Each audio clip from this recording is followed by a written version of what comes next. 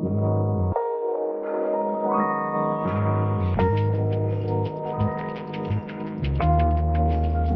you know what we're here for? The equal parts. Oh my gosh. Illegal. Help! Help! I'm being repressed! Too much, man! Come on! A bold strategy, Cotton. Let's see if it pays off for him. Not gonna do it. Wouldn't be prudent at this juncture. Aren't I a good guy?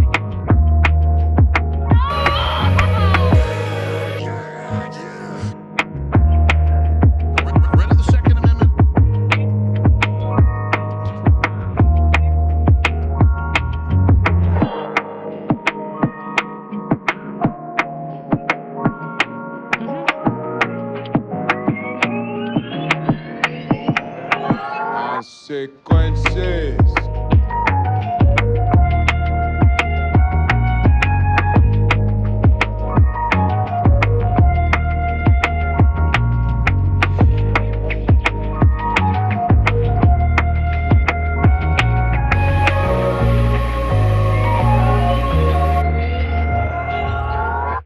Cyclone Cheeto.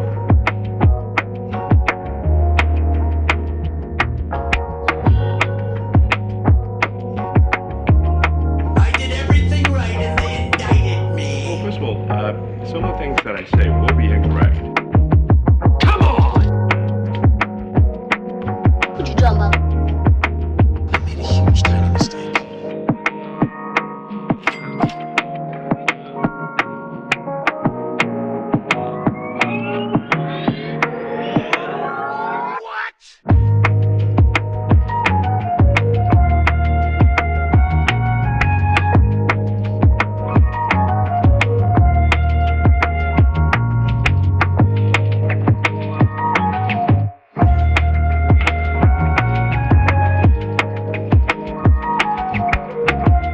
I'm staying in the race. When I go into the dry cleaner, that dry cleaning place becomes holy.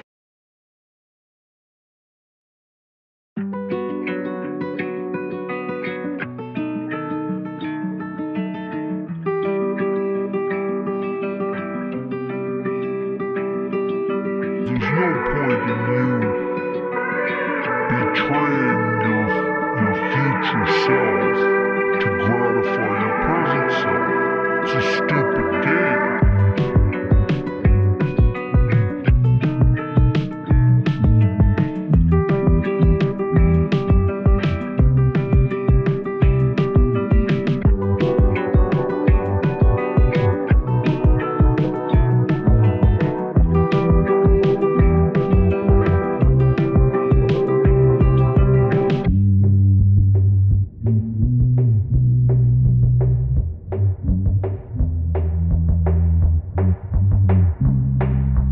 So I just want to address something. I was wrong.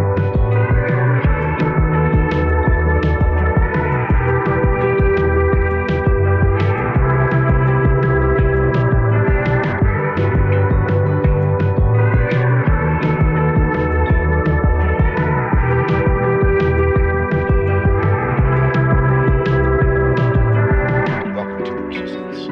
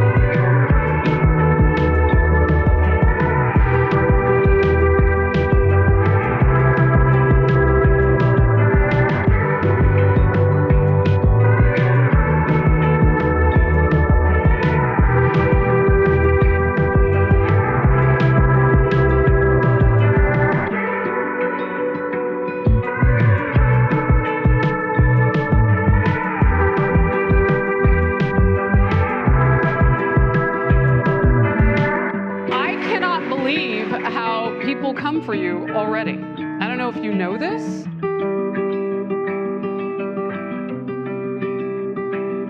Phrasing.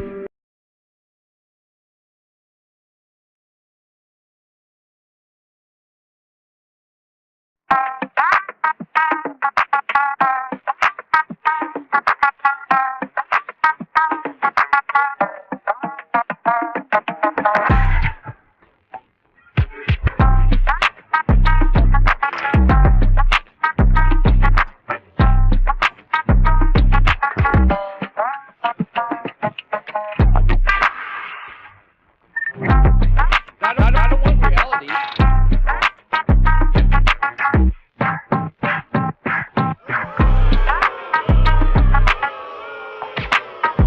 Illegal. Donald Trump spent a lot of quality time with my wife. Don't be creepy.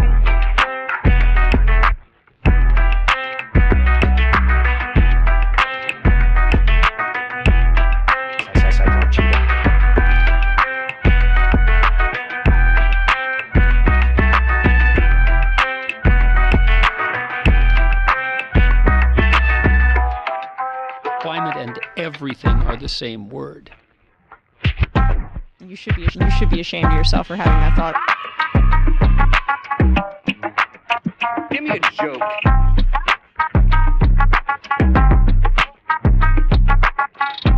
In the Ice Age, how much taxes did people pay? Follow the rich way.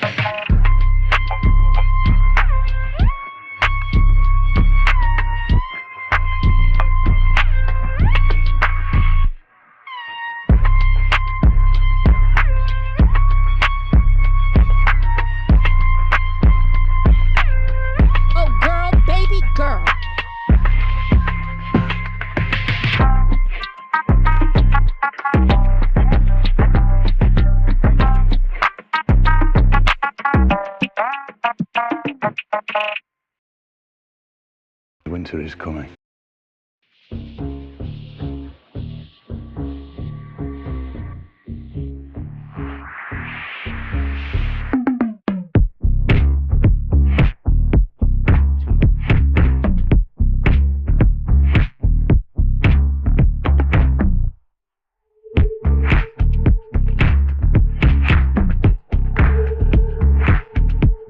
He looks good, and he looks hard. Jesus, I say that. Could you jump up?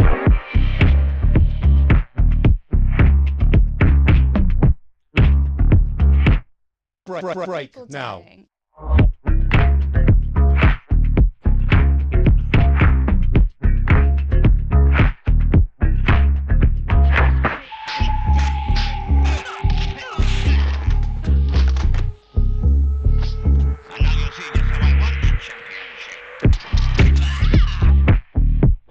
I see that you know your judo well.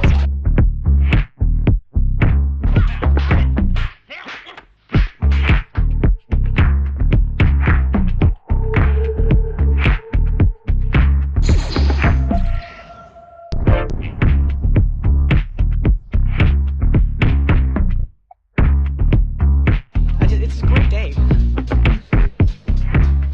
For being sad.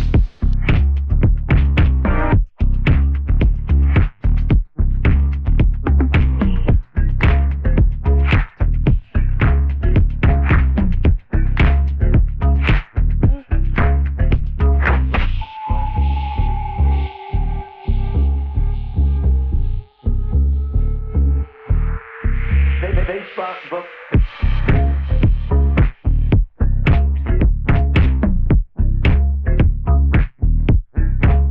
Let's look at bucks. I feel like I'm taking crazy pills. I got boxes full of Pepe.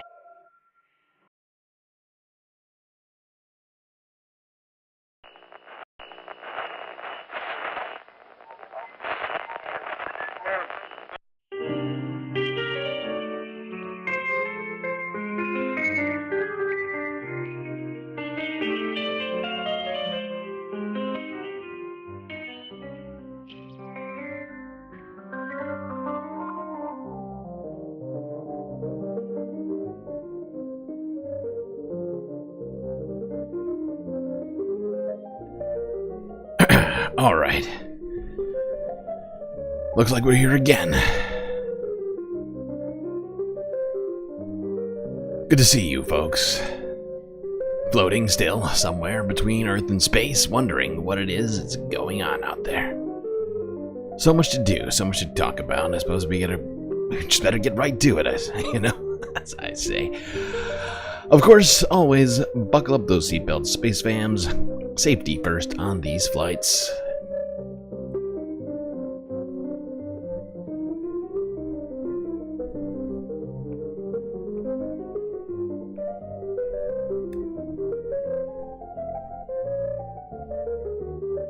Oh, God. Okay. Better do some shout-outs. Charlie Jinmir, Christopher DeBlante, and Aaron W123 in the YouTube chat. Mozart, close fourth. Sue Fairy Dust B, Joe 47771, Orbeus Dragon, Moanoap, Aluk Bovine, Omegastar, Bob Carmody, Christy Z, Schmegly, Orb Vroomer, Rob Skelts,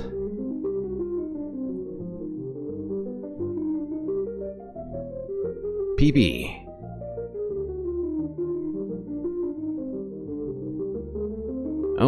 wait, no, I said Omega Star already. Geo Dragon. And Lovely Pariah. I think I got everybody in there. It's getting harder and harder to keep track of who I've shouted out at the beginnings of these streams. So many people chatting away. Well, if you didn't know, it's not my President's Day.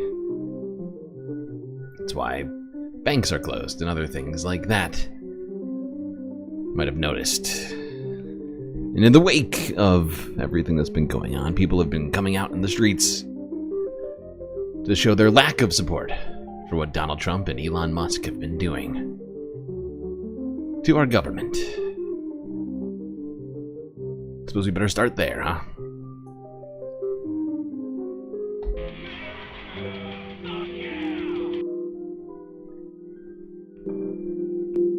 The US of A. It's a matter of historical remembrance. Oh my God, what is this? Not necessarily reverence, but remembrance. Illegal. An awareness of illegal emotional history, support which characters. Is important. Unsanctioned.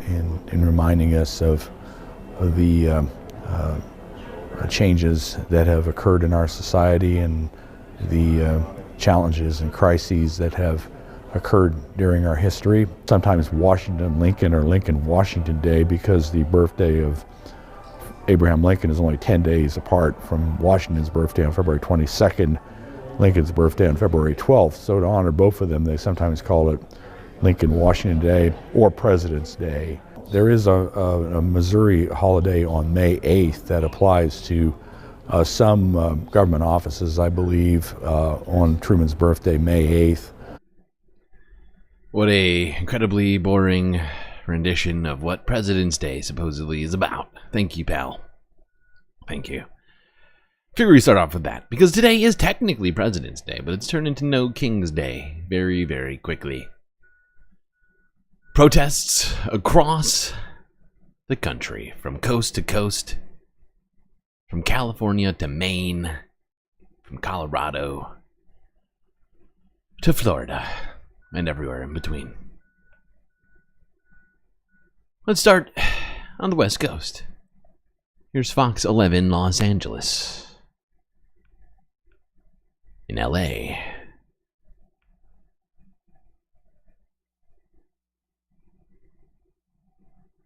Do we have sound, Fox 11? Is that a thing we do? Oh my God. Fine, no sound. You can see people here outside of the Capitol building, or what's it called? It's technically not called that here. Is the in LA it's the oh God, my brain broke. City Hall. Pretty sure this is City Hall right here.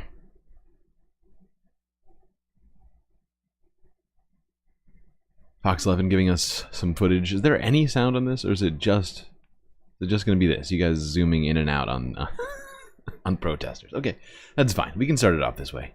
Starting it off. Still just getting started as it is. Might as well not get too carried away. Sound, that's too much. That's too much, man!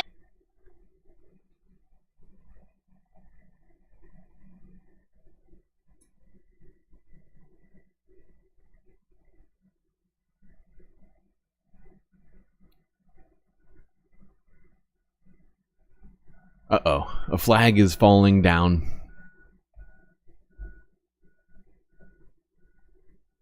It's not the correct level of reverence for the flag. This is quite the dress.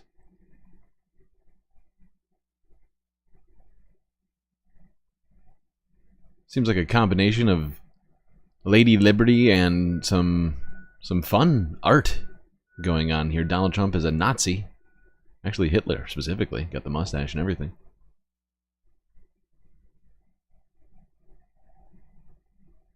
Sound is inefficient. Good point, Bob. What do we need sound for? That just creates inefficiencies.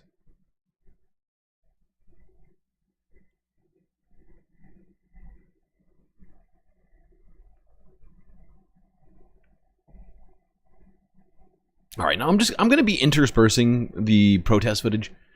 Since we don't live in a monarchy quite yet, I'm going to continue to make fun of the fake king throughout all of this. So I think we're going to move on from LA. Let's go here. Let's see how Donald Trump does playing golf, one of his favorite games. Really loves golf. Plays a lot of it. You'd think he'd be really good. Nope, not good. Right in the water. Can't even hit it 50 yards. Strong man, Trump. Loves strong men who can't hit a ball over a little pond. Of course, Stephanie Rothman joins us now live in the studio with what people are worried about. Stephanie? Grant, the rallying cry could be heard throughout the Bay Area, from San Jose to Oakland, right here in San Francisco, all calling on the Trump administration to hear their pleas for change. People power! One-time power! People power! At the foot of City Hall, a large group of protesters gathered to speak out about the Trump administration. One of the many demonstrations seen across all 50 states for President's Day. Just the feeling of helplessness that I think a lot of people are experiencing, and I'm really sick of feeling that way. So I just wanted to be outside and feel like I was a part of people that are wanting to do something different. The concerns range from a variety of topics aimed at President Trump and his policies, but disdain for Tesla CEO and recently appointed head of the Department of Government Efficiency, Elon Musk, took center stage almost as much as the president himself. Dogs against DOGE. Okay, that's amazing. I love this. Whoever did this, I assume it's the person holding this leash who we cannot see. This is amazing. Dogs against DOGE. Best sign we've seen yet. Although I'm pretty sure there's going to be a bunch of other good signs. But this one's this one's taking the cake right now. Stage almost as much as the president himself. A protest nearby at a Tesla dealership blocked off part of Van Ness with signs and chants of frustrations. The rally held in solidarity with those at City Hall. I'm very upset about Musk and his minions accessing our data and messing with the computer systems. They're unelected and they're not being adequately supervised, and we don't have transparency into what they're doing. I'm like, you guys are 10 seconds behind. I'm not even paying attention to this. I'm looking back at that little doji. Who's a good little doji? You are.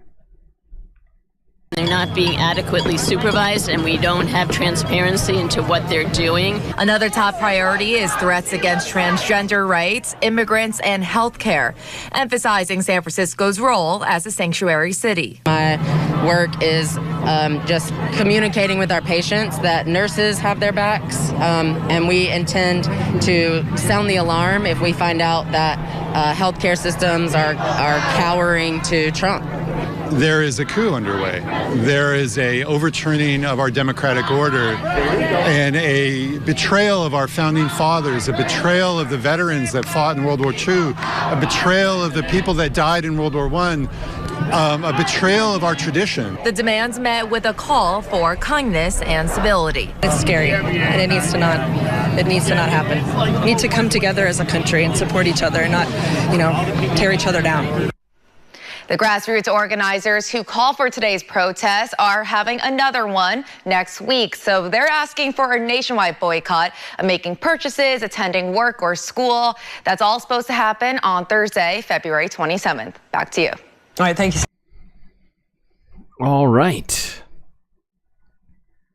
Well, this was a number of years ago. Oops, she did it again.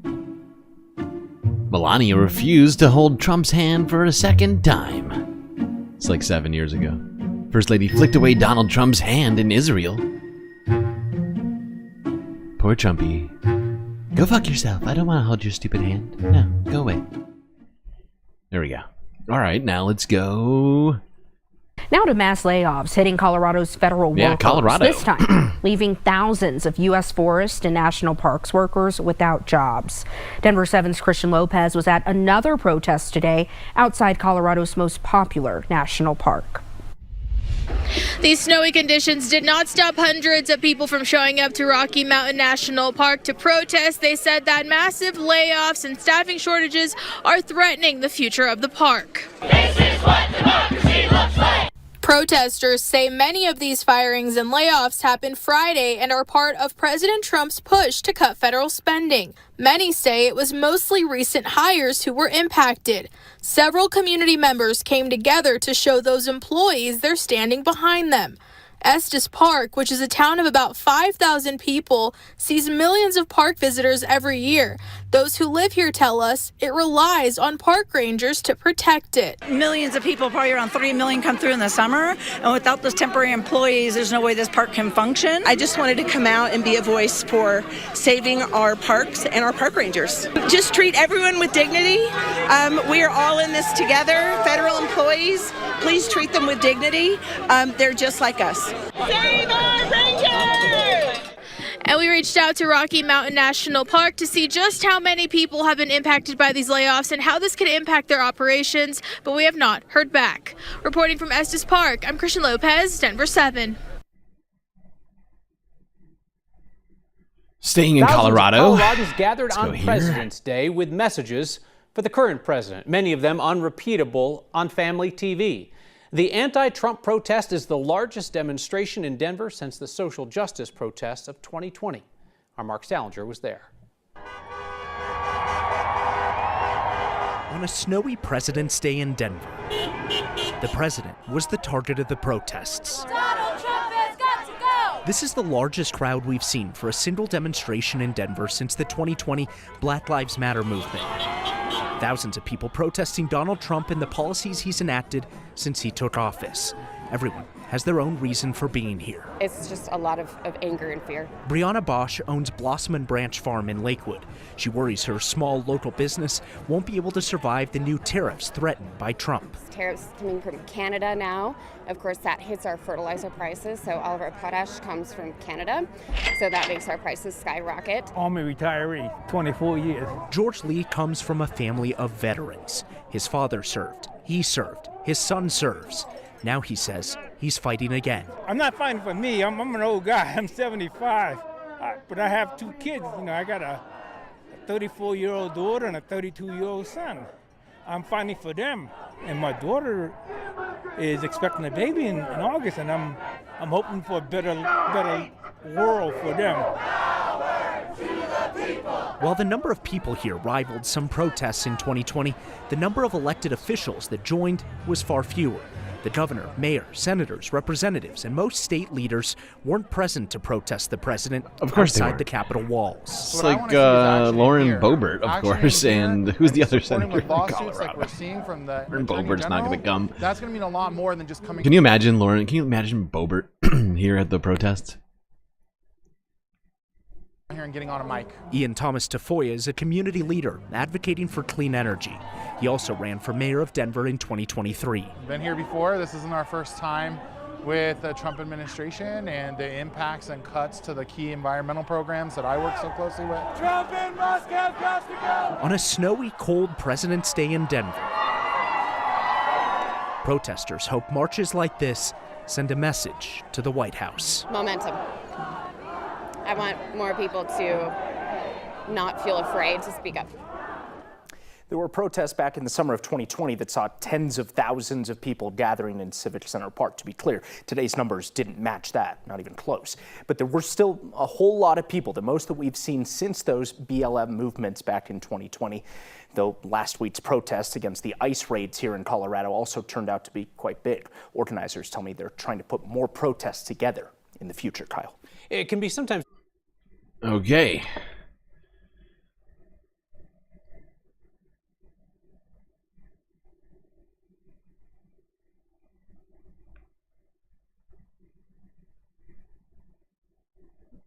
All right. Gonna keep this going. Remember this one? Like I said, we're gonna be just making fun of Donald Trump between most of these videos. 17,000 jobs. 17,000. Hold on. Let me get some water. They don't have water. It's fine. What? Oh, it's okay.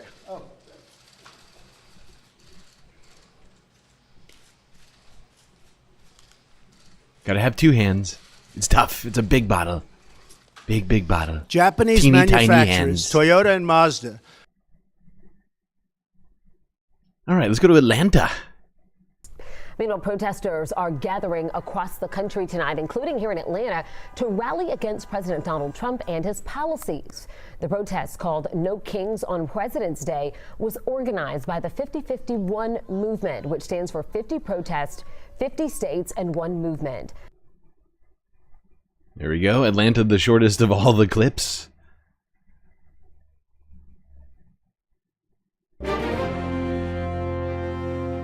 The president created a real mystery with this tweet that he posted at 12:06 a.m. today. Despite the constant negative press, Kofefe.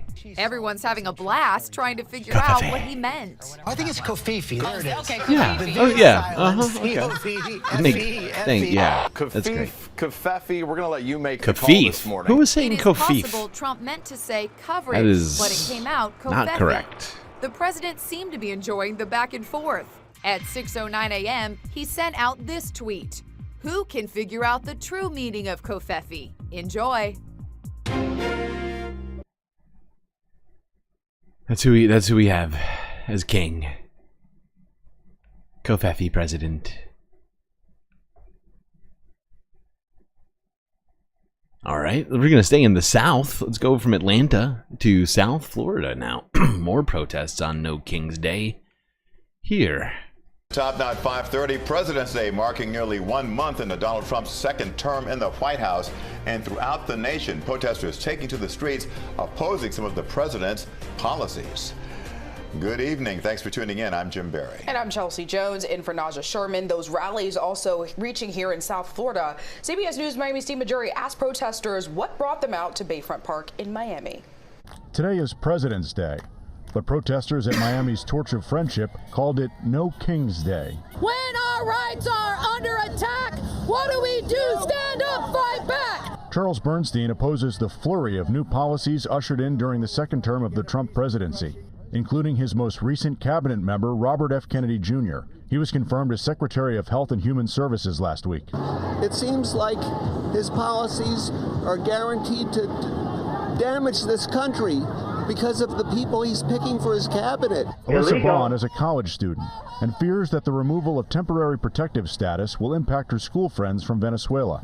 TPS protects certain foreign-born people living in the U.S. from deportation if their home country is unsafe. It's expected to affect more than 300,000 Venezuelans. I have tons of friends who are not legal immigrants here, and Venezuelans especially, who just got that revoked and who are at risk of deportation. Just down the street, there was a smaller protest in front of Freedom Tower.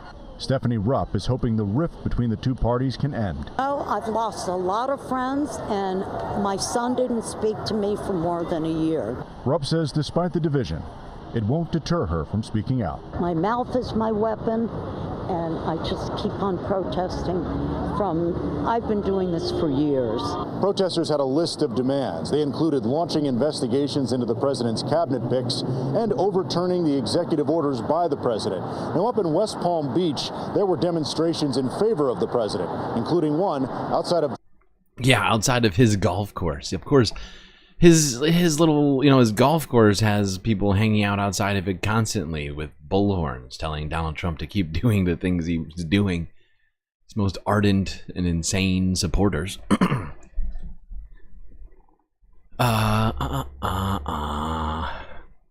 Let's go back about 4 years to Melania Trump once again refusing to hold Donald Trump's hand.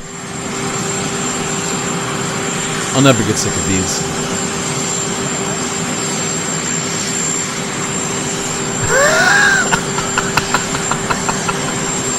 Alright, fine. Why are you being such a bitch right now? Huh? Because I hate you. I hate you, Trump. Why did I ever marry you?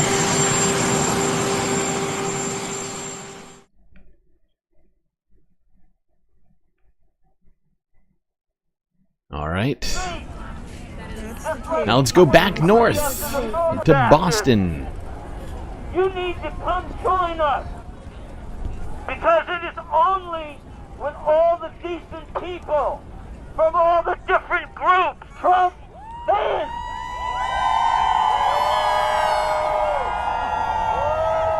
President, for fascism dominating the world with the climate at a tipping. I thought it was important to be here on President's Day to demonstrate for what America stands for. American values are not the values of the plutocracy or the limited few rich people. American values are about what we are as a country all together. It's about inclusion, it's about working together, it's about checks and balances, and all of that I'm afraid of being eroded with the current administration.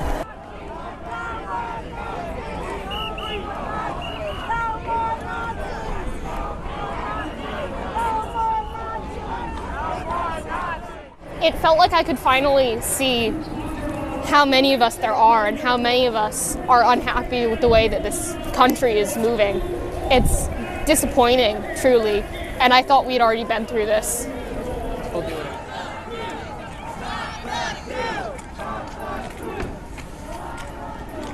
You can see a lot of people at these protests here in Boston. Let's go to this political and religious Trump moment. Israeli and Palestinian, Jewish and Christian and Muslim to Something's join going us wrong in the noble quest for lasting peace. Thank you. God bless you. God bless Israel. God bless the Palestinians, and God bless the United States.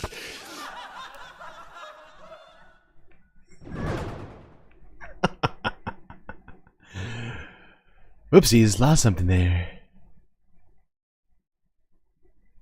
People gathered. All right, let's go to DC. See what's been going on there. More protests. Actually, wait, before we go to there, let's go north even further. I'm sorry, I have to go even further north from Boston. To Maine. People gathered at the federal building today in Bangor to protest actions taken by the Trump administration. It was part. Yes, Bob is right. It was fake, but it's funny, and we're gonna make fun of Donald Trump. By any means necessary. People gathered at the federal building today in Bangor to protest actions taken by the Trump administration. It was part of a nationwide No Kings Day protest on President's Day, organized by the 50501 movement, which means 50 protests, 50 states, one movement. Protesters voiced frustrations about President Trump's executive orders and the involvement of Elon Musk. One member of Indivisible Bangor called on Senators Susan Collins and Angus King and Congressman Jared Golden to encourage Trump to work with Congress. We need more more from you. We know your jobs have gotten harder this year, and at the same time, we elected you because we believe that you are up to the task of doing hard work. Our country is entering a constitutional crisis at warp speed.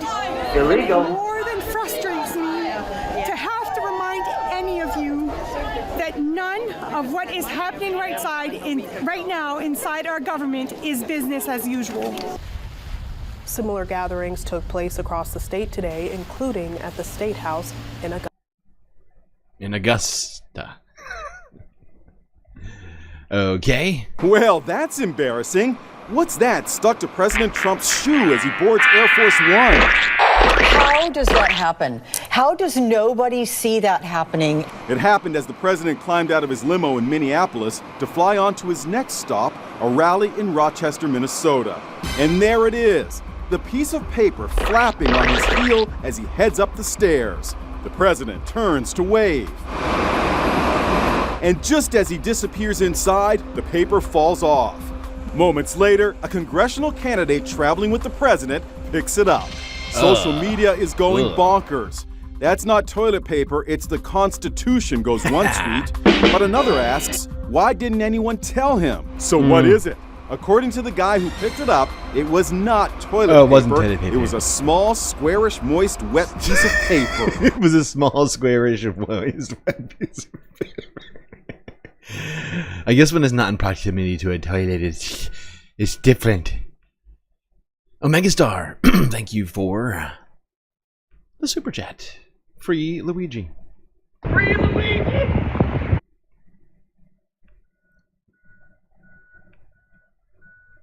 All right, continuing on, moving on from mocking the king to protesting the king in DC. Let's go here. ABC News.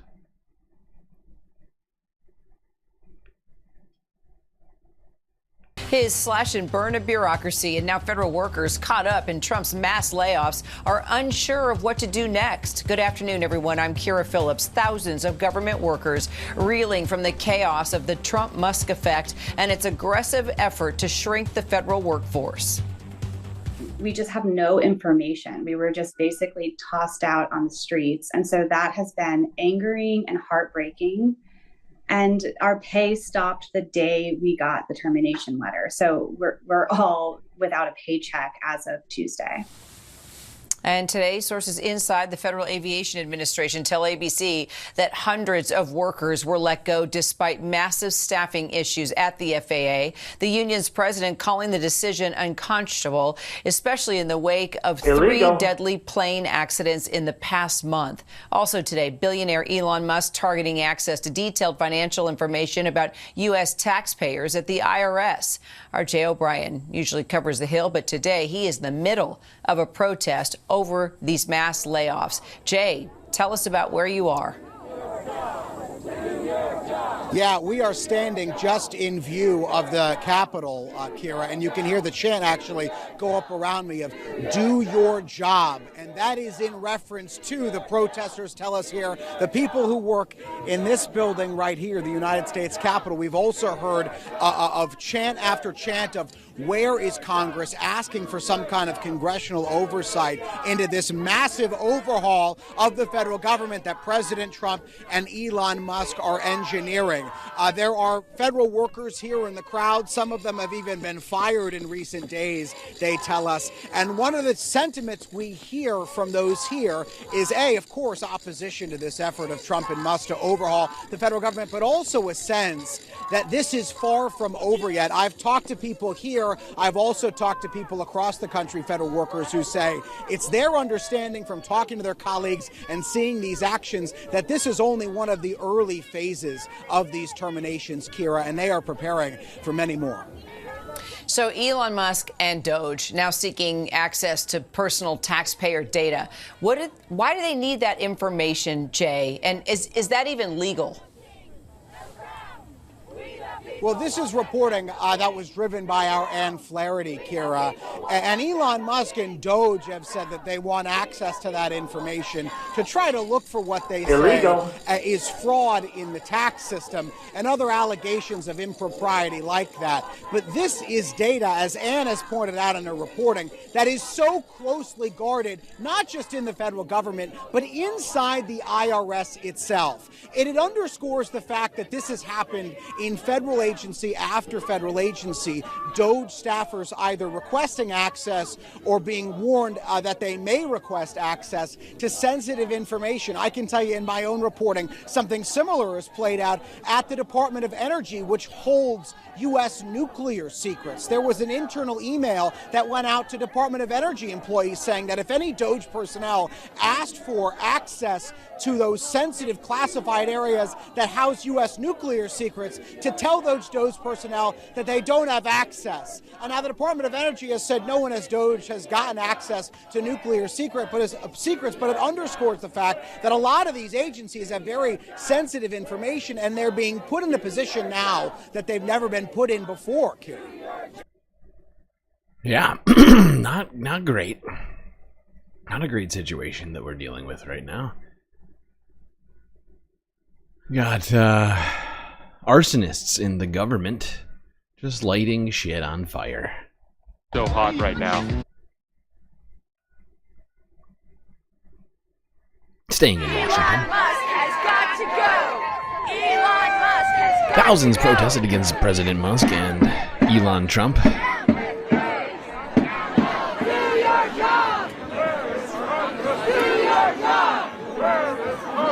I really wish that Congress. I've seen this sentiment in chats multiple times. This is great. Yeah. SpaceX, that guy. I really wish that Congress Right to Mars. would actually do their job as people are chanting and do something about the fact that this is an unelected citizen who has all this power of the government. He doesn't know what he's doing. He has no experience working in government. He shouldn't be doing any of this. And the fact that Trump is allowing this or encouraging this is terrifying. No king, no crown. We the people won't back down. We're here because we're trying to protest the overreach that President Trump and Elon Musk are using to ruin our government and ruin our image around the world, honestly, because we fought for a strong America that helps people, that does the right thing, and we want to make sure that we maintain that legacy for future generations.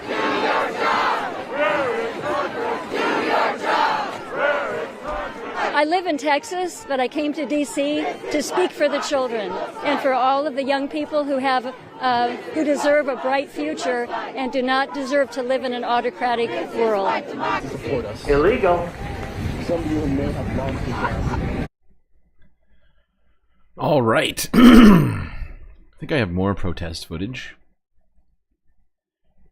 from Not My President's Day here in D.C.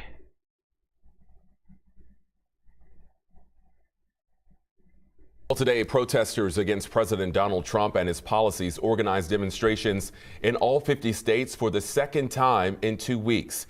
Today's protest timed to coincide with the holiday named No Kings on President's Day. 11 Alive's Grace King is joining us live from the state capitol tonight. So, Grace, what are protesters here in our area saying? They're upset about the new Trump administration and its policies, including job cuts at the Centers for Disease Control here in Atlanta. They're worried about their jobs as well as the future of public health.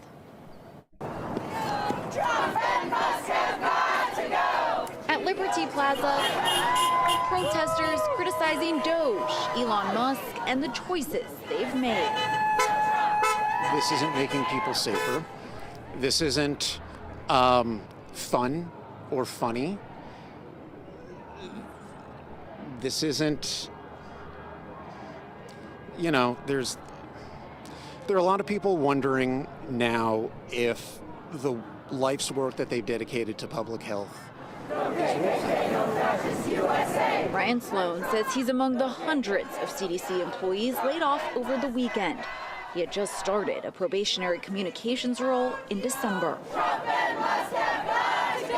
I want to be at work. I don't want to hold a sign. I worked really hard for that job. I would like to go back to work. There's a lot of people whose jobs are on the lines. Eileen Kramer worries about the next round of cuts, too. There are 4 families in my synagogue that have their jobs threatened right now.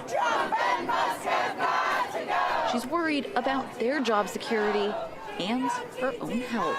If something breaks out, we're going to know about it. If something new breaks out, we're going to know about it. We cut the employees that do that. We cut the ability to fight the next pandemic. And there will be a next pandemic. There have been a whole bunch in the past. There'll be one in the future. And infectious disease kills. Yep. These cuts are not just affecting federal workers, they're affecting all Americans because of the jobs that federal workers do. This is, I think, live footage from the protests in DC. Is there no sound? Come on. You guys can be better. You guys are better than that. Come on!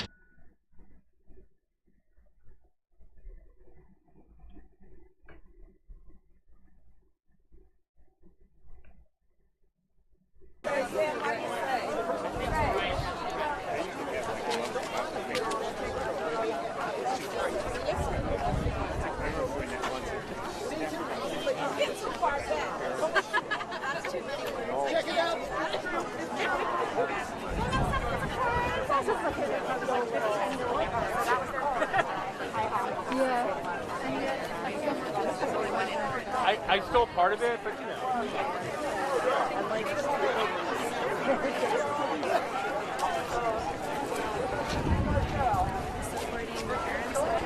Just make sure we keep the sidewalk clear. If people walking, that's part of the permit. What do you guys think? It's awesome, guys.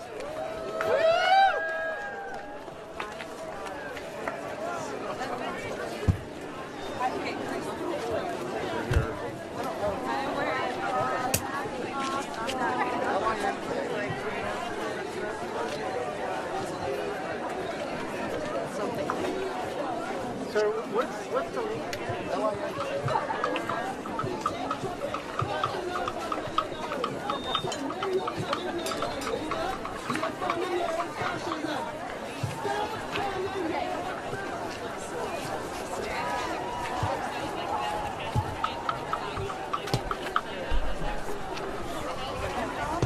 Man, there's a lot of people out here, all protesting together.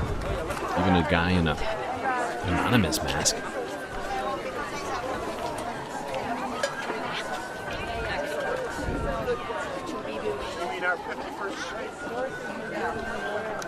Well, Elon and Musk are really bringing people together here. Maybe not in the way they were hoping to.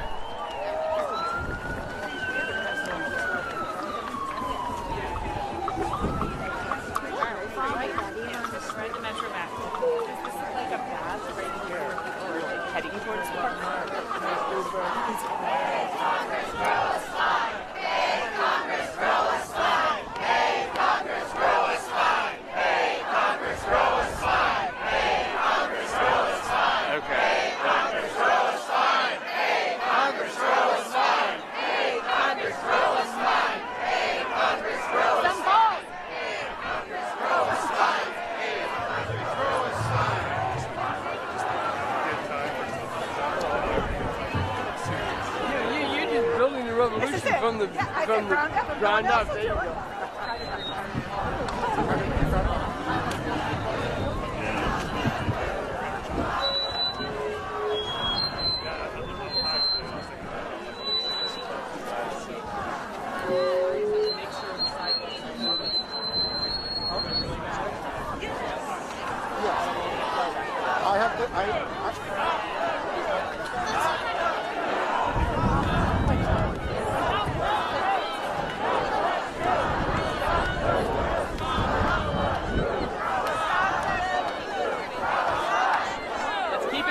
spies.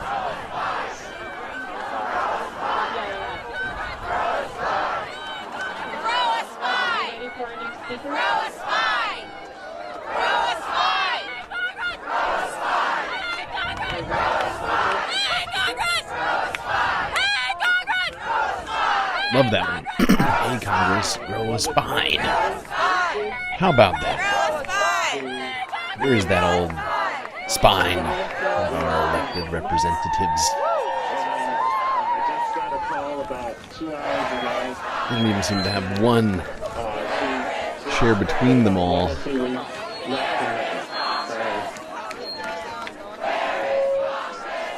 I should be at home, I should be spending this time with her. And instead I have to spend it out here fighting all of this. That's just wrong. I can't believe I'm having to take that time away from her in order to fight for myself and my friends. It's absolutely heart-wrenching. Now with that said, I've spent about a decade serving this country. This flag that I'm carrying right now has flown over the United States Capitol building behind me when I was an Eagle Scout about 15 years ago. And so it has been out here expensive.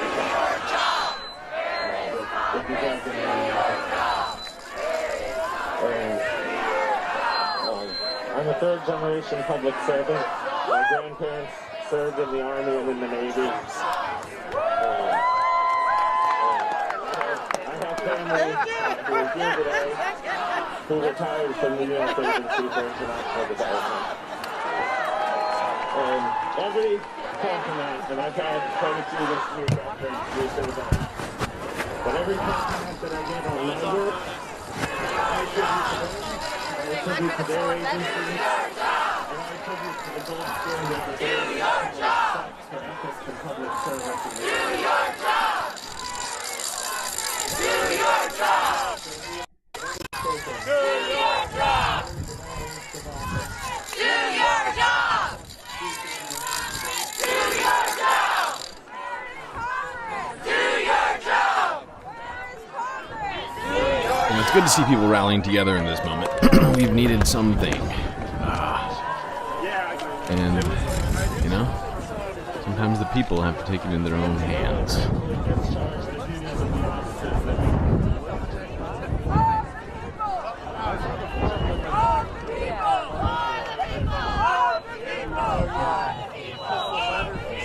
By the people.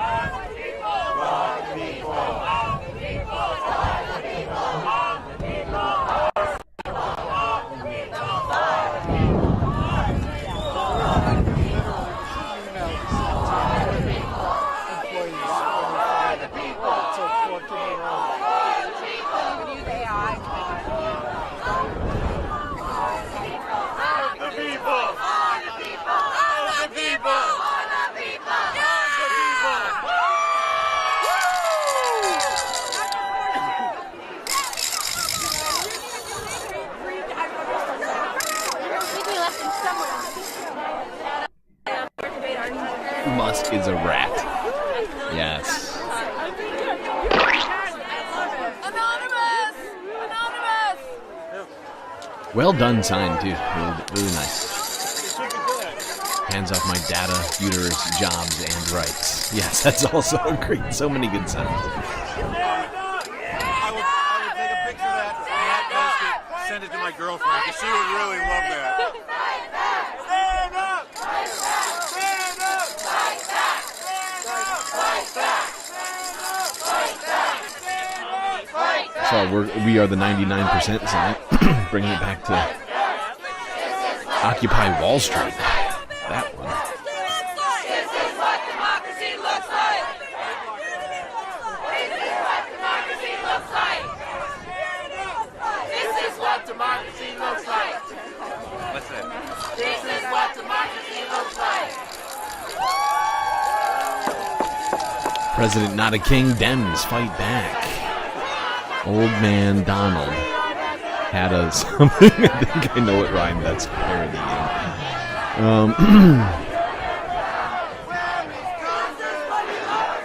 great sign work here at this protest, gotta say. Where is Congress? Where is Congress? Just rule of law. Totally fair. This is what democracy looks like. This is what democracy looks like. This is what democracy looks like. This is what democracy looks like. This is what democracy looks like. This is what democracy looks like. This is what democracy looks like. This is what democracy looks like. Show me what democracy looks like. This is what democracy looks like. Show me what democracy looks like. This is what democracy looks like. Show me what democracy looks like. This is what democracy looks like. Show me what democracy looks like. This is what democracy looks like. Deport Musk. 3 different colors.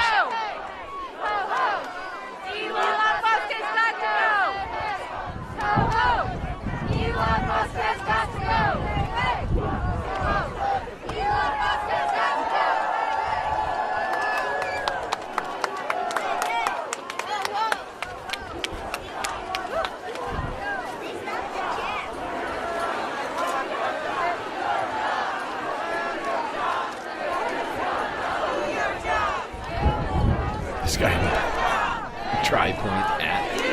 Okay, George Washington.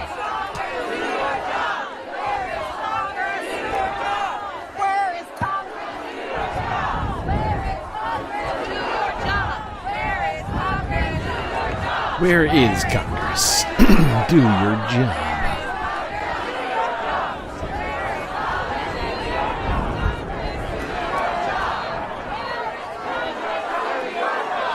Anybody recognize Down with This Sort of Thing? No. Afraid I don't recognize that reference.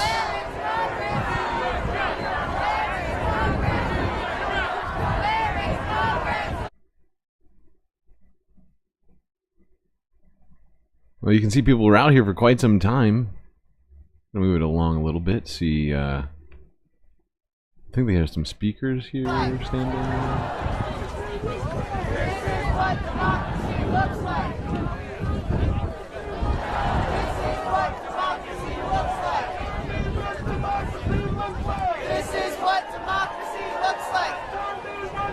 X Money will be a huge success for sure. I just heard about that last night, that Elon Musk wants to turn X into a bank. What a dumb idea. What a dumb idea. Who wants to have their bank also have access to all their tweets? Or vice versa. Neither, I think. I don't think anybody wants that.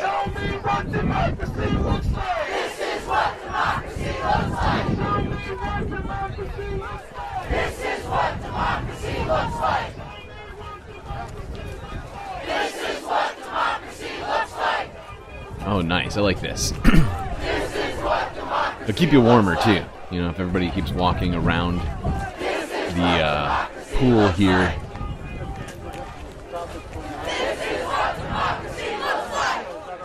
It's cold out there right now. You can tell everybody is jackets and hats, gloves. They are standing up for democracy, regardless of the cold.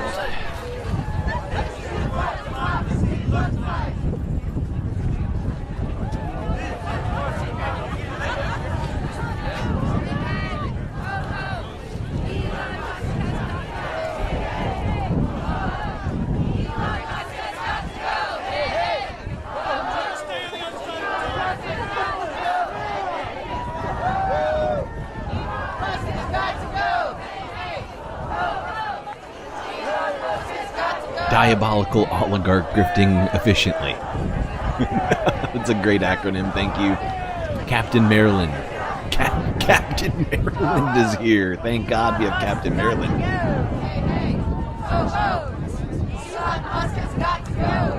This jacket is wild.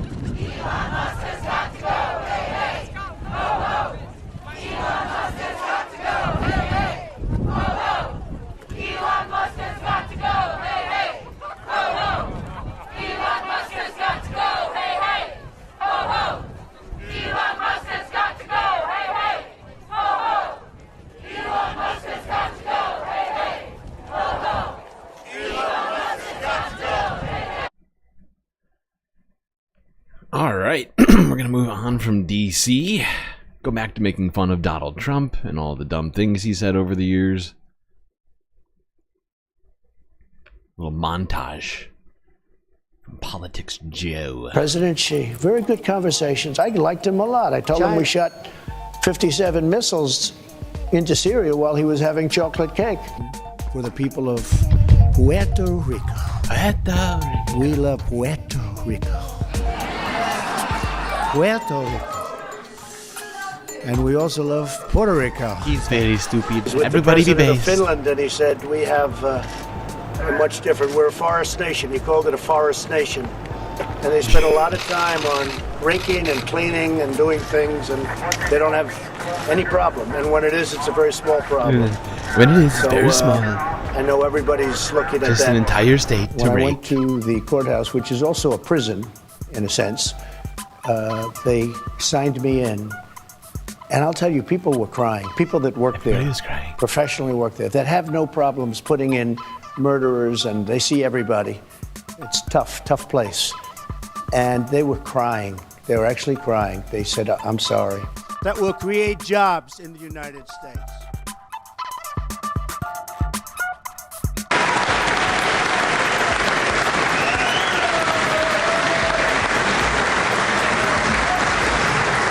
Do you read your written brief? I do. I read a lot. Really? You know, I read a lot. They like to say I don't read. I read a lot. Your I daily comprehend brief? extraordinarily well. Probably better than anybody that you've interviewed in a long time. It's the child's desk, but that's okay. It's the smallest desk I've ever seen.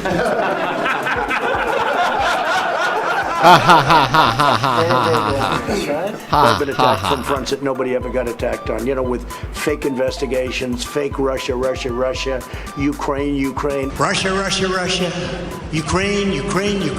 China. He had an incredible, I'm not allowed to say it because it's very impolite and very politically incorrect, a beautiful female interpreter. She's very beautiful. I'm going to say it.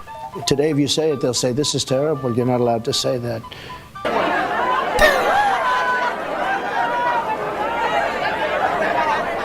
Okay, everybody get some toilet paper. Enjoy that. All of you.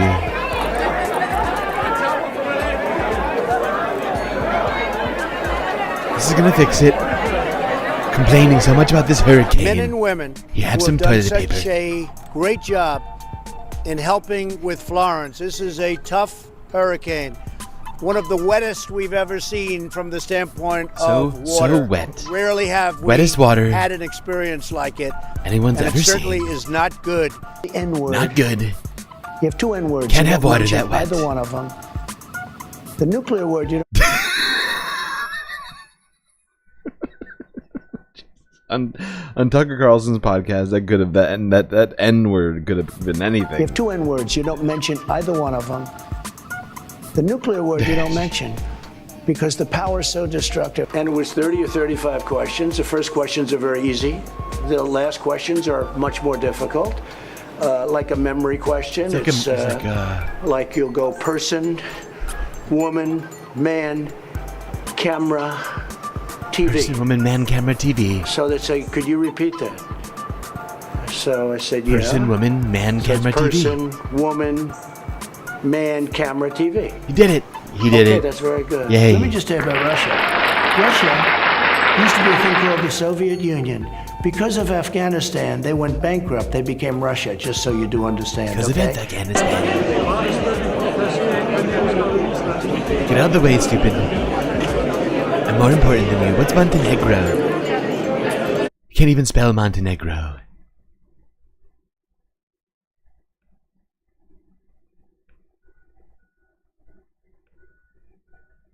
Alright, let's go to New York City now. More protests, like I said, happening all over the place. See how New Yorkers were showing their lack of support for Donald Trump and Elon Musk. Hundreds of anti-Trump demonstrators gathered in Manhattan today for a President's Day protest against President Trump's, what they say, attacks on democracy, the environment, and the dismantling of crucial agencies. Yeah, those protesters gathered first at Union Square, and then they made their way to Washington Square Park. And that's where Eyewitness News reporter Kimberly Richardson is live with details. Kimberly?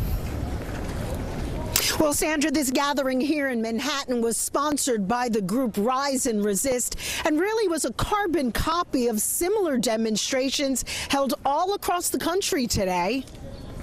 Where a million fascists died, you bound to lose, you fascists bound to lose. Now, those who brave the I don't know. We didn't have musical numbers. City wanted to hide. We saw all the protests. Well, not all of them. We saw a lot of them. None of them had live performances. I gotta say, New York doing it best.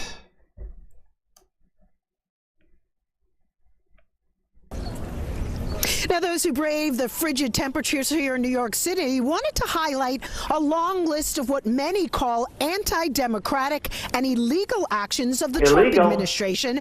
Several hundred people first met up again in Union Square at about 1 this afternoon. Very vocal yet peaceful. The NYPD monitored things, and at last check, there were no problems. The large crowd then headed south on Fifth Avenue, ending up in Washington Square Park. These mass gatherings in cities all across the nation come on the heels of President Trump signing a series of executive orders, which critics are confident will ultimately be struck down in court. They also take great issue with the role billionaire Elon Musk is playing so far in guiding and advising this administration. This gathering here specifically planned today on President's Day, the first of many actions that folks hope will change the landscape of this country. Do you think events like this do make a difference? I'm old enough, and you're not, to remember the civil rights marches in the 1960s, where up until 1965, black voters in Mississippi and Alabama could not vote without being killed. Yes, these things do make a difference. I also remember the Vietnam demonstrations. I believe these demonstrations are in the American spirit. The administration issued an executive order that said it was going to be a 90-day pause on all USAID projects, but it's really just been a cut on projects. Projects don't know when they're starting, and as a result, there's HIV medicine in warehouses that is not getting distributed. There's food from U.S. farmers that is not getting distributed as vital humanitarian aid around the world, so very concerning to me. And those were just some of the issues. This wave of national protests is being sponsored by the movement 50-51. 50 states, 50 protests, one movement. For now, we're live. 50-51. Liking it. I'm liking that. All right, we got some live footage from these protests in New York City from a little while ago. Fascism has got to go!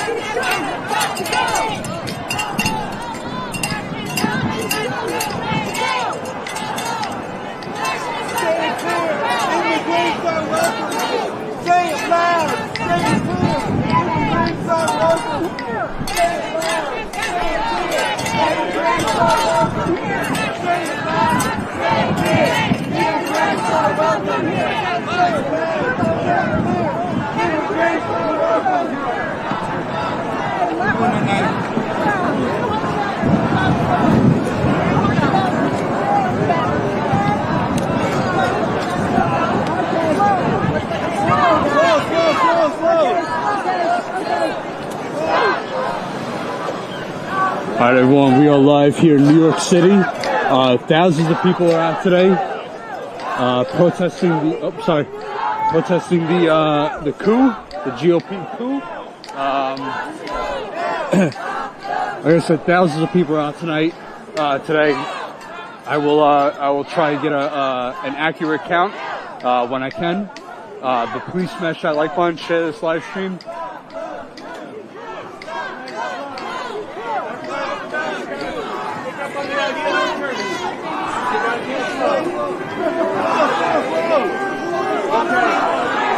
Baby steps. Baby.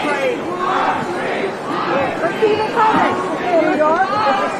Whose street? Our street. Whose street? Our street. Whose street? Our street. Whose street? Our street. Whose street? Our street. Whose street? Our street. Whose street? Our street. Whose fucking street? Our street. To the side, please.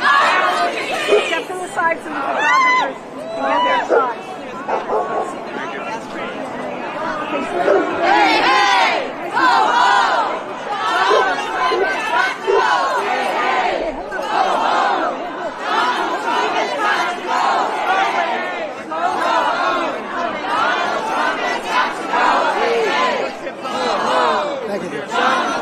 I'm glad that this sign included all the oligarchs.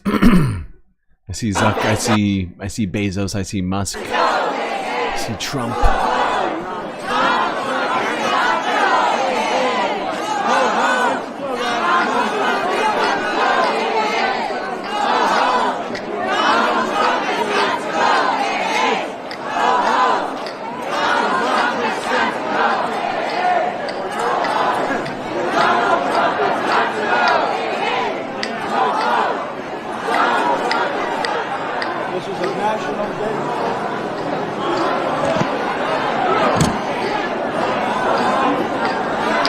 Alright, so today is a national day of protest. Let me just find the flyer. President's Day protest because America doesn't have kings. This is a national day of protest. So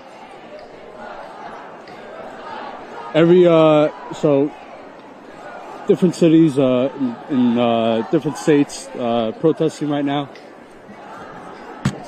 How are you?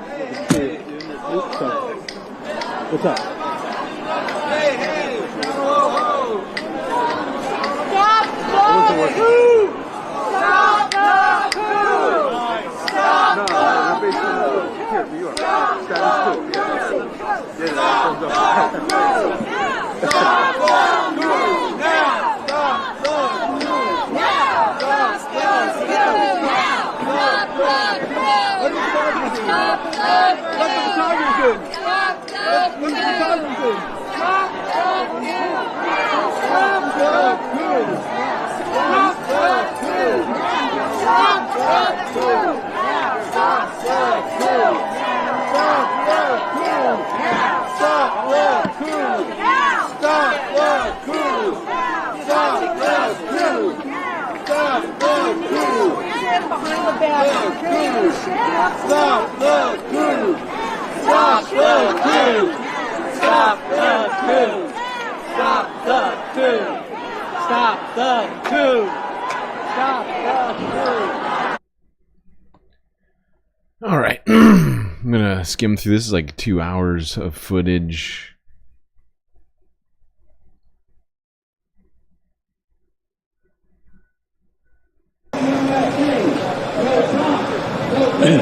No fascist USA. No Trump. No KKK. No fascist USA. No Trump. No KKK. No fascist USA.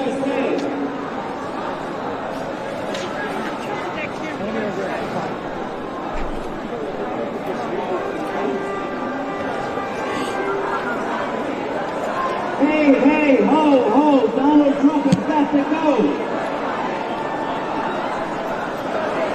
Hey, hey, ho, ho, Donald Trump has got to go. Hey, hey, ho, ho, Donald Trump. All right, we'll get in there in a few minutes. Hey, hey, ho, ho, Donald Trump has got to go.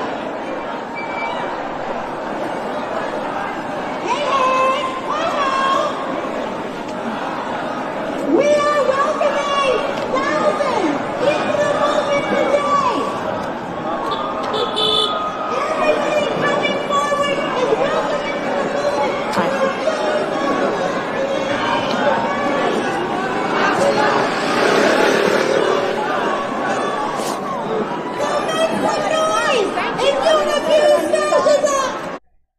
40 likes. Wow, that's a lot of likes. I have been slacking.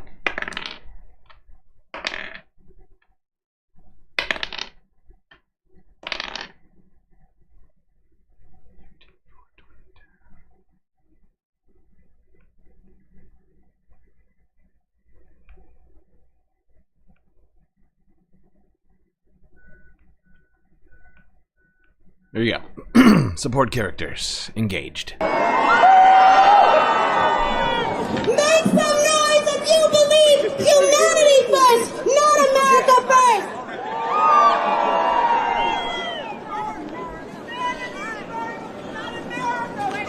Humanity first, not America first. Make some noise if you know that the only way that this regime can be stopped is if we stop it. This fascist regime must go, and we must be the ones to drive it from power. That's right. So we welcome all those coming into the streets, into Washington Square to join us here and nationwide. We're going to put our fists up.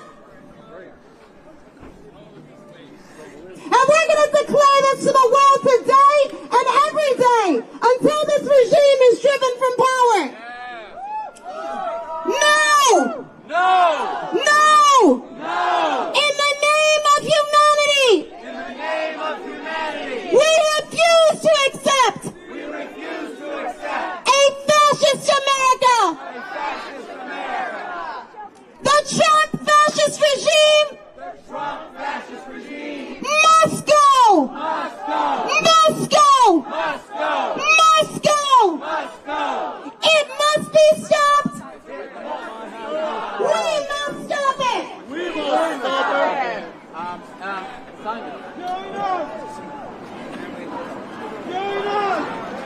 No Trump! No KKK! No fascist USA! No Trump! No KKK! No fascist USA! No Trump! No KKK! No fascist USA! No Trump! No KKK! No fascist USA! No Trump! No KKK! No fascist USA! Wow, you already got to 50 likes? And you're reminding me that you're owed a rollover character from yesterday? Jeez, chat. Keeping me honest here with your emotional support. That's another 20. That's 2 20s. Oh my god. No. Shit. Pretty good. I got it. I found it. Okay. Looks like it's ladies' night here in emotional support characters, aside from Jesus. Sorry, whoops, did that wrong just now. You got you know, Buddy Christ on a raptor with a pride flag, and then seems like it's all ladies here. All right, and get your rollover. There you go. No Trump! No KKK! No fascist USA! No! No! No! No! No! In the name of humanity, we refuse a fascist America!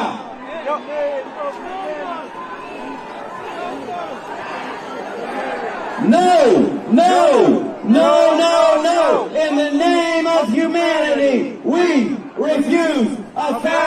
America. No, no, no, no, no. In the name of humanity, we refuse a fascist America. No, no, no, no, no. In the name of humanity, we refuse a fascist America. No, no, no, no, no. In the name of humanity, we refuse a fascist America. No, no, no, no, no. In the name of humanity, we refuse a fascist America. Welcome, everybody. Make some noise.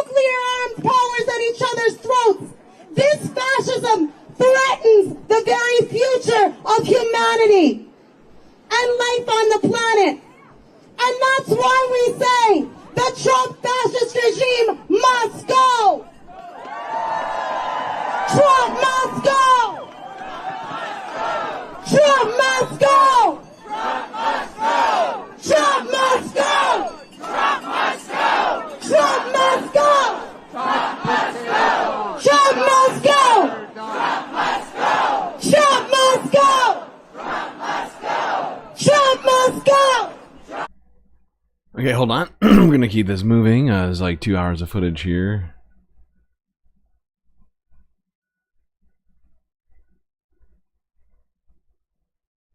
You can walk around, find somebody with a bucket, and throw a donation in there. This is all about growing in numbers and strength and determination to make real. No kings in The Trump 1776. fascist regime must go.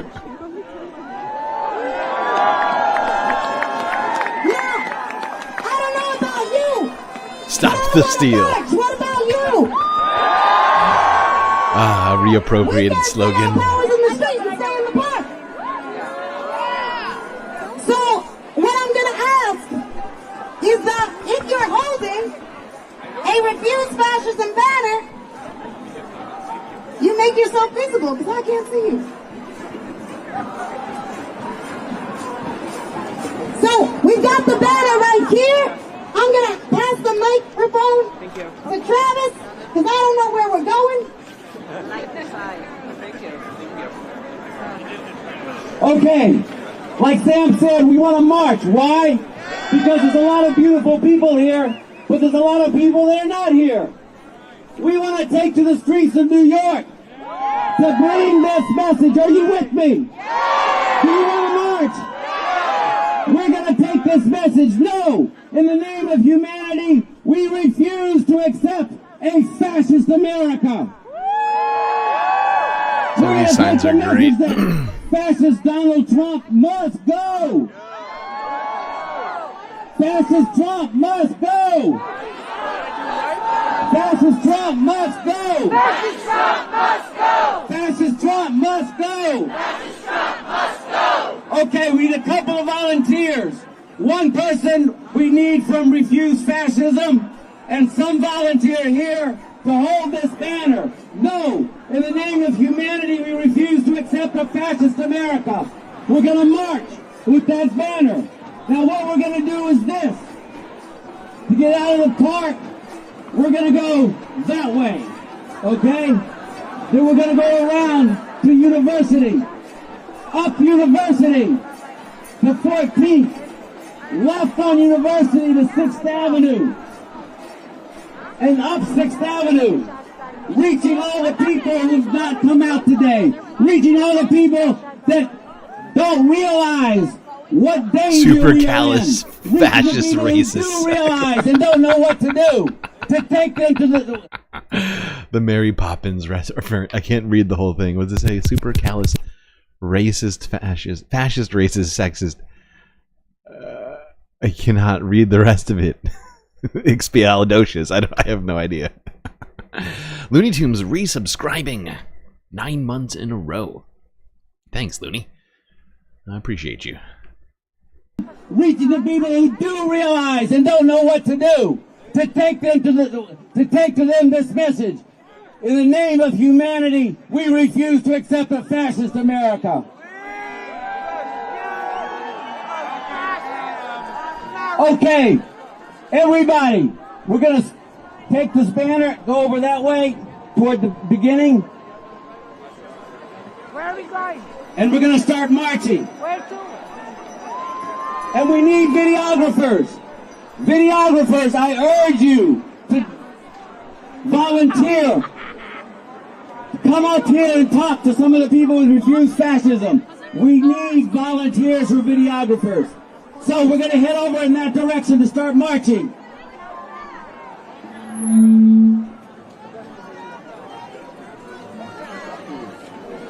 Okay, for those who want to know, let's march to Times Square.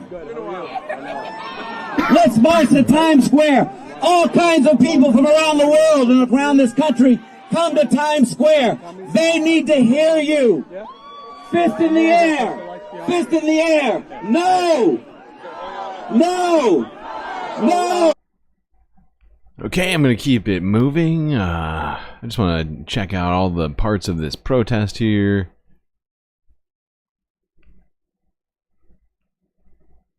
Looks like he's interviewing people about their signs. This was done in 2017 for the Women's March, when Trump first got to office. And it's still good today, because we're in more hot water than we ever are. And I'm afraid for our country and the world right now. It's not a joke. And all you people with your double lattes, just talking on Facebook isn't the answer. You feel you're doing something because you're talking about it, but you're not doing something till you do something. Absolutely. And what do you think about the Democrats' response to all this? They've been warning us for years about Trump and fascism, but their response to this... They have had their nose up their ass. And I've supported them with money and everything else, and it was pissing down a rat hole. I am so upset at the right-wing people that misrepresented themselves. No, I'm a member.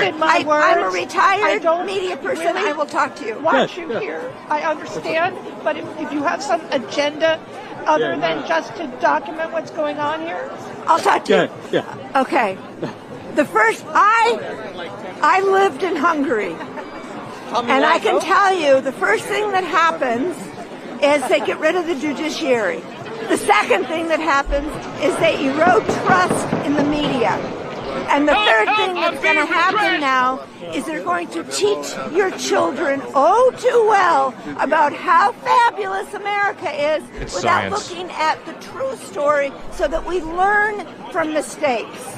If you don't learn from your mistakes, you will never truly be great. Fight the fear, fight the lies, and make sure that we keep our country open and available for everyone, not just a few. Absolutely. Let me see something. Democracy doesn't happen by executive action. You want to tell me what are some of your biggest concerns about Trump becoming president now? Yeah. So my biggest concern is his dismantling of institutions and trampling on all of our rights. Immediately, and if not if he sooner. wants to do something within the law that I disagree with, well, I'll disagree. But if he wants to start dismantling our government and dismantling democracy, then I'm out on the streets. And that's what I really seriously am concerned about. And you know, who are you with? Status Quo. We're independent channel on YouTube. Okay. So Trump has quoted Napoleon stating, "He who saves his country does not violate any laws." Do you think Trump is bluffing, or would actually blow up the courts in order to stopping gutting his agencies? 4 years ago, we laughed him off, but I think he had 4 years to prepare, and I think he is incredibly prepared now. And I think he is in with all of these institutions like Heritage and Project 2025. And I'm absolutely convinced that we should take him at his word and that he will start to be an autocratic king.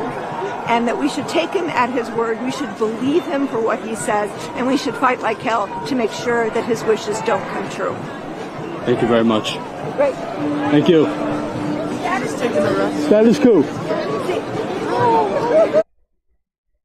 There we go. Jordan on the ground asking people questions about their signs. I think there's more of that. Let's see what this gentleman had to say here. I'm going with through some of this for the first time with all of you. I woke up incredibly late. My sleep schedule is so messed up right now. Whoops. Yeah, there we go.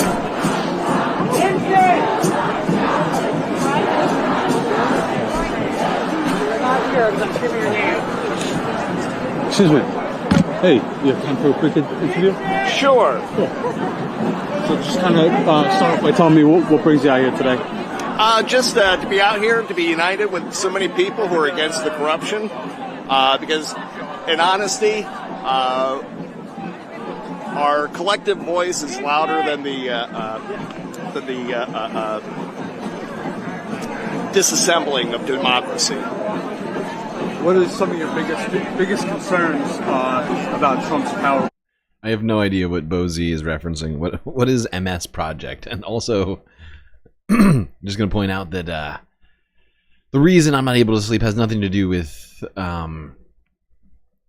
like me not being tired. It's just about the stream. Me doing these 8 hours a day from 10 to 6 in the morning and sort of causes me some issues more along those lines rather than you being tired. I'm plenty tired.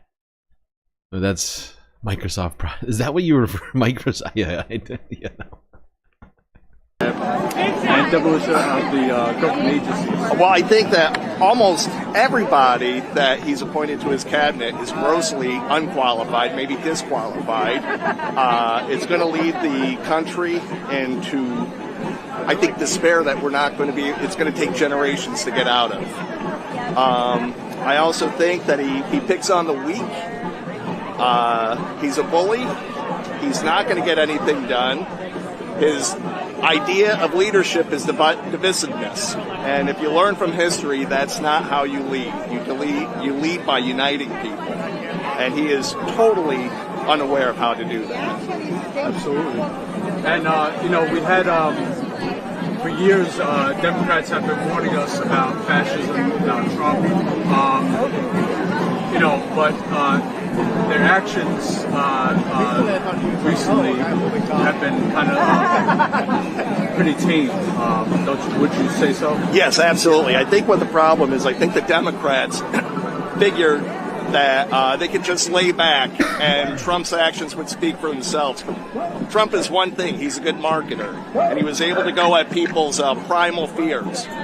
And the Democrats weren't counting on that. And I think our Democratic leadership has a lot of work to do. I'm staying in the race. Would you like to say anything else? I think that's about it. Do you want to give your name? It's up to you. No? Cool. I'm good. Take your time. Sure thing. Cool. Cool. People getting activated, getting out there, fighting the good fight.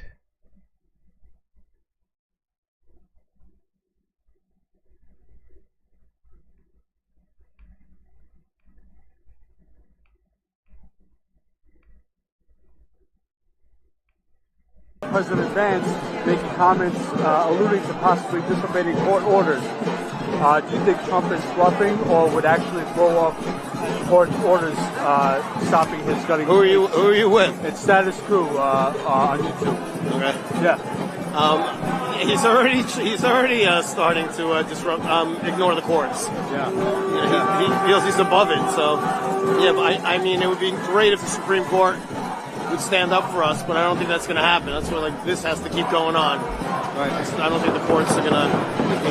I've been listening to a great podcast, Master Plan by The Lever, and how this was all in motion since Nixon, to take over the United States, and basically now we have this coup and dictatorship. Absolutely, and we've been warned for years now about fascism, about Trump, but there hasn't been any action on Democrats' part. Right. And their response to all this has been kind of tame. Yeah.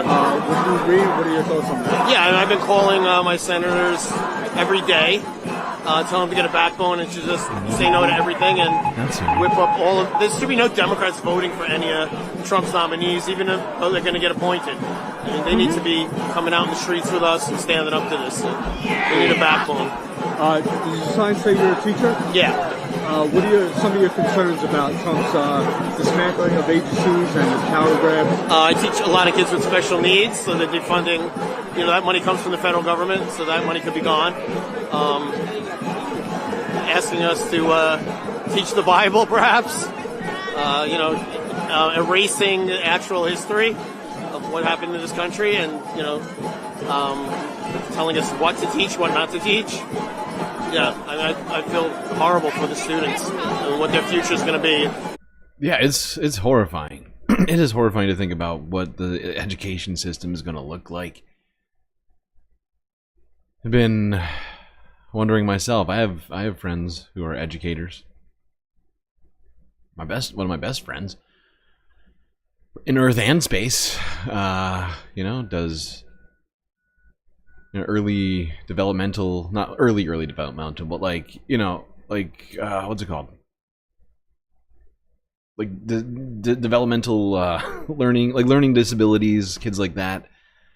And I wonder if those kind of programs are just going to be completely cut from schools, stuff like that. I mean, there's been a lot of different things said by either Donald Trump and Russ Vought or whoever else, or even Linda McMahon, their nominee for, Secretary of Education, saying during her deposition that she's not even sure that the department that she is about to be nominated to or be potentially approved for should even exist. She, just is insane. I don't think I've ever heard a nominee for a position like that say, I don't even know if the department that I'm interviewing for should exist. Maybe we should just let the states handle it.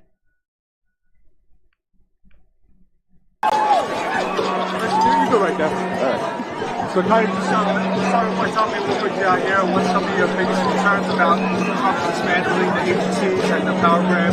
Yeah, well look, there's we have laws, we have a process, we have a federal government that does what it can. It's not perfect, but if you disagree with it, the way to change it is by changing the laws, not by firing everyone. Immediately, if not billions and sooner. trillions of dollars that go to needed programs for healthcare, for human rights, for our VA, for USAID across the world that save millions of lives, for research. It's all been taken down, and if you want to make it better, there's ways to make it better. You don't just destroy it. It's going to take years to build it back up if we don't stop it right now. So this is unconstitutional. It's a coup, and we've got to stop it. The only people who are going to stop it are us. Absolutely. And Trump has quoted Napoleon saying he who saves his country does not violate any laws. Well, and then you have Vance also alluding to possibly disobeying court orders. Do you think Trump is bluffing, or would he actually just involve the courts stopping him getting in from the agencies? I'm very worried he's going to ignore the courts and treat everything like it's his playground and ignore the laws. I think he has no interest in rule of law. I don't think he ever has. Going back 40 years to New Yorkers know this. He's always ignored everything. He's treated law just as a tool for his own warfare and for his own profit. I think we ignore. He has told us who he was from day one in 2015, and yeah, that's a good point. Who said that? Evan from Portland. Yeah, Department of Education was one of those compromises out of the Civil Rights Act. Same thing for DEIA. All of this stuff Donald Trump is trying to dismantle. Not all of it, but many things were intended to deal with segregation and, stuff like that. And it's insane that they're dismantling it all without any plans for fixing it. But they are claiming, it doesn't even need fixing. Everything's fine now. that he hasn't done because people have stopped him. In the first administration, his people in his own administration, his people in Congress, they don't exist anymore. It's up to us. If we don't stop him, no one will. Would you like to give your name? It's up to you. My name's Greg. I'm from New York. Cool. Thank you, Greg. Thank you. Have a good day.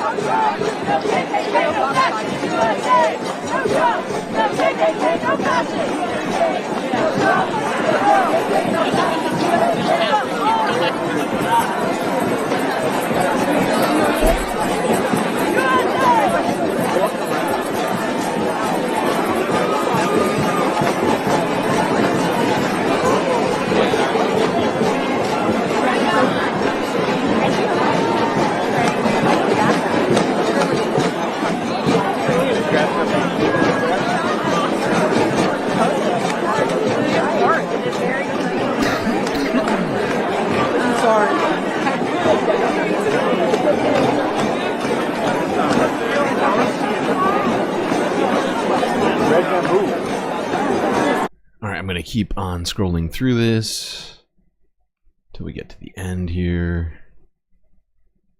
See if he interviews anybody else. Oh yeah, sure. Let's go here. Go web, go. Alright, okay. So I just wanted to resist the tyranny of Donald Trump. I feel better and less afraid when I'm doing something. So just sitting at home following the play-by-play on the news causes me a lot of terror and anxiety. So if I know I'm helping to address the issue, I feel a lot better. My main concern is morality. It seems like there's an incredible decline in morality across the board. Just not caring about people and just putting profit over everything. And that's what needs to be addressed. If we can, and then also, obviously, is a racial component to all of this. Elon Musk is a Nazi. I mean, he told everybody very clearly that he's a Nazi. And so there's a strong racial and ethnic component to that. And this hatred of people based on who they are genetically has to stop. We're all in this together, no matter what race, where we come from, sex. So yeah. So hopefully we need to keep getting out into the streets because the normal avenues of recourse are closing. You know, he's not obeying judges, so we can't necessarily rely on the system to bring recourse. So we have to think of creative ways. We have to work together. Yeah, and I think protesting is a great way to demand action from our institutions who are failing us in this moment. In all of these moments in the last month that have been just, you know, ignoring the laws that they supposedly uphold. You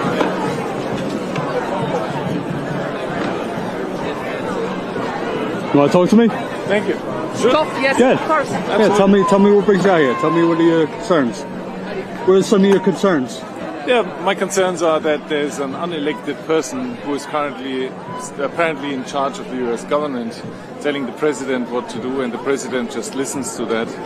And this is not what the American public deserves. This is not what they voted for. Is that a Swiss accent? And I don't think this is even what the Republicans voted for. There's things that are... I was not expecting this dude to show up with the Germanic sounding accent. It's perfect, honestly. It's fucking perfect. Thank you, sir. Thank you.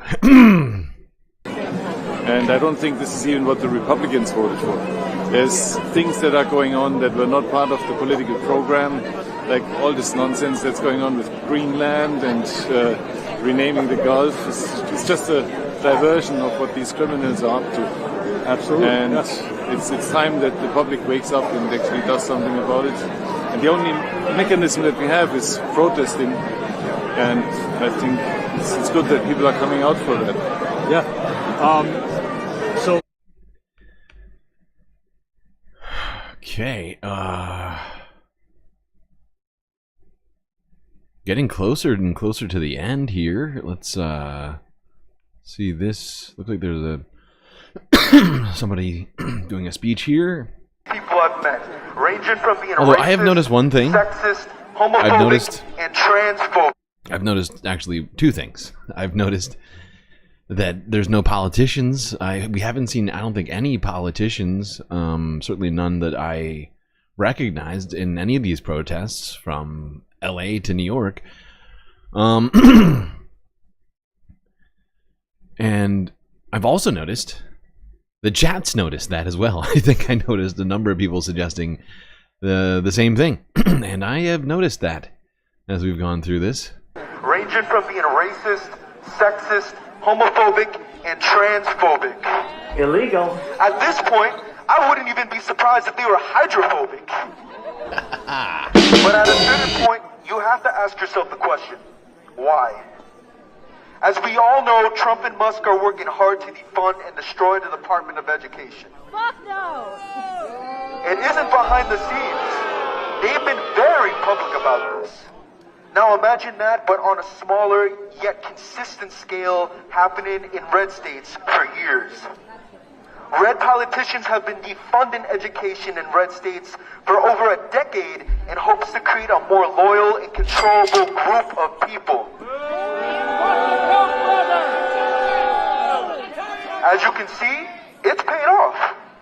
On top of that, red states usually don't generate as much money as blue states. For a lot of them, minimum wage can be as low as $7.25 an hour. Come on! Here it's $16.25, more than double.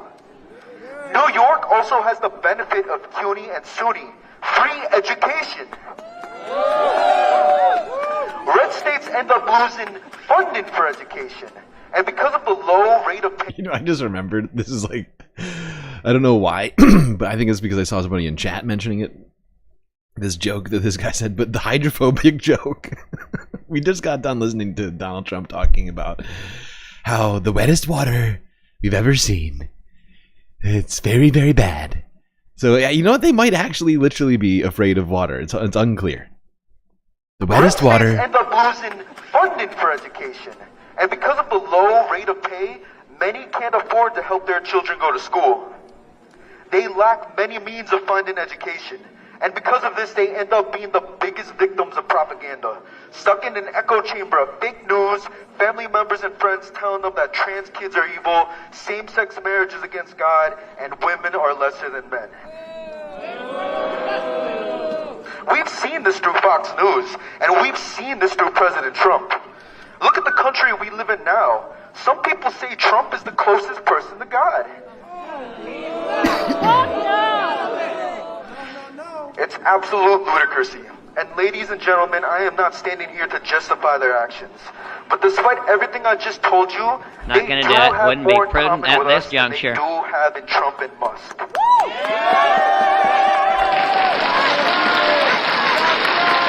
Whether Trump supporters realize it or not, we are fighting the same battle. As a member of the LGBT, I want to protect my family, preserve our culture, and defend my right to exist. At the same time, I know Trump supporters do too. I'm a working class citizen. I'm not in the 1%. I barely have enough money to pay my bills, to pay off my debt, and put money into my savings. And sometimes I can't even do any of that. Trump supporters face the same issues and the same dangers Trump and Musk is putting this country through. That's right. We're all human. The propaganda they face makes them brainwashed. They were made into people designed to hate to further push a political agenda. Literal pawns through the system. We need to make America smart again. Immediately, if not sooner. To me, this isn't a mere battle of left versus right, but it's a battle of up versus down. Both the majority of Democrats and Republicans are in the 99%, with the 1% using their billions of dollars to turn us into an oligarchy, to further control us. Look at how they try to strip our rights, our freedom. We stand against Republican politicians who hope to dismantle us, and Democrat politicians who don't have the courage to stand up against it. But it doesn't just stop at the brainwashing of the right. Now corrupt officials are strong enough to take away the freedoms of the left. Abortion rights were weakened, immigrants are being forcibly detained, trans people are being denied positions in the workforce and military for just existing. DEI protection has been removed, and same-sex marriage is next on the chopping block. And need I say anything about health insurance? Yeah. Our own...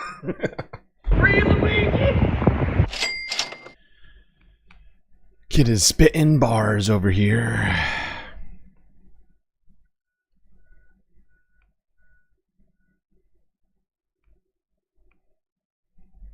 Getting very close to the end of this protest. And a man who makes money off of the illegal diamond trade in the Congo. Look it up. It's not well known. Look up Dan Gertler. Illegal.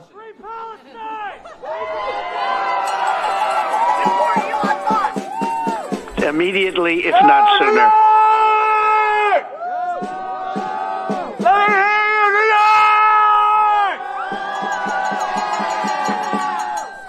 Elon Musk is a racist fucking idiot!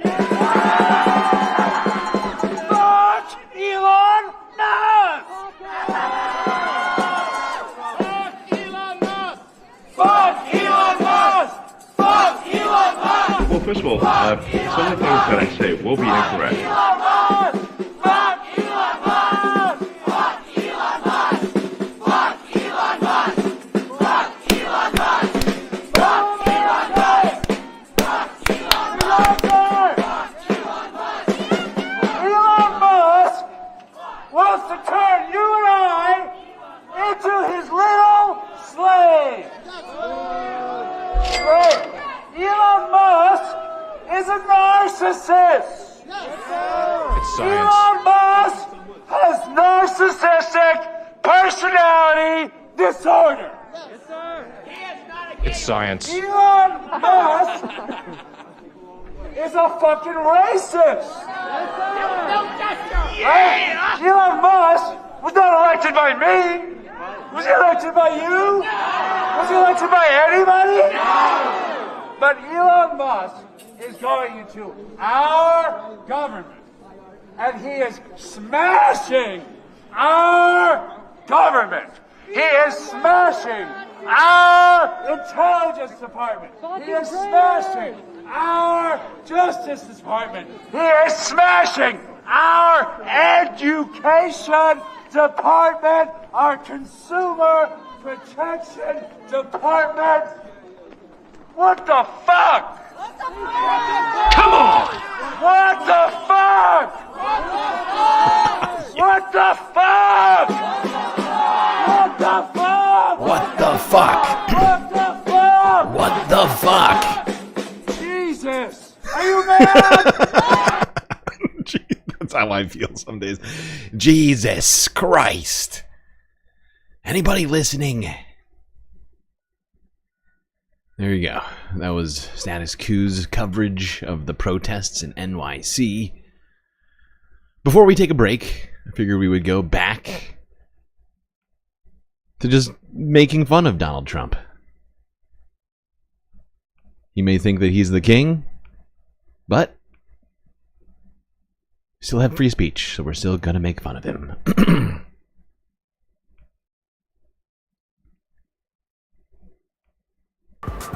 So I said, yeah.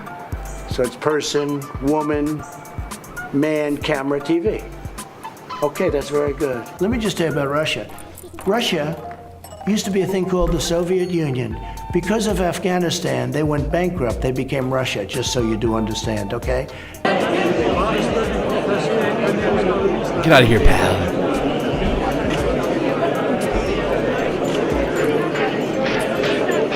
If you look at Mr. Pillsbury, the leading authority Mr. Pillsbury on China, he was on a good show, I won't mention the name of the show, recently, and he was saying that China has total respect for Donald Trump and for Donald Trump's very, very large brain. If you went all over Hollywood to look for somebody to play the role of President Xi, you couldn't find it. There's nobody like that. The look, China. the brain, the whole thing. We had a great relationship. You're not known to be a humble man, but I wonder. I think I am actually humble. I think I'm much more humble than you would understand. Much more humble than you're capable of understanding, Barbara.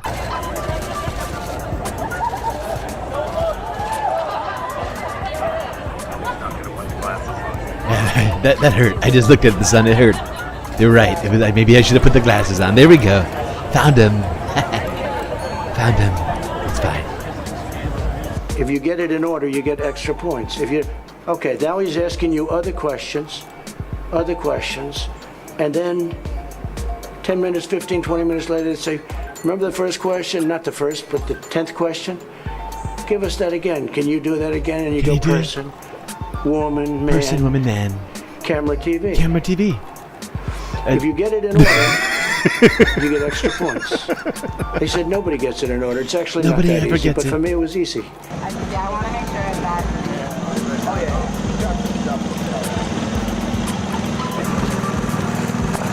Great job, kid.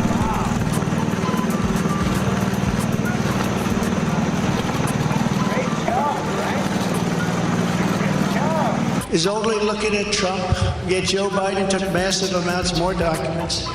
Even removed many boxes to Chinatown. China. You believe that? Death. Yeah. It started to go up again. Well, right here.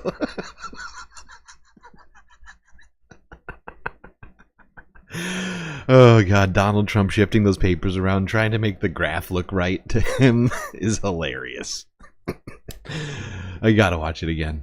It started to go up again. How's it go? No, other way. Right here. Right here. The United States is lowest in numerous categories. We're lower than the world. Lower than the world. Lower than the whole world. In what? In what? Take a look. Right here. Look, I got all the graphs. I don't know what they say, but Oh, They you're say doing a lot death of as a stuff. proportion of cases. I'm talking about death as a proportion of population. That's where the US is really bad. Well, much worse than South Korea, Germany, etc. You can't do that. You can't do have that. to- you That's have not to go fair. by- That's not fair. You can't do it as a percentage of population, because otherwise that makes us look very bad. And you got to go by the numbers that make me look good. These ones, where it's like we're actually doing a great job compared Worse to than the whole South world. Korea, Germany, You etc. can't do that. You not have, fair. to go, you have to go by. How rude! You have to go by where. Look, here is the United States. You have to go by the cases. The cases. Why not as a proportion of When we population? have somebody, what it says is when you have somebody that has where there's a case. What a and fucking idiot. That's not an easy question. It's not In other easy. Words, they ask it to you. They give you 5 names Woman, and you have to man, repeat them, and that's okay. person, If you repeat them out of television, order, it's okay. cameraman, but, TV. You know, it's not as good. But then when you go back about 20, 25 minutes later and they say, go back to that question. They don't tell you this. Go back to that question and repeat them. Can you do it? And you go, Well, first of all, person, some of the woman, things that I say will be incorrect. man, camera, TV. Camera, TV. They say, that's amazing. How did you do that? Never I do never because seen I it. have like, I do knowledge because I'm Please clap. cognitively Everybody, there. please clap. Your Thank you. former, John Nicholson, former head of forces in Afghanistan, said, and this is when he was working for you, that Russia is supplying weapons to the Taliban. Isn't that enough to challenge Putin over the killings of Well, we US supplied soldiers? weapons when they were fighting Russia too. You You know, when did. we were It's a when they long were time fighting ago. with the Taliban in Afghanistan. It's a different era. Well, it's a different. I'm just Yeah, saying. come on. Yes, But does that- we? how No, does no. that I'm just affect- saying we did that too. I can We tell can't you, go back President 60 Xi years? is sharp. President Putin is sharp. Erdogan is sharp. You don't have any non-sharp people that Everybody's you're dealing so with. sharp. You gotta And watch we out. can't have somebody that's not 100%. So many sharp people. If you walk around a little, lackadaisically, you might get poked. Watch out for that. Very dangerous. So what I did is when it's a public test, and he said, if you take this test, we may have to reveal it. I said, it's all right. I mean, is it tough? Tell me about it. I'd never heard of it. And I got a perfect mark. And the doctors they said very few people can do that. Very few people get that. You understand? It's not that easy. It's incredibly hard to remember 6 words in a row for a long time. Can't do it. 62 likes. I see you. I see you. I just rolled. But we gotta take a break before I do any of that. Because we're 2 hours in. Which means it's time. Time for a little space intermission. Hope you've all been enjoying the show so far. We still got a lot to do, so don't go anywhere. Stick around, and while you're sticking around, do hit the like button and consider subscribing as well. Really helps out the channel. And of course, while you're doing those things, do consider also contributing to the Galactic News Network, as we are completely funded by people like you. So many great ways to do that, of course. YouTube, we got the super chats, the super stickies, the memberships. Twitch, where you can do bits, get access to different emotes than we have on YouTube, if you just need all the emotes in the universe. Cash App and PayPal, to make sure that I've got enough money to eat in between these incredibly long-winded YouTube payment system garbage. But of course, the best way to get the most space benefits for your Earth dollars is to go on to Patreon and become a Galactic Patron, where a cornucopia of unearthly benefits await. Make sure to sign up if you do through the website or Android's store. Do not use the Apple Store, because they have been holding funds for 2+ months over there to mess around with, using their monopoly power to terrorize creators such as myself. So, go check out the benefits. There are a lot, so go check it out. You could be hanging out here by the pool with me, with your own avatar. PB gifting Galactic memberships. Who will get them? Let's find out. Jojo, Will in Detroit, Vincent Morales, Advisory, and who's number 5?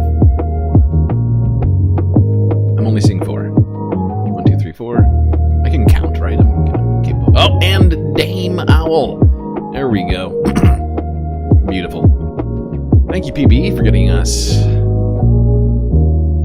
those beautiful membies and getting closer to more emotes on YouTube. All right, chat, enjoy this short space break. Grab yourselves a drink, maybe a snack, and I'll be right back.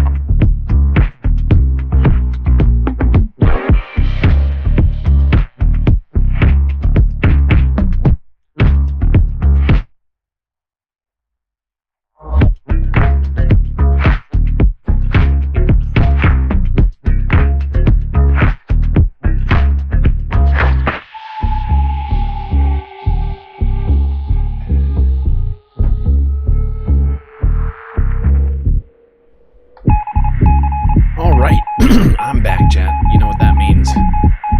Better get back to your seats, otherwise you're gonna miss that galactic content, which is about to get started. So much to do today. Oh, I forgot to do a fucking goal. Better do that now. 2 hours in. Gonna start a goal before we start back on the second half. 5 super chats or stickers. Teal and higher, which is $5. Since there's been some confusion about what that is. Make it 3 hours. Although I'm pretty sure this chat's gonna get it done before then.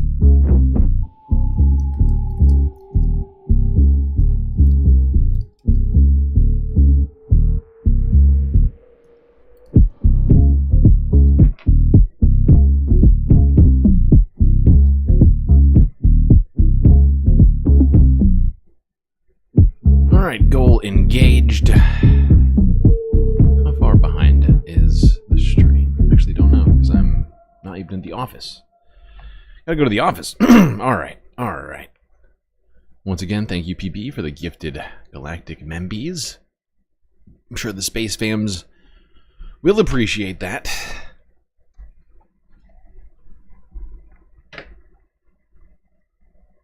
What next? Oh, we're gonna go back to talking about all this. But I think we've got through all of the sort of just protest footage. If I'm not mistaken, the rest is going to be discussions of the protests and of the dismantling of our federal government and systems that we all rely on. Let's start it off with PBS NewsHour. What's happening? Why is this like this? This looks wrong. There we go. Fix that. The federal government is closed today in observance of President's Day, but the Trump administration's effort to permanently scale back the size and scope of the federal workforce continues in full force. As Laura Barone-Lopez reports, President Trump's actions in his first few weeks also fueled demonstrations on this holiday weekend. Where is Congress? This President's Day, This is what democracy looks like. protests across the country pushing back against President Trump's first month in office and what organizers say are his anti-democratic and illegal actions. They call it the No King's Day protest, even as the president suggested in social media posts this weekend. Hey, Sue Fairy Dust B with a super chat. In British pounds, of all things. Thank you so much. Fight fascism. And oh, that's a cute kitty right there, is what that is. Aww. Thank you so much. That he is above the law, stating he who saves his country does not violate any law. Democratic Congressman Jamie Raskin responded on CBS. The dominant objective of this administration is corruption and lawlessness. Trump's declaration comes as his administration faces multiple restraining orders from judges, who've in some cases said his actions are likely unconstitutional. One of those cases could be the first test for the U.S. Supreme Court, after the president fired the head of a federal agency.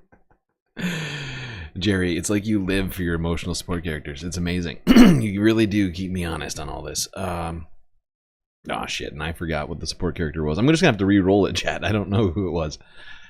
Alright, please hold. 6. That's gonna be John Wick, or Neo, or Bill, or any of the other characters that I'll... Keanu Reeves represents. There we go. And yes, we call Neo John Wick. I don't know who started this trend. It was a while back. It was very early on. So I was like, oh, John Wick's in the chat. Like, that's, I guess, technically. That protects whistleblowers. A lower court blocked him. But the Trump administration has asked the High Court to uphold the removal of Hampton Dellinger as head of the Office of Special Counsel. As the White House battles in the courts, billionaire Elon Musk's government takeover grows. Musk's team, the so-called Department of Government Efficiency, is seeking unlimited access to highly sensitive Internal Revenue Service systems that hold taxpayer data for millions of Americans. And over the holiday weekend, Musk's team fired tens of thousands of federal workers across the government. On Friday, the Department of Health and Human Services started terminating probationary employees. That's expected to total more than 5,000 jobs, including almost a tenth of the Centers for Disease Control and Prevention's workforce. Republican Senator Markwayne Mullin defended the firings on ABC. We hate that anybody's losing their job, but at the same time, we know that the debt that we have in this country is not manageable. Cutting 10% of the federal workforce could save about $800 billion over 10 years. But that's just a fraction of the $70 trillion that will be spent by the government if current levels hold. Terminations also swept across the Department of Veterans Affairs and the Food and Drug Administration. And in a purge of the Department of Energy that totaled nearly 2,000, hundreds of employees at the National Nuclear Security... When you start adding all of this stuff up, it is utterly insane. Like, you know, oh, we'll get rid of food safety and drug safety, and we'll get rid of the energy department. You know, people making sure that nuclear power plants and otherwise stay. You know, like, yeah, add it all up. We don't need education. We don't need. What else? I mean, what? What? What is this? Security Administration were also fired. When the Trump administration realized that they had fired engineers who oversee the country's nuclear weapons stockpile, they scrambled to reverse course. The firings for almost all of the nuclear security workers were rescinded. Of the more than 300 who were originally fired, fewer than 50 were dismissed as of today. And Laura, the firings seem to be haphazard. What about those 50? Were they non-essential? Don't need it? They weren't needed. There was no reason to have them. Is that what it is? What the fuck? What the fuck are we talking about? Across these many government agencies, do you have any more clarity based on your reporting as to how these layoffs have been carried out? Yes, there's been a lot of chaos and confusion. One example, RFK Jr., the new Secretary of HHS, verbally rescinded the firings of more than 900 workers with the Indian Health Service. And that's very similar to the Nuclear Security Administration, as we mentioned. And I spoke to one of those fired workers who was in the field for the Nuclear Security Administration. They ended up getting their job back, but this worker said that they felt as though the firings were heartless and that they became a civil servant because they wanted to serve the country in this way, acknowledging that there's usually more money in the private sector. Yeah, it's almost like these people wanted to do their jobs in government and do them well, rather than just to go and make money in the private sector where they could have enriched themselves in all sorts of ways, like Elon Musk and Donald Trump are currently doing. Although now they're back in government, or well, Donald Trump is. Elon's never been in government in any capacity until more recently. But the chaos is the point. The chaos is the point. They want to, you know, break the backs of the poor, make them go back to work, whatever it might be, even though most people do work, and if they don't, it's probably for very specific reasons. Like, I don't know, health and or otherwise. So many reasons, really, we could come up with here. But... you know, with all this going on, just wanted to quickly watch this. I mean, there's no other way to watch it because it's a very short clip posted by the Majority Report 6 hours ago.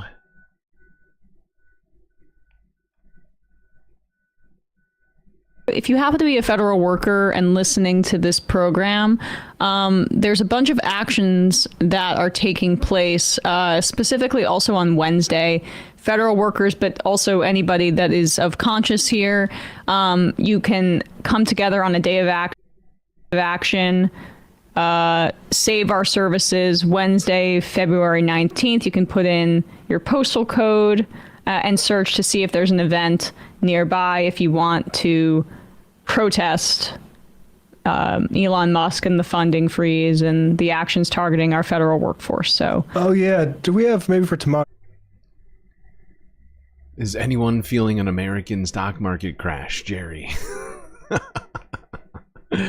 You know, I was thinking it, but I've been putting some stuff together in my head, thinking about whether or not that sort of thing is going to happen. And I don't think so. You know, the American stock market is at all-time highs right now. The futures, I'm looking at them right now, are up for Tuesday's market open. And the thing I keep thinking about is how is any of this bad for business in the very, very short term? Now, maybe one will happen in, you know, more intermediary term, but, you know, for now, banks can start, you know, charging random fees on people and have nobody there to stop them. No one to even complain to with the lack of CFPB, right? You know, delete environmental regulations and suddenly energy companies can start doing a bunch of unsafe stuff to, you know, cut down on costs, and we'll have no one to come after them. And I'm sure at some point there will be a reckoning. But in the meantime, I think it seems like they're just positioned to take advantage of this moment. You know, there's already been a whole bunch of, what do you call it? Like reports of people having problems with their banks suddenly doing, you know, practices which the CFPB had deemed illegal, right? But now have no one to go to. But I thought this was an important thing to mention, since we just got done watching all that footage of all this Not My President's Day protests, No King's Day gatherings. But we were looking at, apparently, wasn't even the day of action. This came, would seem to me I hadn't even heard of people planning on a protest for Monday. But as we saw, thousands and thousands of people getting out in the streets from in the United States, and there's a much more organized action, it would seem, for this Wednesday.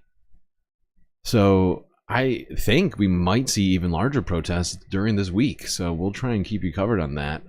But just figured when I saw this, I was like, oh shit, wait, that's not today. That's Wednesday. Do you have anything about the Tesla protest? Shout out to everybody who is going after Elon Musk's businesses. I think that is a key point of a weakness right now. We need to bury those things. Yes. Hey folks, don't forget to hit the subscribe button and check out our daily show. We do it every day at 12 p.m. Eastern for about 2.5 hours. We even take phone calls. You should check that out. It's true. You should. It's true. I approve that message.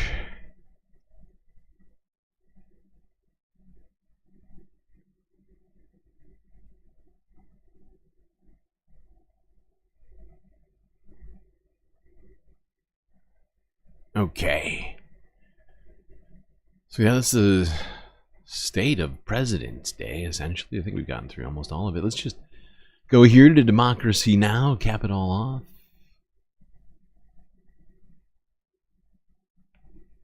Democracy depends on a free press. Please support our independent journalism at democracynow.org/give. I want to turn to Dr. Ruth Faden in Washington, D.C., the founder of the Berman Institute of Bioethics, biomedical ethics professor at Johns Hopkins University.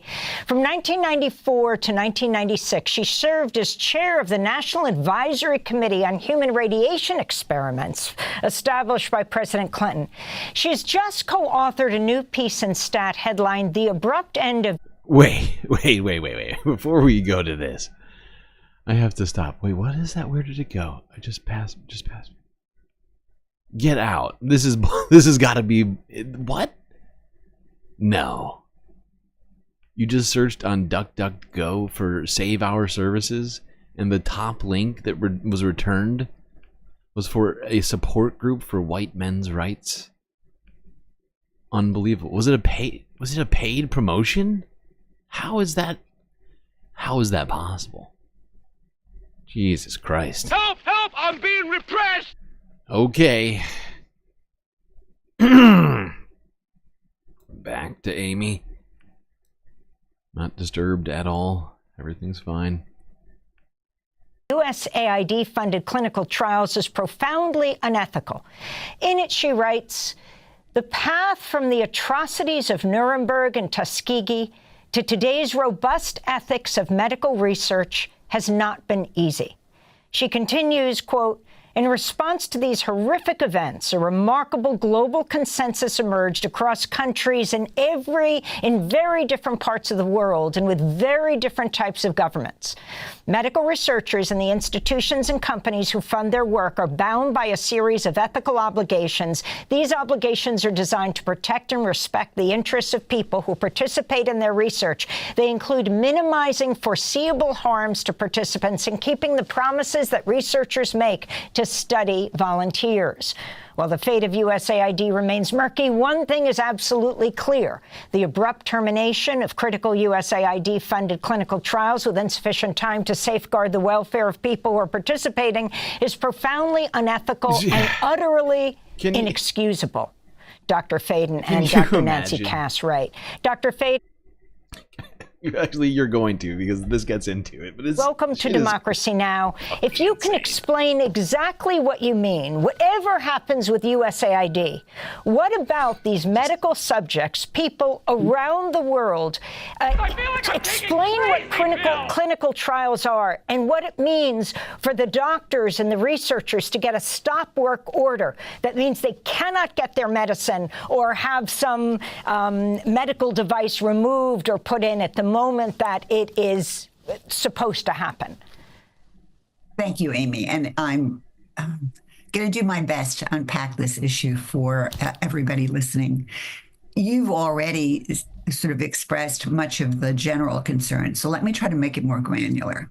When people are asked to participate in a clinical trial, and this is true anywhere in the world, and it is certainly true of USAID-funded research, two things happen. First, there is assurance to the people who are thinking about whether or not to participate that their interests are going to come first, that people are going to make sure the clinicians, the nurses that are running the trials, that they'll do their very best not to harm participants. And the other is that we're going to keep our promises to you. You're going to take on some risk by participating in a clinical trial that will ostensibly benefit many other people, as well as potentially yourself. And in exchange for your taking on that risk, we're going to do everything we can to protect your interests. Now, that's the background sort of ethical playing field in which research with human subjects is acceptable. When you have a sudden, abrupt cessation of work on a clinical trial, you blow all of that out of the water. Why is that? When a person's participating in clinical research, imagine yourself in a cancer clinical trial. I'm thinking about your conversation with Angus just a minute ago.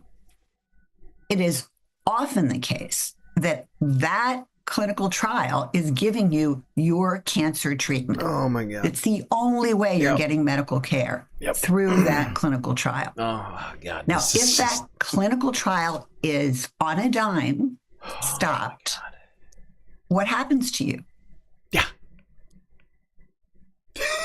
Her look says it all. What happens to you?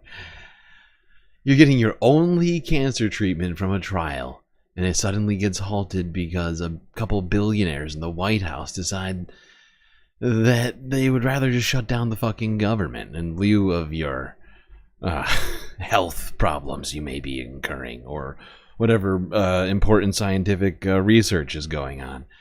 Just being ended just midway through. But think of it in other ways. There's some other ways that we could get into, which I think... Where do you go? We're going to cover. What does that mean? As we go through this. Similarly, if you're in a clinical trial that's testing out, I don't know, a new device to prevent HIV transmission, or a new device to deal with heart arrhythmias, and you're going regularly, it's an experimental device, and you're going every 2 weeks or every 3 weeks to be monitored to make sure that your health is still okay. Now, all of a sudden, there's a work stop order. and you've got an experimental device implanted on your body. This is so fucking you can't take it dangerous. out on your own. This is so fucking dangerous. And with our healthcare system, like she just said, you cannot take it out on your own. Okay, you can't remove a device that's inside of your chest cavity that was implanted by surgery on your own. Okay, you'll die before you get done with the surgery. Okay,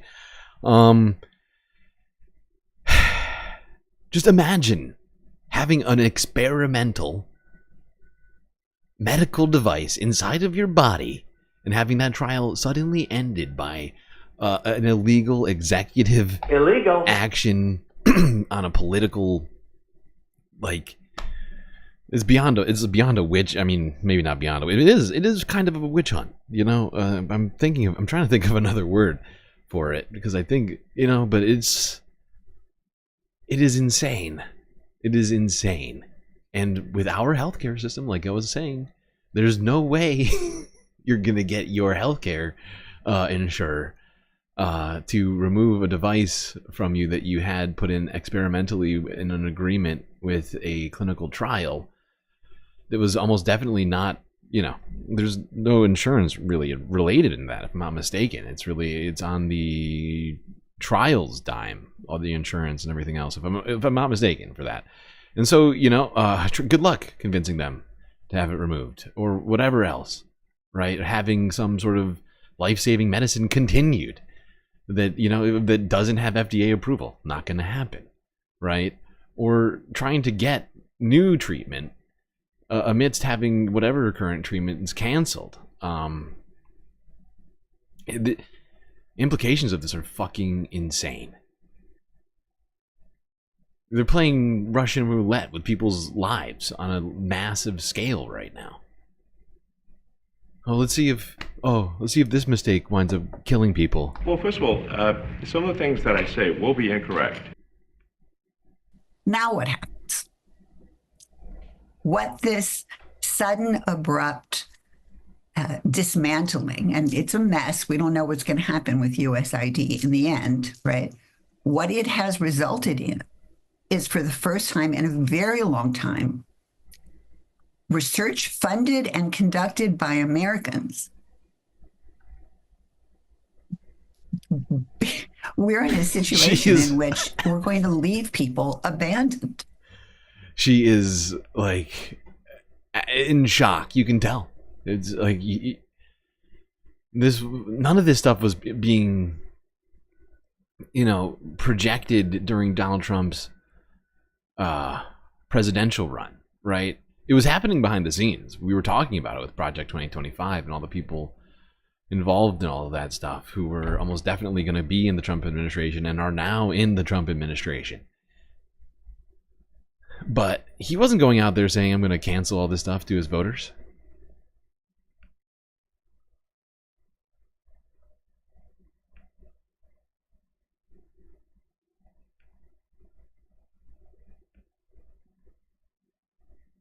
Now, let's move on from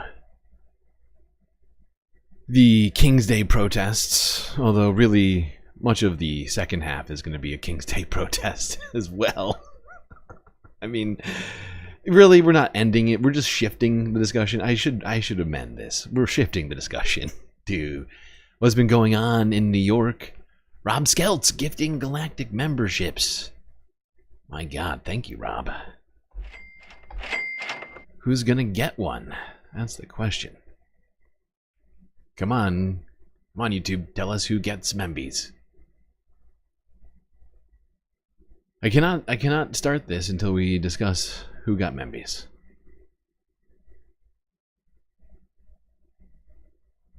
What is happening?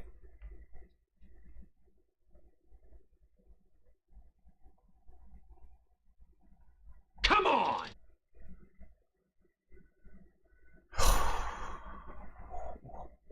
What is going on?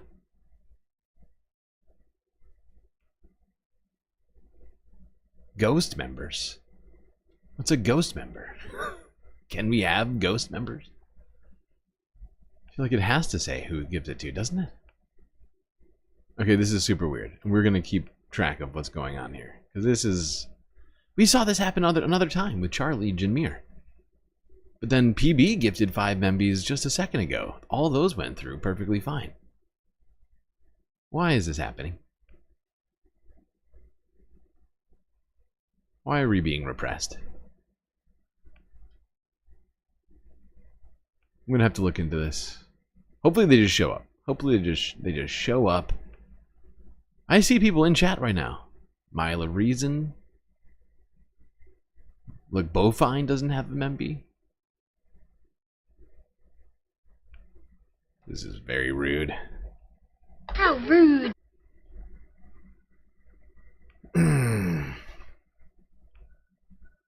Don't know what this means.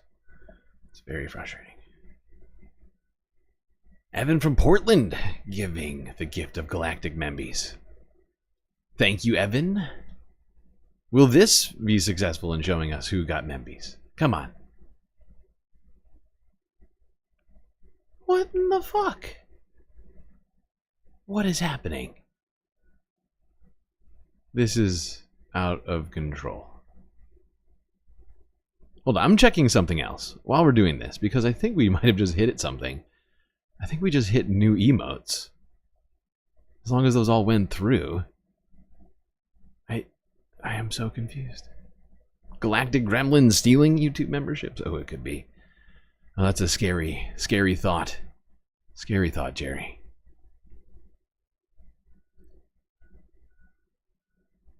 You go here. Let me check something.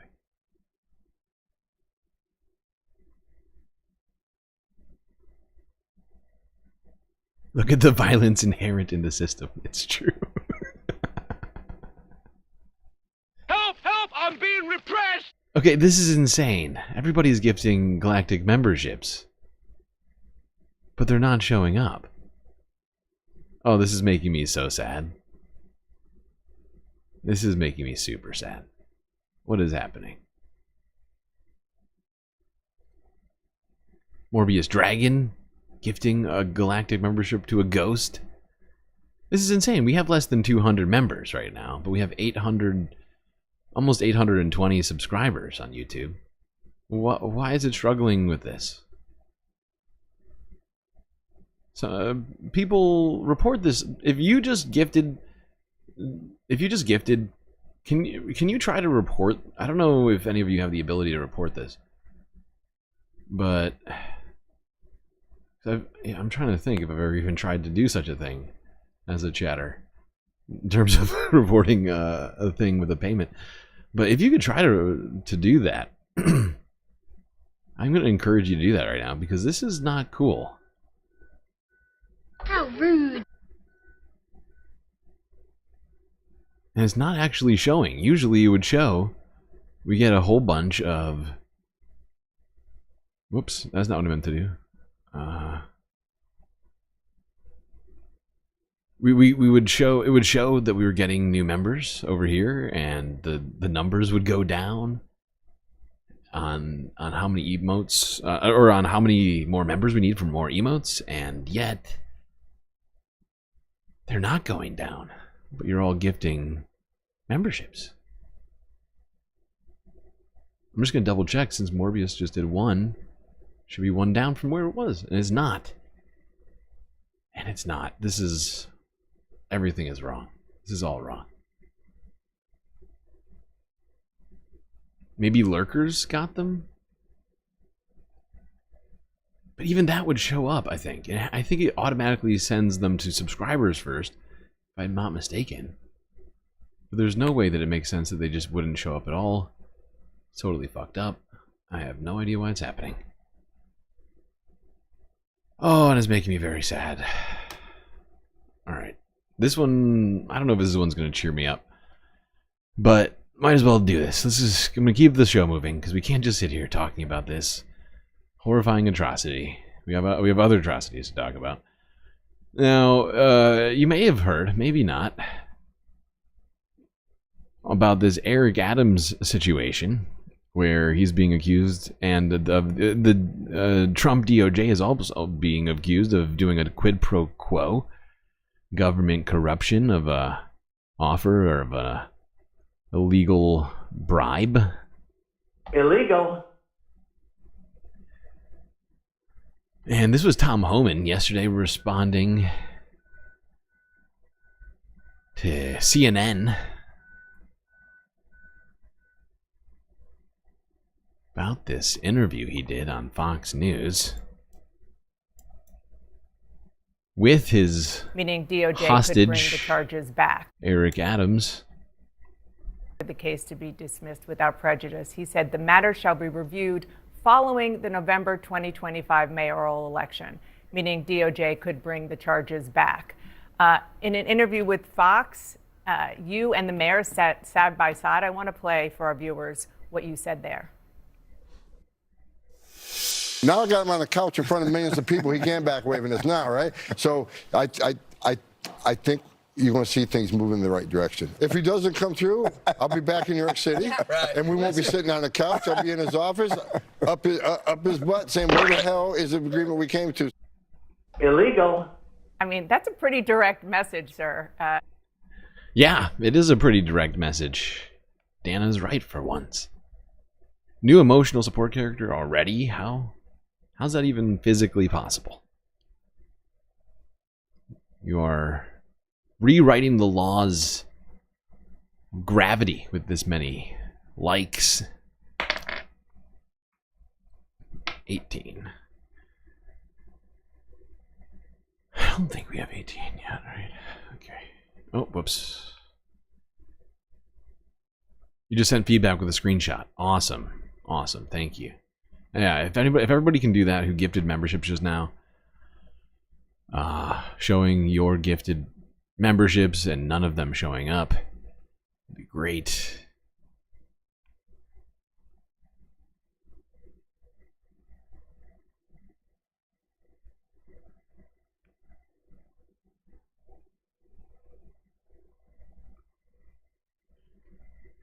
All right, let's keep talking about this. And we talked about how 7 different members of the DOJ of the SD New York branch all quit, saying that they were unwilling to be either foolish enough or what was it, corrupt enough? Some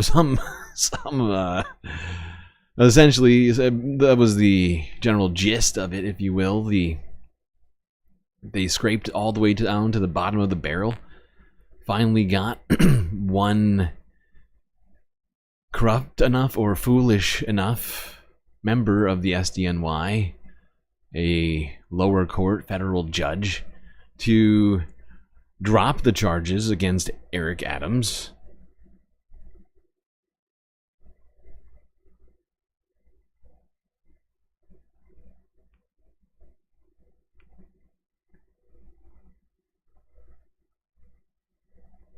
And apparently, they're not the only people who have quit in the wake of this request from the Department of Justice. Now, according to from about 5 hours ago, from Eyewitness ABC 7, New York, 4 of Eric Adams' top aides have resigned as well, after the Department of Justice moved to dismiss his criminal case. His own aides. Running out the door.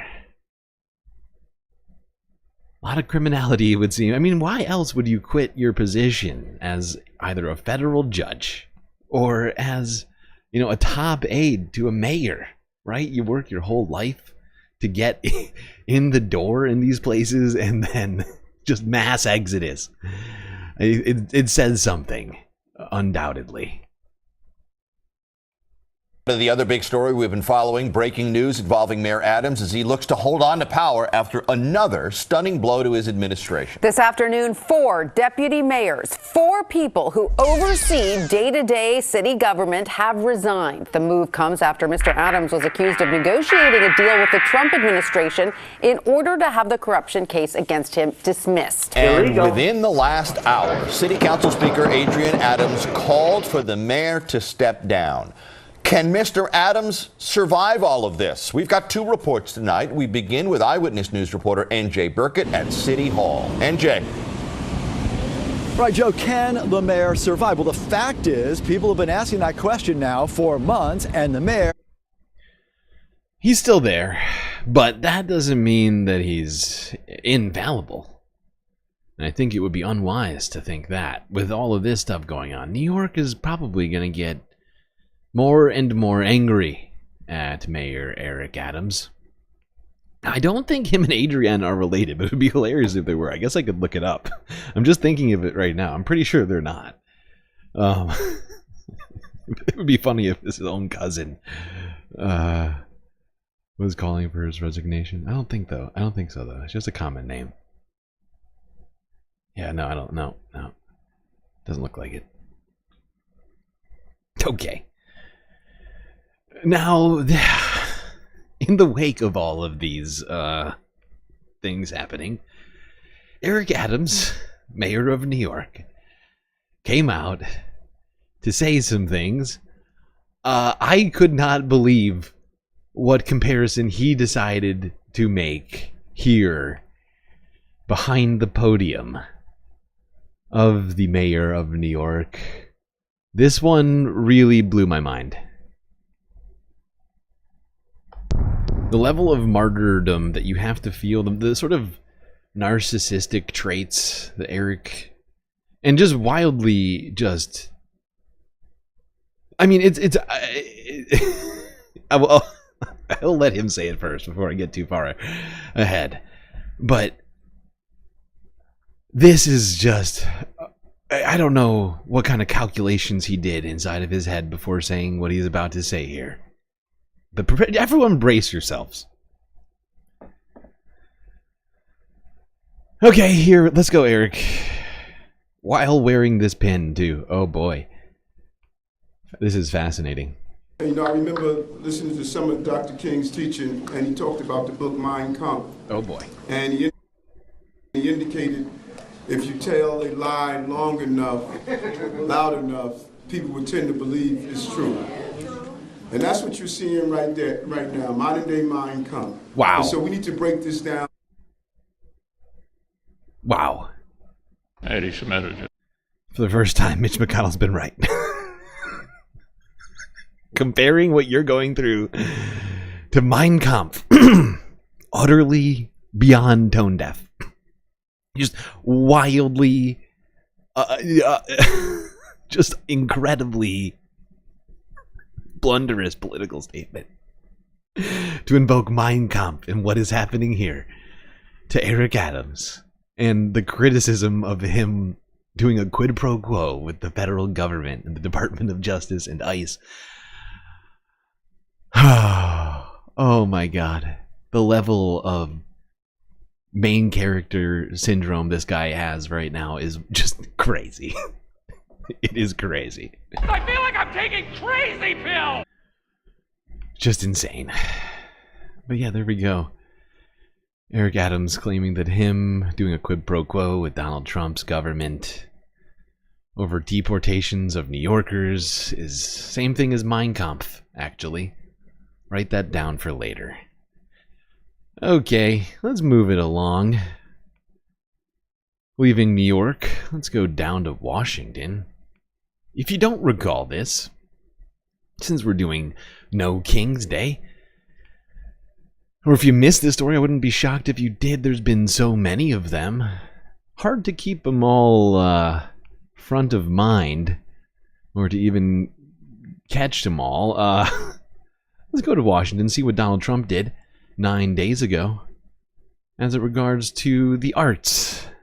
More specifically, the Kennedy Center. Not the senator. Center. That's how you say that word. All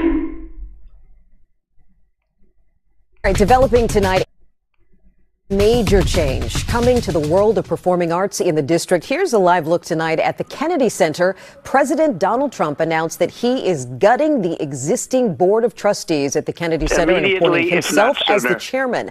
Mr. Trump made the announcement on his social media site. He wrote in part, "At my direction, we are going to make the Kennedy Center in Washington, D.C. great again. Make it great I have again. decided to immediately terminate multiple individuals from the board of trustees, including the chairman." Okay, she's doing the impression terribly right now. It's really bad. I can do this better. But first, we have to think about this acronym, the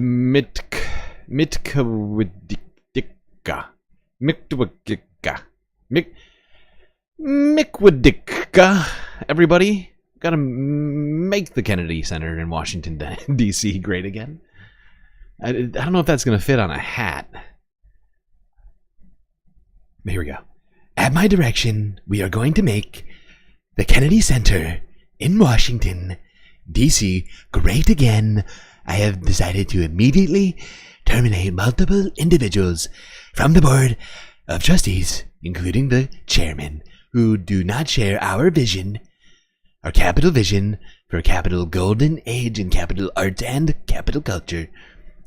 We will soon announce a new board, capital board, with an amazing capital chairman, all caps, Donald J. Trump. Just last year, the Kennedy Center featured capital drag shows, specifically targeting our youth. All caps, this will stop.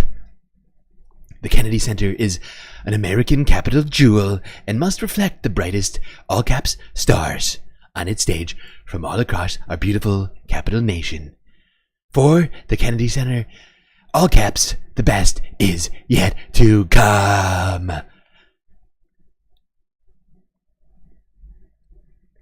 Put it on a hat. Okay. Let's hear from the former Kennedy Center President, Deborah Rutter.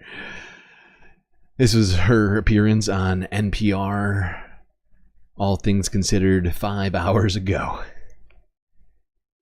Make America great again. For a decade, Deborah Rutter served as president of the Kennedy Center. This week, she was fired from that position. Donald Trump had replaced many board members with his own supporters, and on Wednesday, the new board appointed Trump Kennedy Center chairman. So we took over the Kennedy Center. We didn't like what they were showing and various other things. It's very This bad. is what he told reporters Monday night. I'm going to be chairman of it, and we're going to make sure that it's good and it's not going to be woke. He also told reporters he had never been to a show at the Kennedy Center because, quote, there was nothing I wanted to see. Parades every day. Deborah Rutter is in our studios now to talk about the abrupt end to her tenure. Welcome. Thank you so much. How abrupt was it? How did you find out all this was afoot? I Immediately, was actually if not in the sooner. basement of the Kennedy Center with my executive assistant, and I got a phone call from a member of the board. And what was the phone call? What did they tell you? And what went It was through your very mind? short. It was very short and direct. It was from somebody I'd worked with for many, many years. Did you have any idea this was coming? Well, I wasn't surprised. There had been communication saying that an interim executive director would be coming in to meet with me and to work alongside me. I read between the lines a little bit. You know, after you got the news, you said you got a phone call. What did you tell your staff? Yeah. What did you tell the entire staff of the Kennedy Center? Are there even enough MAGA loyalists to fill all these jobs? I don't feel like they have the plans even in place. I gotta do another support character, apparently. I don't know what's going on. I could have sworn I did this already. Didn't I do this? We have all of. Oh wait, we did do this. It was 18. I remember now. It was Sam. Maybe Sam will make this all make sense. How did you communicate all this to them? I knew that something was happening because we had called a board meeting for Wednesday afternoon. And I have always been a big believer that you share everything that you possibly can with your staff. You communicate with them quickly and transparently.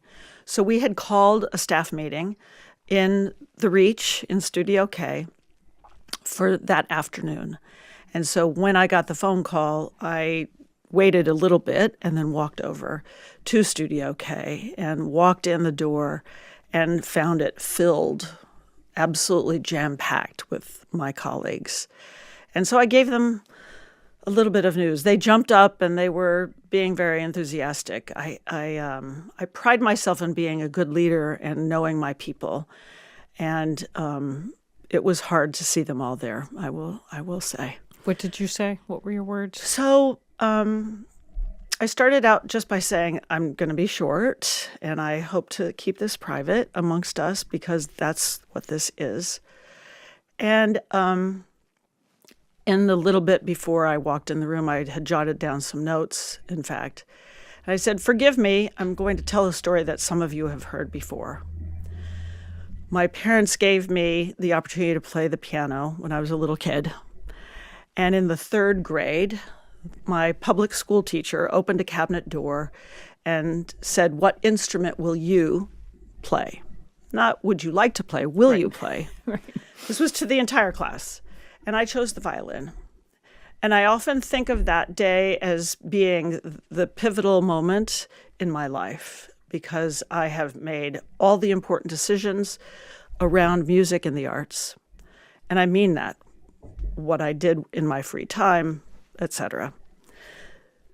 I have spent all of my professional career, all these 47 years, really focused on uplifting the artist and bringing music to as many people as possible. The last 10 years, I have had the great privilege to work with this extraordinary group of people, and I wish them the best, and I tried not to cry too much. I did close with one last thing, which was really important to me, which is that we wear a lanyard for our badge to get into the building. And when we celebrated the 100th anniversary of JFK's birth, we worked with Jean Kennedy Smith, his sister, who was still alive at the time, to really talk about what he stood for and what was important to him. And what I said to the staff was, let's remember these ideals that were created with the Kennedy family: courage, justice, freedom, service, and gratitude. Will you? Oh my God. Someone said this is some Handmaid's Tale shit. This is absolutely some Handmaid's Tale shit. And that's why I made a thumbnail, whatever it was, like last week or the week before it, with a Handmaid's Tale reference on it. Because it genuinely feels like that's what's happening. Removal of all non-loyalists, non-ideologues of a certain sort from government, any institutions that government might touch. But yeah, somebody's asking a question, MIDI doctors, and this is actually a question I also wonder if you have an answer for. Do you know what we do with reporting this? Because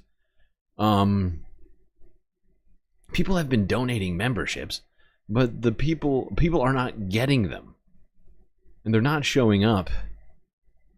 We're not getting a new emote, even though we should have. We were only 12 new members away from getting a new emote. None of that showed up, so we're all just sort of trying to figure out what to do.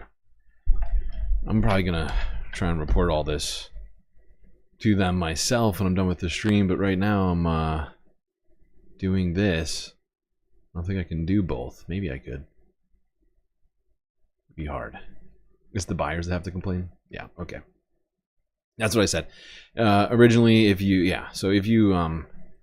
did give memberships just now, they didn't go through, just make sure you screenshot it and send it to them if you still can.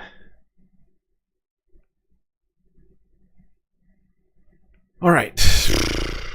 What next? Let's move on from the Kennedy Center, which Donald Trump is essentially dismantled for his own ideological purposes, making himself king of the Kennedy Center, Donald Trump. Illegal. Let's go back to talking about public health a little bit. This is certainly being affected by all these cuts. Donald Trump is, what's the word? Empowering Elon Musk to do within the government.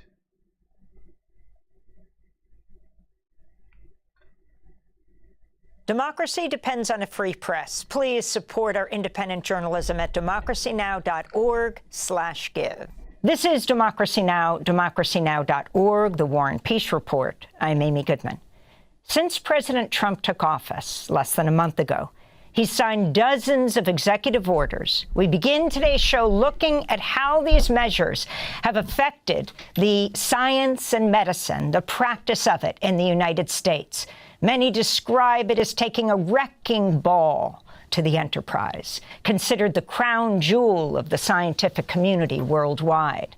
Staff layoffs, slashed budgets, diversity programs, canceled studies and conferences have already had a profound impact at home and globally, as scientists, students, doctors, professors, patients have been left reeling. Republican-led states may see some of the worst fallout from cuts to the National Institutes of Health. The Centers for Disease Control and Prevention Disease Detective Program is among the latest to be gutted, even as the avian flu threatens the country. We go right now to stat reporter Angus Chen, who's been closely following the impact of the Trump administration's executive orders on science and health. His recent exclusive was headlined, "Trump Policies Spark Fears of Brain Drain, Threatening to Undermine U.S. Dominance in Biomedicine." His other pieces include, "Trump's Restrictions Spark Chaos Across Health and Science Agencies. Growing number of federal health agencies are combing grants for taboo words." He's talking about words like women and COVID. Trump pressuring universities to end DEI or lose federal grants. NIH plans to slash support for indirect research, sending shockwaves through science. And federal judge halts Trump administration cuts to NIH research payments in 22 states. Stat News is a leading news outlet covering health, science, and medicine. Angus Chen, thanks so much for joining us on Democracy Now! Why don't you start off by just going through the executive orders? And while some may seem bureaucratic, the kind of, as many have described it, wrecking ball that has really been launched through the scientific and medical establishment in this country. Yeah, I mean, you mentioned two of them. There's the executive order on DEI, sort of banning or trying to end programs about DEI, and the executive order on LGBT identity. This also has a big impact on research. We're already seeing that some grants for studies that look at LGBT identity and risks of certain health or certain diseases are being canceled. And then finally, I would say one really important thing is the NIH directive that was announced about a week ago, a little over a week ago, that cut something called indirect rates down to a cap of 15%. This is really having a really serious chilling effect on the scientific community, a very, very serious, causing very, very serious concern among the scientific community here in the United States. Angus, let me ask you, that just sounds very bureaucratic, indirect costs. Yeah. What exactly do you mean, and how will it affect the leading scientific and medical research universities across this country? Yeah. So the number one thing to know about indirect costs is that this is one of the most important ways that the federal government helps to subsidize and fund the scientific and research infrastructure here in the United States. It goes towards paying things like electricity and plumbing and security bills and things like that. Stuff about the basic upkeep of running a research institution. This is why it's also called facilities administration costs, or F&A costs, because it pays for those things, the things that you absolutely...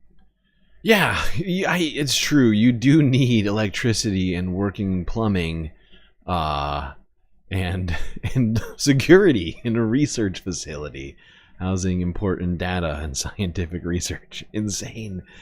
This is the kind of stuff that's getting cut under Donald Trump. Just dismantling all of the good stuff about our government.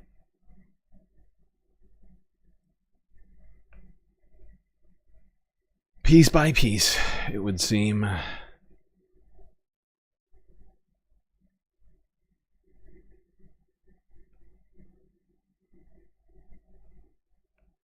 Just going to skip to this part of this interview. You wrote a piece, "Trump Policies Spark Fears of Brain Drain," as we begin to wrap up, threatening to undermine U.S. dominance in biomedicine. Can you explain what's happened, who you talked to, and what they were saying? Yeah, so my colleague Jonathan Wozen and I spoke with well over a dozen different researchers, scientists, and doctors from around the country and really around the world about this issue.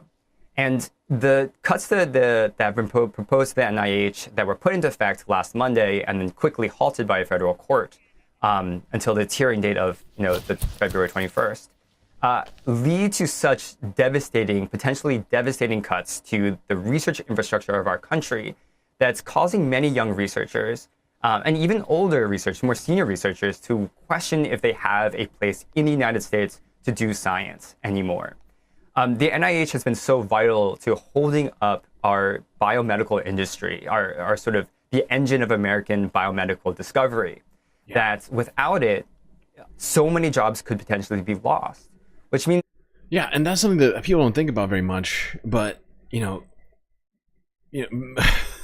companies in the, specifically private companies, right, in the medical industries, whether it be pharmaceuticals or devices or whatever else, are often just piggybacking off of government research. So you end this research and suddenly, what do we have? We have a system that's not at all progressing because the profit incentives aren't there or whatever, like, oh God, because the research and development has gone out the window.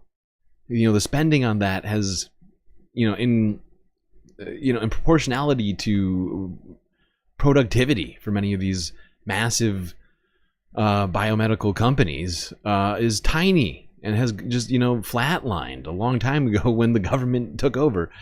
And it's not like the government took over. They've been doing this, but like they have gone even further in that direction of just being more and more dependent of government research.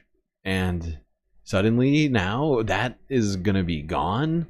You have Donald Trump saying he's going to get rid of people who are on visas and whatever else, and or work study programs, and like all this stuff all at once is just going to shake our foundations of our government, our institutions to the core. It seems like it's already doing it in some cases. And it's hard to process right now because of how long it's been going on for. It hasn't even been a full month. And yet it feels like multiple years of worth of government actions have suddenly happened.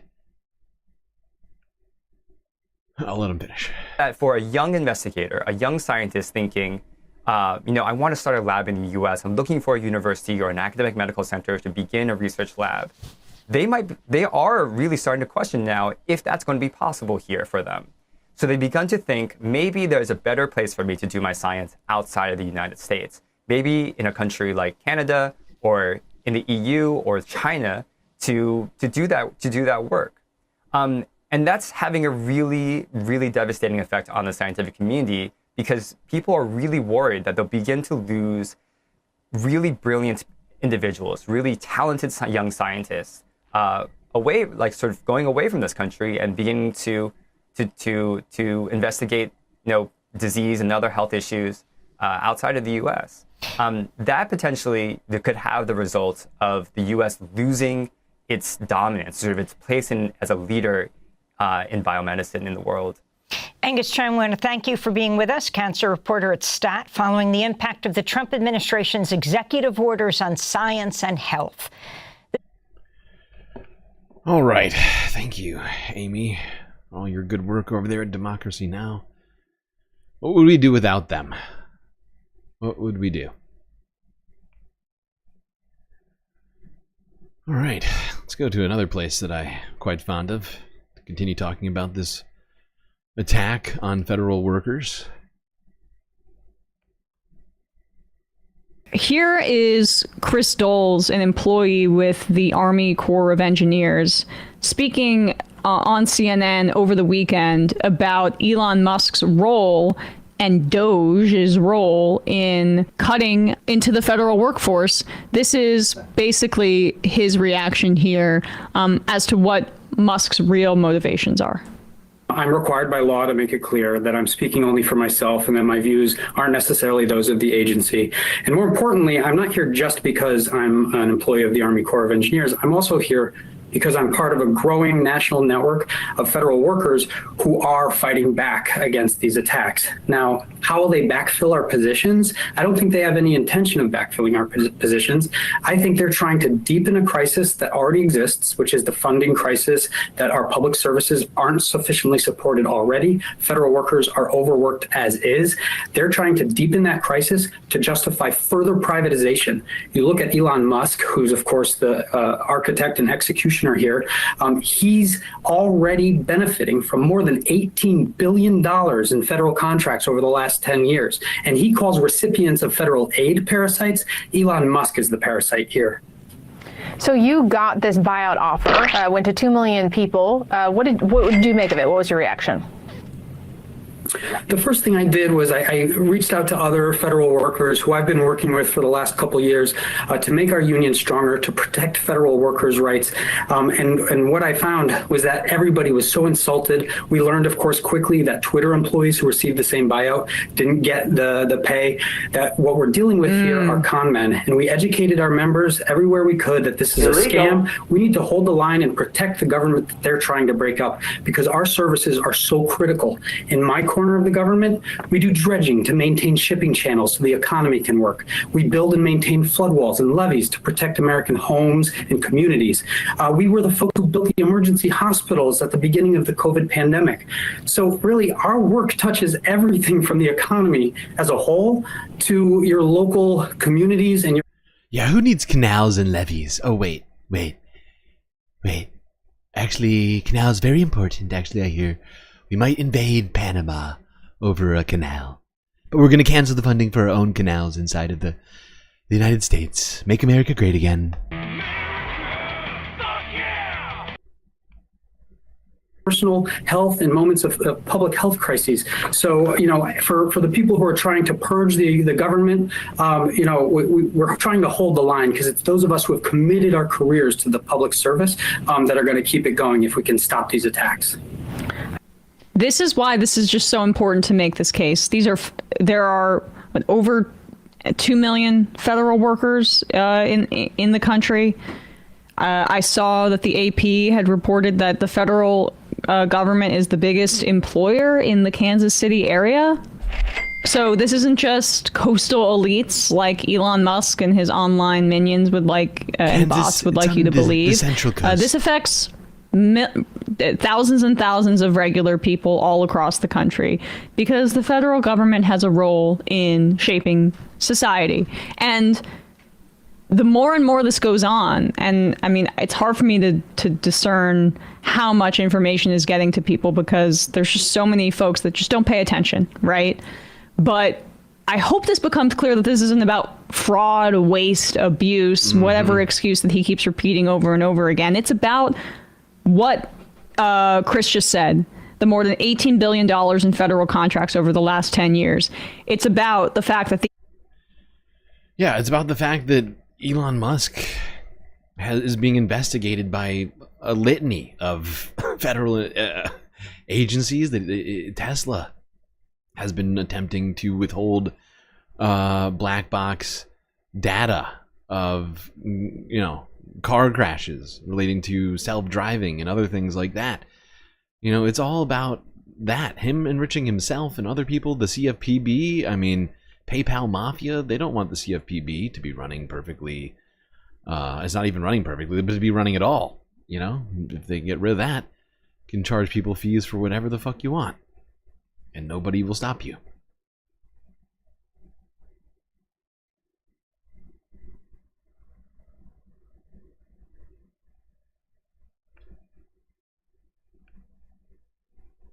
All right. Keep talking about all this, but let's go here. This was Senator Ron Wyden speaking yesterday, or a couple of days ago now, at the Senate Budget Committee. Thank you very much, Chairman. Is that on? Yeah. Mr. Chairman, I'm just going to start with a couple of quick comments about the big picture. This committee exists to serve as the foundation for our constitutional authority over the federal budget. According to our founding document, control over the federal purse begins, colleagues, in this room. Right now, Donald Trump and Elon Musk are making a mockery out of the constitutional authority I've cited with brazen acts of lawlessness on a daily basis. Illegal. Trump and Musk seem to have gutted funding for cancer research. Folks in red states get cancer too. They've gutted higher education funding. We've seen students all over the Hill the last couple of days. Students in red states are going to suffer. And communities that depend on community colleges and universities as job centers and economic engines suffer too. Community health centers and rural hospitals teeter on the edge. Farmers are missing payments they're owed by the government. All of this is happening as a result of an unconstitutional power grab by the wealthiest man in the world.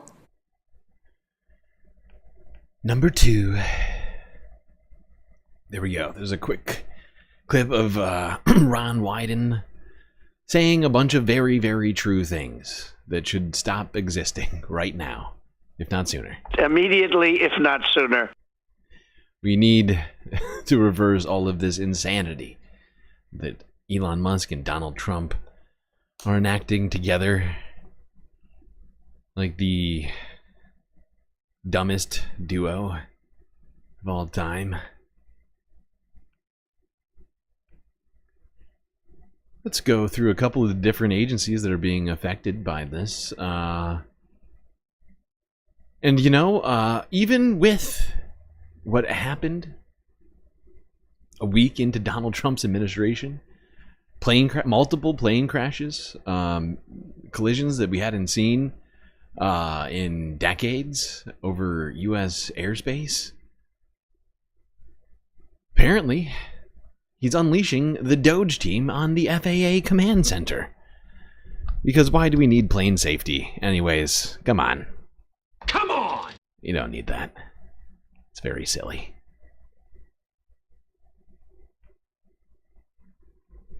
Now, I don't want reality.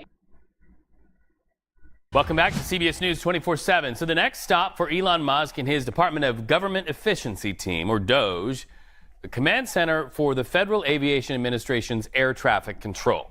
Transportation Secretary Sean Duffy announcing that visit on X. So let's go to CBS News White House reporter Aaron Navarro. Aaron, does this have anything to do with the recent high-profile plane crashes making headlines? Nope. Reed, good to be with you. This seems to be more so in line with the general look and potential audit, in the lack of a better word, that DOGE has been doing when it comes to federal government agencies. And as you mentioned, Secretary Duffy tweeted about this, or posted on X, and said that the group will, quote, get a first-hand look at the current system, learn what air traffic controllers like and dislike about their current tools, and envision how we can make them a new, better, modern, and safer system. And by doing that, we're going to go in and just start firing everyone. Just wild. This is insane. You heard him. He said it immediately after being asked the question. Is this about making it better? Are they going to... Like, I love this hopeful CBS News anchor. Are they going to do what they said they were going to do? Nope. Is this... Are they going to deal with all these plane crashes? Actually, no. What we're going to do is make sure that we can pay for those tax cuts for Elon and Donald. That's what it is. Make air travel dangerous again. Maga.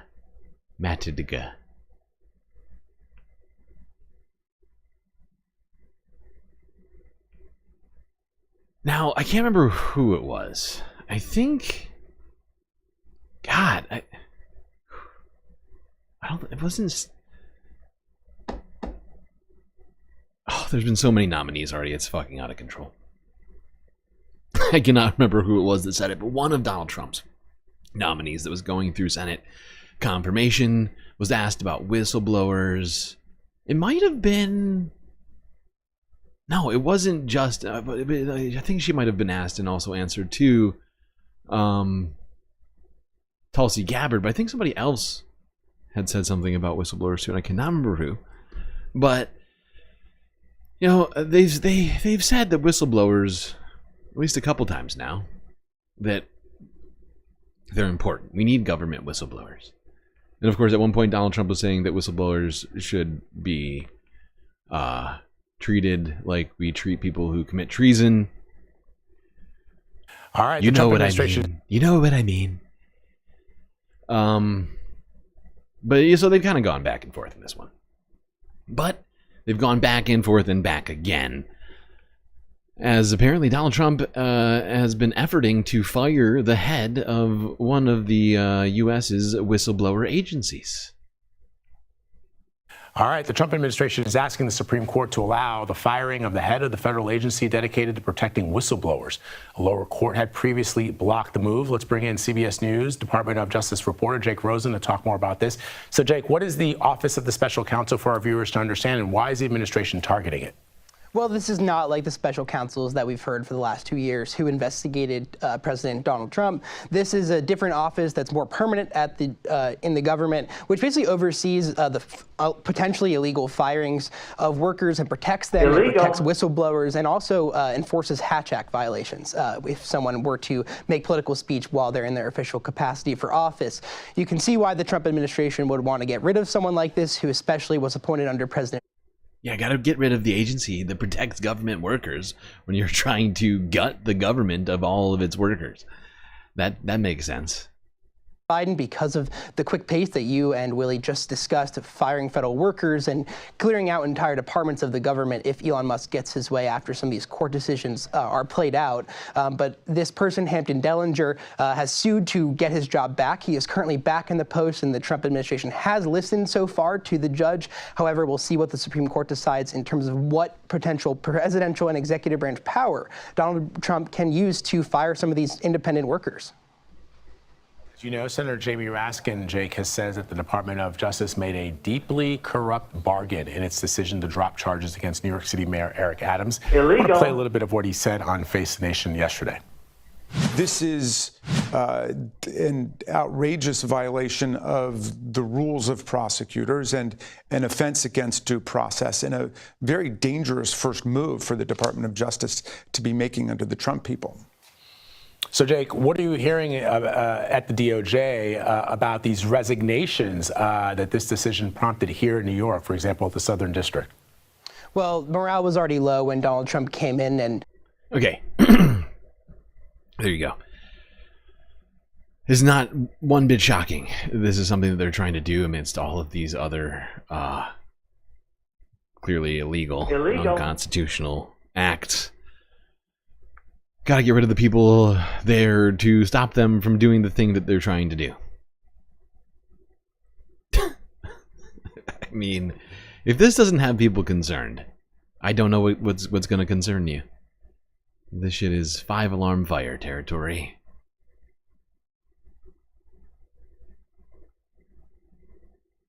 And, you know, there was a lot of accusations that the Department of Justice was politicized during the Biden administration.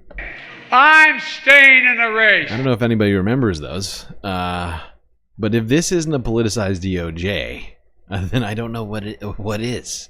Got Pam Bondi coming out, yelling, screaming. We saw footage of her, like, basically screaming at reporters about their questions over Eric Adams and this fucking deal that they made. To get the SDNY to drop charges against Eric Adams. But, you know, that seemed pretty political to me.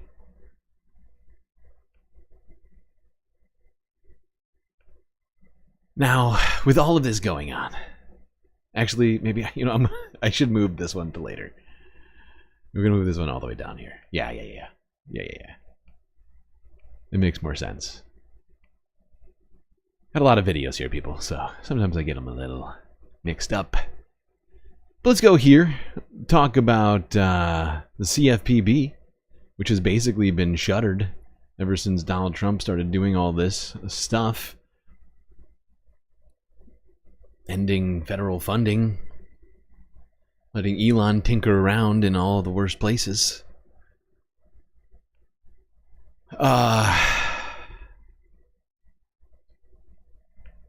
Yeah, ABC News 11 hours Well, ago. her job was to fight for the underdog and take on corporate America. If big business broke the rules and hurt consumers, Hannah Hickman would be the lawyer taking them on.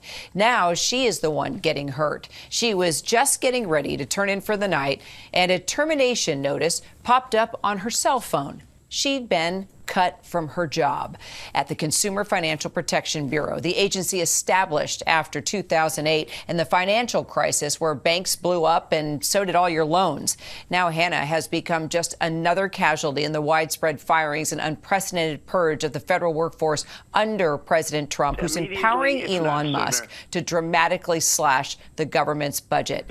Hannah Hickman joins me now. And I appreciate you being here because a lot of workers, I mean, we're seeing the protests now. People like you are coming forward and talking about it. But a lot of you were told you can't talk. We're not going to let you talk. We're not going to give you your money if you talk. But still, you're coming forward and telling your story. Why? I think it's so important for American people to understand what's happening. Their government, their watchdog agencies, the people who go to work every day to fight for them are being fired illegally in what is just a wholesale dismantling of entire agencies. Now, you're a lawyer, and you know firsthand that a lot of this is happening illegally. Explain what we're missing here and how this can happen if indeed what is happening is illegal. It's a great question, Kira. Civil servants have a lot of protections under the law, and we're only supposed to be fired if our performance falls short on the job. So what has happened is that the administration has fired us. We call it layoffs sometimes, but that's not what it is. It's an illegal firing. And, you know, it's just not credible to say that thousands of people were determined to fall short of expectations. I mean, literally every probationary employee at my agency was fired. It can't be that we all fell short. And I see in the termination letter, it says that your ability, skills, and knowledge did not fit the agency's current needs. Is that true? Well, I suppose it depends on what the current needs are. I was definitely meeting the agency's needs a few weeks ago, but... What were you doing? Let's put it in perspective. Sure. I was an enforcement attorney. I was in court fighting for consumers, trying to stop illegal conduct and get them their money back. Illegal. I was going toe-to-toe with the biggest financial firms in the country, and I came from a 15-year practice in private law firms, so I can do it, and I was doing it. And I think the answer is that the agency's current needs, according to the president, are to stop existing. There you go. One of the lawyers from the CFPB, entrusted with protecting consumers, lost her job. Even though a review of her performance only weeks before it said that she was actually doing perfectly fine. And is a perfectly capable, competent, and meritorious individual. Oh my god. But that's what the voters wanted, right? To have less protections when they, you know, do whatever financial transactions, right? That's making America greater again, right? You can already feel the greatness, can't you? Consumers being scammed in the streets, no one to help them. That's America. Enjoy.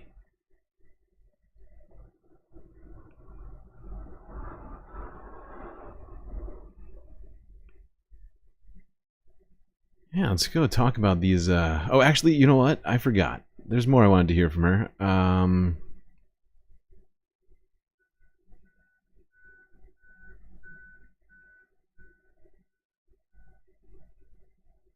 Here, I'm just going to go back and we're just going to listen to this. I can't remember where it was.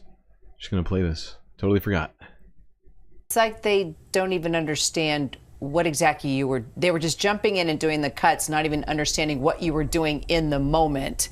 Is there a way, let's just take your agency, for example. Is there a way to legally and properly tell folks, you gotta go? I mean, do you see where cuts could be made in the agency? Clearly, it wasn't you because you were actually doing the job just last week. But is there a way to do this properly? I mean, is that even the right word to use, I guess? Absolutely. I think this is a really stupid question because it sort of suggests that the agency could somehow or should somehow be able to do what it does with less money, right? Even though there's more and more people every day, and you know, therefore more transactions every day.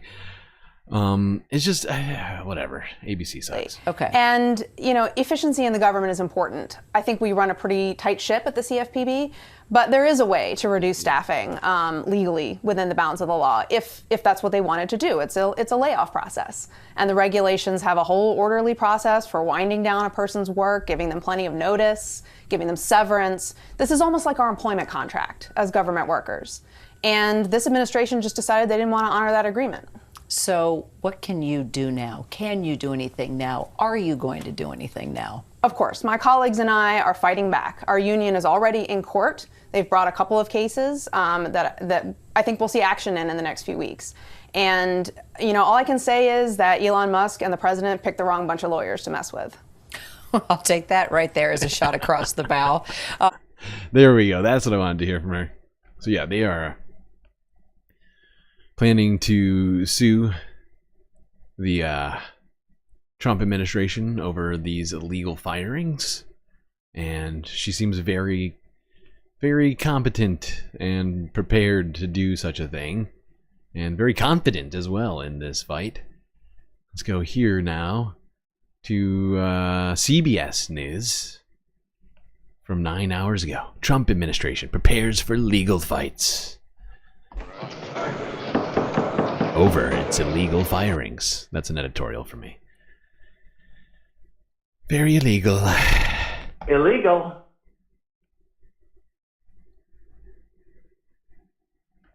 The Trump administration is digging in for what could be a long legal fight over plans to reduce the size, scale, and cost of the federal government. At least 8 lawsuits have already been filed just on behalf of independent inspectors general who were removed from office after President Trump returned to the White House. Now the administration is asking the Supreme Court to step in and allow the president to fire the head of an independent federal agency tasked with protecting whistleblowers. More federal workers are expected to be fired in the days ahead. Thousands of new hires have been targeted across at least 20 agencies, including the Department of Veterans Affairs and the Department of Education. Many are probationary employees, so mostly new hires who are still in their trial period. The latest mass firings are part of DOGE's continued efforts to cut government costs. Let's bring in CBS News White House reporter Willie James Inman, who is with us from West Palm Beach, Florida. Willie, what is the office of the special counsel, and why does the president want the head of it to be removed? Hey there, Lindsay. Good to be with you. It's a great question because this is different than, say, the special counsel's office where Jack Smith was appointed. Of course, Jack Smith investigated the president on his retention of classified documents and election interference, or alleged election interference. This office essentially protects whistleblowers, those government employees that want to transmit information to the office of the special counsel to look into wrongdoing in the government. And I also want to bring up for our viewers, or just say to our viewers, one of the primary missions, and we got this from the website of the agency, is to safeguard federal employees and applicants from prohibited personnel practices. Of course, it is guarded by a couple of different laws, including the Hatch Act. So this is clearly an office that is very important and key to federal employees being able to report wrongdoing. But the president here really wants to exert his executive authority. He doesn't have the authority to do this. Thanks, CBS. Great job. Let's go here. Let's talk about this. With all this going on, people yelling about him and Elon Musk in the streets, and the media talking about the very strange, potentially illegal sort of relationship Elon seems to have with the government right now. Trump is now accusing the media illegal of trying to drive him and Elon Musk apart. Best friends forever. CBS News 6 hours ago. President Trump and Elon Musk are expected to discuss the new Department of Government Efficiency and some of the pretty serious issues hovering around it in their first joint interview. There's a clip that's been released. The president in it discusses that he believes media outlets, in his words, are seeking to drive a wedge between him and Musk. Let's listen. Elon called me. He said, you know, they're trying to drive us apart. I said, absolutely. No, they said, we have breaking news. Donald Trump has ceded control of the presidency to Elon Musk. You know what I have learned, Elon? The people are smart. They get it. Yeah, they do. They get it. They really see what's happening. Wow.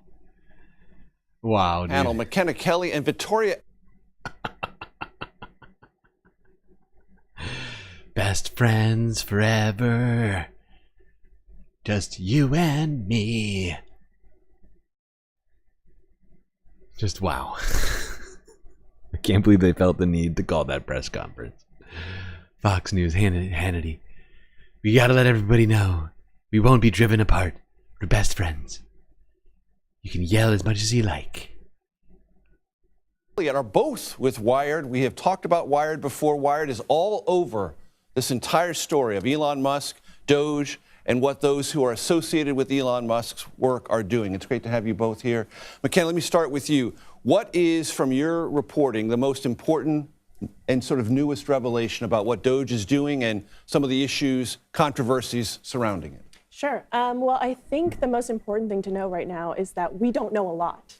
To Nancy's point earlier, there's just not this promised transparency is in name only, it seems. Yes, and they've launched these Twitter accounts, X accounts, I should say. I'm still so bad at saying that. X accounts for every agency, asking people to, they're essentially crowdsourcing tips for fraud, waste, and abuse. And now I don't know what people outside civilians know about what's going on inside these agencies. But it sounds like transparency to Elon means using X. Right. What is satisfactory to him, Victoria, but may not be satisfactory to Congress or the unions representing these civil servants, or maybe even some aspects of the public at large. Right, and I think even coming down to what we're defining as waste, fraud, and abuse. Right, that's great. You know, technically, is USAID an agency established by Congress, funded by Congress? You know, that is something that the representatives of the American people and presidents year after year have decided is a priority. And while that might be a change in policy that the Trump administration and its allies in Congress want to put forth, the reality is it doesn't become wasteful just because. I don't want reality. I don't want reality. Musk decides that, but that is how they're treating whole swaths of the federal government. Right, and this definition really matters because let's say you're a recently promoted federal employee on probationary status. You might have been with your agency 5, 6, 7 years, climb the ladder and have a level of proficiency that's kind of important. But if you're probationary, suddenly you're wasteful and you can be lopped off because you have fewer protections, civil service and otherwise. That's, ladies and gentlemen, why DOGE is zeroing in on probationary status employees. McKenna, that's my understanding of this. Sure, they're easier, I guess, they see to cut off. I think the important thing that you noted, though, about why these systems, right, why this is, there are these people, these probationary employees, they have so much institutional knowledge. Like you said, they could be there for several years at a time.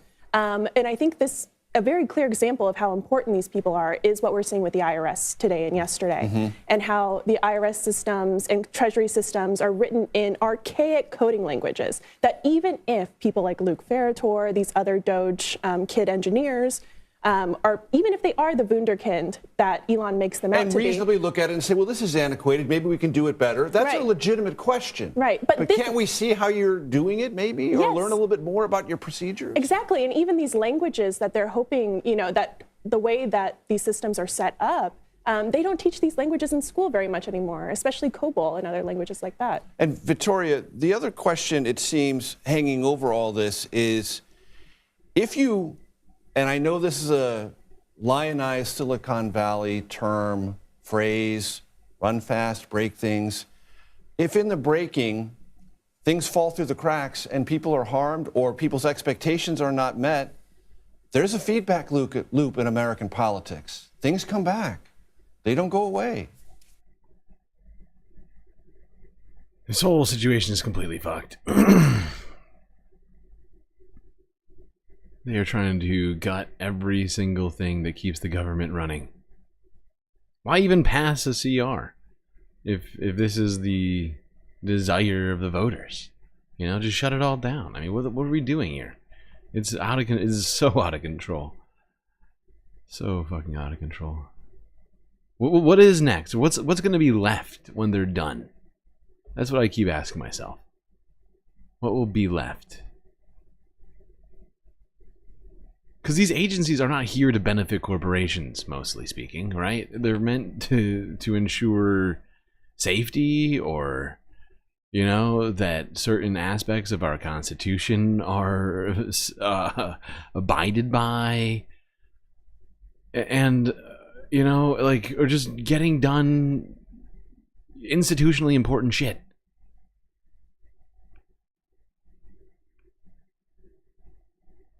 Man, I have not seen these memberships pop up yet. I've been waiting and watching, like, out of the corner of my eye as we do this stuff to see if those memberships ever post, but they haven't.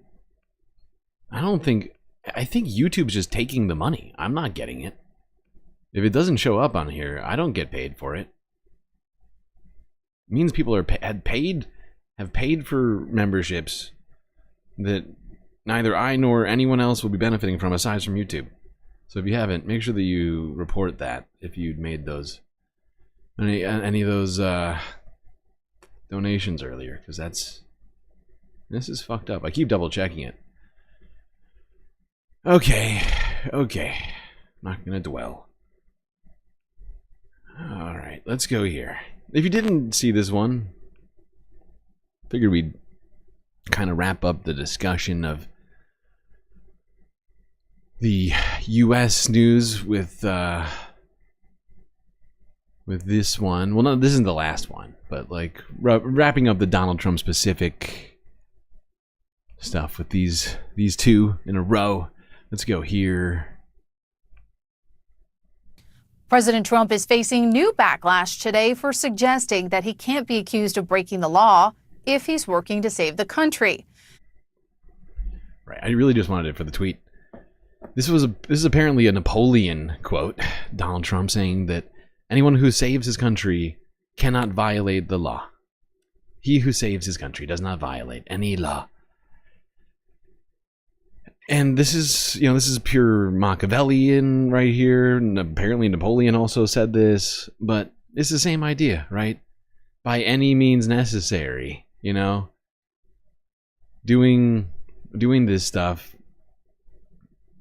with zero regard for the cost to regular people, the outcomes of all of it, is just about the singular goal of supposedly saving the country that justifies all of this in his mind. He can't do anything wrong so long as he in his mind believes he's saving his country, and his supporters believe it. And it's insane.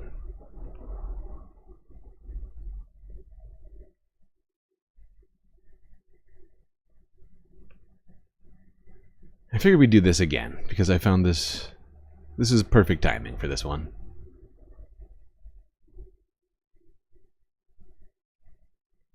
Yep, I'm not, losing a whole lot of sleep.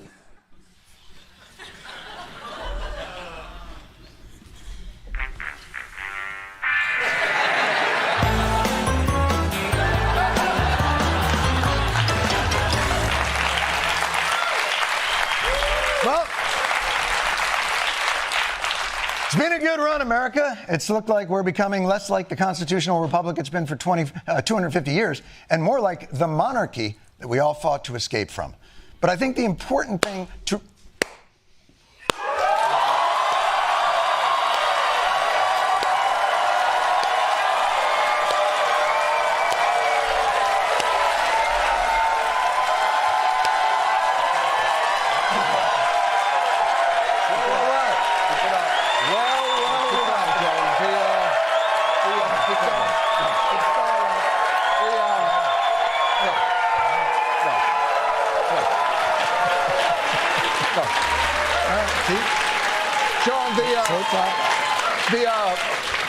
The prodigal son appears to have returned. What?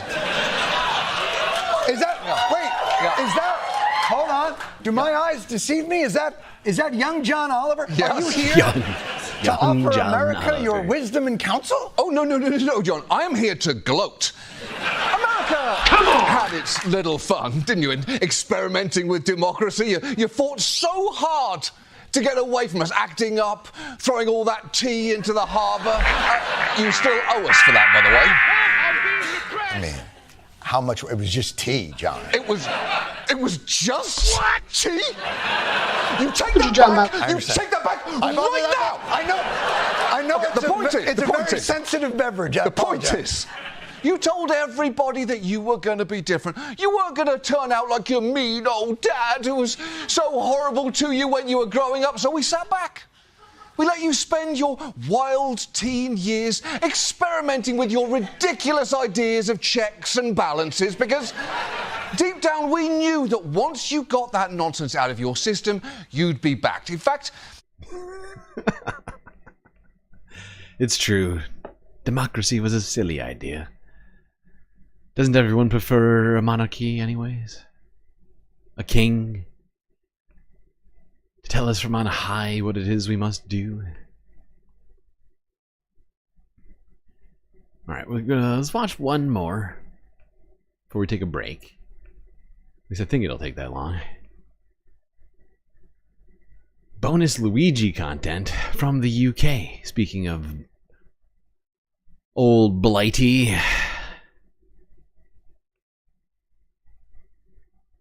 Luigi Mangioni's defense fund has raised over $300,000 from more than 10,000 donors. And the man suspected of assassinating United Healthcare boss Brian Thompson has now released a thank you statement online. So he says, I am overwhelmed by and grateful for everyone who has written to me to share their stories and express their support. Powerfully, this support has transcended political, racial, and even class divisions, as mail has flooded MDC, I presume that's the prison he's in, from across the country and around the globe. While it is impossible for me to reply to most letters, please know that I read every one that I receive. Thank you again to everyone who took the time to write. I look forward to hearing more in the future. So he's getting so many letters, he can't possibly reply to all of them. The amount of support that Mangioni is receiving also means the prosecution are worried about the makeup of the jury when he does go to trial. Prosecutors may face an uphill task preventing secret supporters of Luigi Mangioni from getting on the jury at his trial. They're going to want to make sure that they don't have people on this jury who are particularly sympathetic. Yeah, who do we fill the jury with then? That's fascinating because the fact is there's so many people who are sympathetic with this. Because you have to have dudes like this here in what is that? Grade A Mongolian wool, maybe cashmere sweater, and of course a nice collared shirt underneath.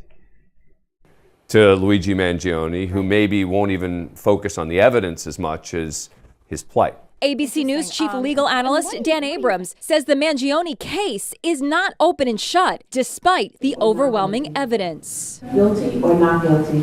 Not guilty. A lot of people are supporting him. He has enormous support. I haven't quite seen this kind of support for someone who isn't famous.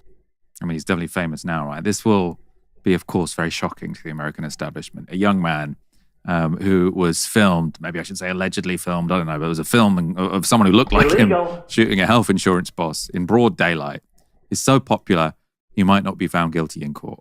Right? That's what that sort of analyst was suggesting. The buzz around Mangioni also doesn't appear like it will dissipate anytime soon. A new investigation Discovery Channel documentary, Who is Luigi Mangioni? Pieces together Mangioni's decline from high school valedictorian to accused assassin. Abrams is executive producer and says Mangioni and his alleged victim actually had a lot in common. They were both very smart. Yeah. They were both overachievers. They were both valedictorians. They were both the people who folks in their community thought were going to be stars, and their lives intersected in a way. He's a star in no a one different way now. I mean, there's a lot to say here about, the really US health insurance system and how, people have been harmed by it, and that's sort of why there's so much sympathy for this. But I mean, the first thing that I thought of actually with all of this is like in the UK. So when it comes to sort of like a criminal case in the UK, as soon as someone is charged, you are not allowed to. I mean, you are allowed to utter their name, but you're not allowed to do much more than utter their name. You know, you say anything that could possibly influence anyone to see if they were, or to suggest if they were guilty or innocent, blah, blah, blah, blah, blah. You can be in contempt of court, one of the sort of the most serious things that a journalist could do wrong, because you can end up in prison. In America, you've got like an active case, and you can have this really, I mean, was he at NBC or ABC? I don't know, this sort of powerful analyst, like producing this documentary where they say their lives intersected in a way which no one had imagined. How could anyone have imagined it? You know, it's like they're both very high achievers. One of them a boss. One of them shot in the back of the head. One of them angry at US healthcare. It's very Netflix already, isn't it, Ash? It absolutely is Netflix. I mean, it's one thing which makes me grateful for the UK's reporting restrictions, because there is no way a media organization would be able to make that kind of documentary ahead of trial, because it could be considered prejudicial. And I think that that's right. I mean, of course, there are some reporting restrictions in the United States. You have to supply all of your allegedlys, and of course, they deny all accusations and rare. But like the entire system around the reporting of court trials is so much more sensationalist and treats it as a form of reality television, which I think is just deeply, deeply unhealthy. I did want to talk about the particular way in which jury selection plays out in the United States, because it is different from the system that we've got here in the UK. So in the US, the defense and the prosecution can move to strike people from the juror pool and to exclude them based on things where they say, okay, but you're going to be biased. And in the case of, Luigi Mangione, it might be the case that the prosecution says, okay, well, have you had an experience which is negative with health insurance? Were you denied? That eliminates so many people from this, if that's allowed, to disallow jurors on the jury based upon having negative healthcare experiences. That's insane. That's insane. Who does that leave? Everybody on golden, platinum, diamond insurance? C-suite level care.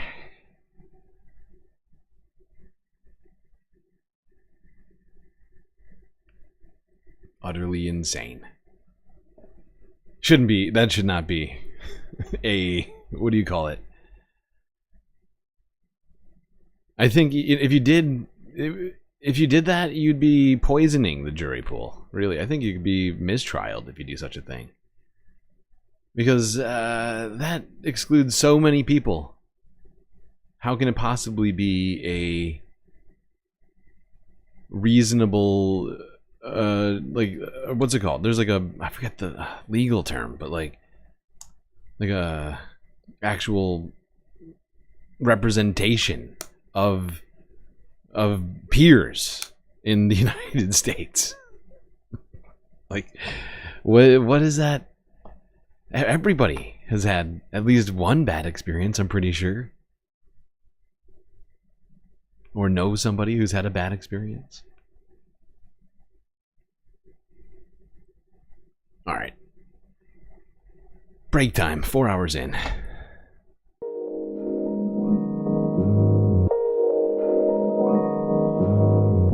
Alrighty, hope everybody's been enjoying the show so far. If you haven't already hit the like button, don't forget to subscribe. Maybe even hit that little bell icon too, so you don't miss any of the latest Galactic content. While you're doing all that, do consider contributing to the Galactic News Network, as you are our only hope to survive into the coming month and future months after that. So, do consider contributing in one of the many ways we have available to you. YouTube, Super Chat, Super Stickers. For now, I would just recommend, if you're going to do memberships, get yourself a membership. Otherwise, don't gift memberships right now, because we're having issues with that, apparently. Let's see. We got Twitch, bits and subscriptions over there. Cash App and PayPal. If you'd like to just give me money, make sure that I have food in my tummy. And of course, Patreon. One of the best ways in the entire galaxy to get space benefits. Only 3 Earth dollars to get yourself one of those. Of course, remember to go onto the website and not to use Apple's store to do so. But once you've done that, of course, using the app is totally fine. Just don't pay through it because Apple's store policies are insane and monopolistic. I'm just going to point this out to everyone. If all 818 Galactic YouTube subscribers gave only $2 a month to GNN, we would have 0 problems financially trying to stay afloat here in low Earth orbit. All right, chat. Enjoy this short space break. I'll be right back.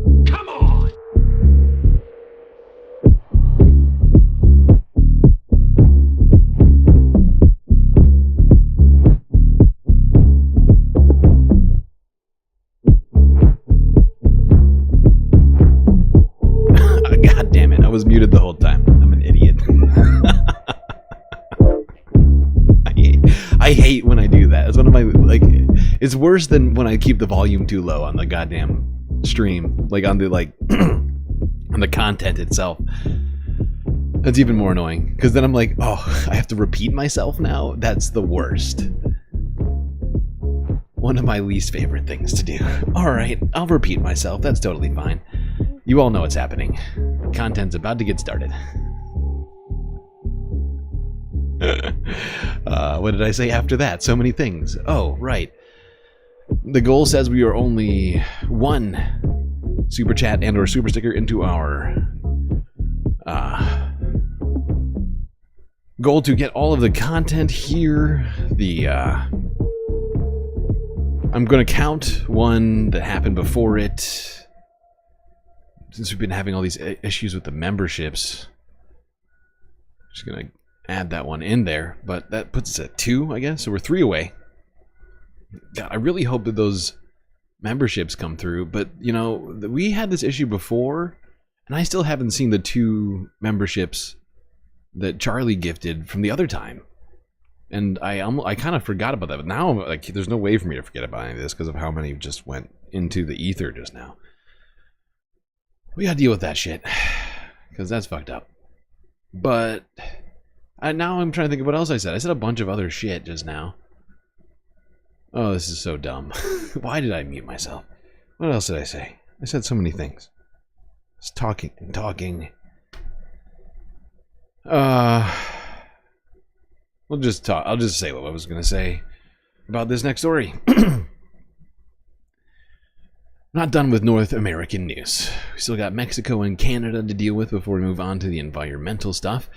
So let's start in Mexico, where, according to Reuters from 11 hours ago, Mexican tequila makers are fretting as U.S. tariffs threaten businesses.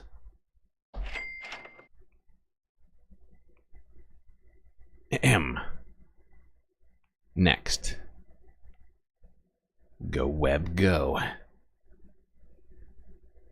Pitchforks chipping in with a lurker super chat. Blammo. Mexican tequila manufacturers are anxious about a potential 25% and a super sticky from Rob US Scouts. import tax that could harm businesses they've spent years building. Lurking is fine. Super chatting is even finer. Wines and spirit. Much appreciate the lurk and the chat. You don't have to always chat, but when you do consider super chatting. See what I did there? It's a little Dos Equis reference. Give that a heart. 100%. You know, that little doggy giving me a good job and a thumbs up starting to make me feel like I have it in me to get through this whole stream. Alright, back to the story. What's happening in Mexico? Mexican tequila manufacturers are anxious about a potential 25% US import tax that could harm businesses they've spent years building. Meli Barajas, owner of Azteca Wines and Spirits, says that her supply chain is now frozen. The uncertainty is affecting the girls, the whole production system, everything we have worked for during so many years because of a tariff. US President Donald Trump initially planned to impose the 25% tariff on Mexico and Canada. However, he agreed to a 30-day pause after they pledged to reinforce their borders. That looks like some Made fancy from tequila prickly right agave there. Plant and used in cocktails like margaritas, tequila has surged in popularity in the US. The country imported $3.8 billion of tequila in the first 9 months of 2024, according to the US Distilled Spirits Council. This represents a 13% increase from the same period a year earlier and is more than the combined imports of whiskey, gin, rum, brandy, and vodka. Like French champagne or Italian Parmesan cheese, products called tequila or mezcal must be made in Mexico. Tariffs would therefore increase prices in the US. For Barajas, if tariffs are imposed, US buyers are likely to opt for other drinks. God, not the tequila. This is going to really tamp down on some fun nights for people. Cause people to spend more money. Something that they didn't need to spend more money on, but were forced to by the king, Donald Trump, who doesn't understand how tariffs work or care, because they don't really affect him that much. Did I factor in the 5 memberships from Robin? That's all right. That's what I was trying to say. Because PB gifted 5 memberships that went through, and somebody else, I can't remember who, super chatted before I started the goal. I'm counting those. I'm like, I added one in there because of that. But I'm gonna try and get those refunded to Rob and Evan and Morbius because they didn't gift them to anyone. And like I was saying before, I didn't get paid out for the full. I did the math on it, and I was like, I got frustrated with YouTube's like report system, and I didn't finish the report. So I needed to actually do that now that this has all happened. But like I want to try and get all these refunded to people because I don't think anybody got those fucking memberships, and it doesn't look like, I don't think I'm gonna get paid by it. If I did, I'll count it for like a next stream's goal or something like that. Like right now, I'm insisting that people try to get those refunded on their own end, and I'm gonna do what I can on my end because that's fucked up. If nobody, because like they never populated, right? Like the ones from Charlie Jameer, I've been like watching them. They haven't shown up, and it's very annoying. We can't have memberships being gifted and then not being received. The great thing about the gifted memberships is it gives people emotes and other, awesome galactic feelings and benefits, and, that's not right. Makes people enjoy the stream more. I like to think that having a membership probably, incentivizes you in some way, either to use your emotes or your free super chat or whatever else, or just to feel more galactic. All of these things suddenly ripped away from some number of people who deserve them. So yeah, get yourself a membership if you don't have one, but for now, hold off on that until we figure this one out. I hate to suggest people don't spend as much money, but I'd rather we get the benefits from that rather than YouTube just robbing chat and me at the same time. Illegal. How rude. This is moments where we need the CFPB. I hate to say it. I hate to full circle the discussion into talking about politics again, but god damn it. Do we need the CFPB? These moments make me just so sure that we need people protecting us and our consumers and our financial interests as consumers. Okay, everything's fine. All right, just kidding. Not everything's fine. But we do have Claudia Scheinbaum, at least to the rescue on one thing. I thought this was great. This is one of the best. I'm like, I can barely start the story because I can barely finish talking about it. But this is one of the better stories of the fucking day here. So enjoy this one. All right. Claudia, take it away.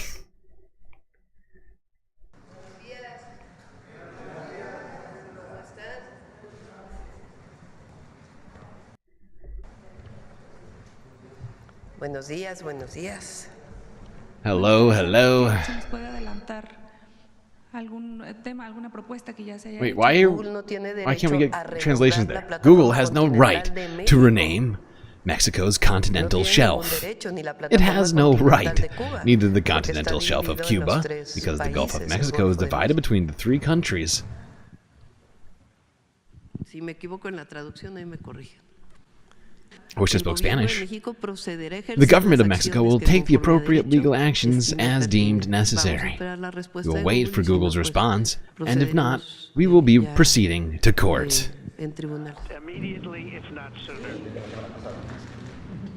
Now, hold on. Do I have the web page opened up? Hold on. I gotta pull this up because there was a story on this. The future of Ukraine took. What's happening with all this? But apparently, Claudia Scheinbaum is really... I should have had this ready for this. I was distracted by discussing memberships. God damn it. How rude.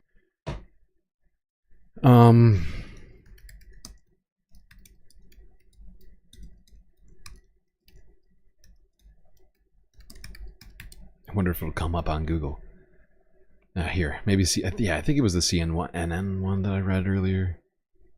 Yes, okay. Here's the CNN report from earlier today. I think this is earlier today, right? When did this come out? February 17th, Monday. Yep. Well, technically, not today for everyone, as the Earth turns. Tuesday shifts into focus, but we'll pretend it's still Moon Day for now. Here's CNN's report. Full screen that. Thank you. Can you make it bigger? Phrasing. Settle down. There we go. Perfect. Perfecto.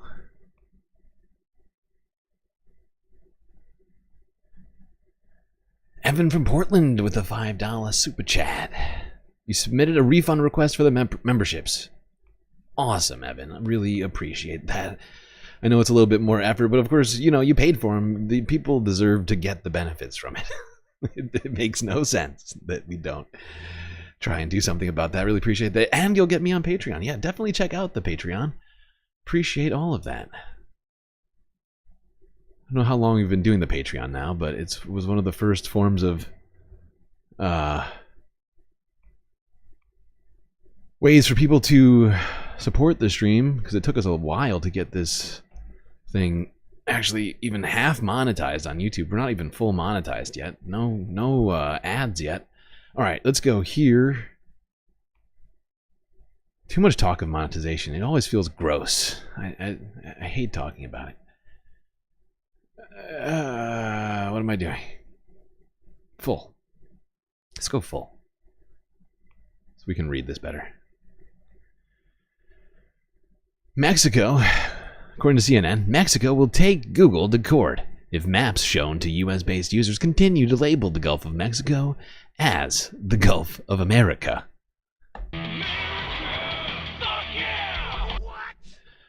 Across the entire body of water, President Claudia Sheinbaum said Monday, arguing that U.S. President Donald Trump's order to rename it only applies to the part of the continental shelf under U.S. control. Quote unquote, what Google is doing here is changing the name of the continental shelf of Mexico and Cuba, which has nothing to do with Trump's decree, Illegal. which applied only to the U.S. continental shelf. Sheinbaum told reporters, "We do not agree with this, and the foreign minister has sent a new letter addressing the issue." Sheinbaum said that renaming is incorrect, quote unquote, adding that Trump's decree, quote, only changed the name within its own continental shelf, which extends 22 nautical miles from the U.S. coast, not the entire Gulf, full quote. Last week, Google renamed the Gulf of Mexico to the Gulf of America for the US-based users of Google Maps, citing a long-standing practice of applying name changes when they have been updated in official government sources. People in Mexico continue to see the body of water listed as the Gulf of Mexico. All other countries can see both names. Sheinbaum first threatened to take Google to court last week, saying a civil suit could be on the table if the tech giant does not correct what she calls an inaccurate designation. All right, I think we get it. Oops, I clicked the wrong screen. There we go. I think we get it. I just thought it was one of the best stories of the day. Sheinbaum taking it to Google over there, bending the knee to Donald Trump for everyone else on the planet. Come on! Help! Help! I'm being repressed! All right, now let's go to Canada, where we've got a few pieces of news here. Although two of them do relate back to the United States. First, we'll listen to Melanie Joly, who spoke to PBS NewsHour. Why do I keep thinking that this window is the same fucking window? Dumb. Very dumb. You're a big dummy, StreamLord. I made a huge, tiny mistake. Okay, to PBS, where they did an interview with Melanie Joly of Canada. Or should we...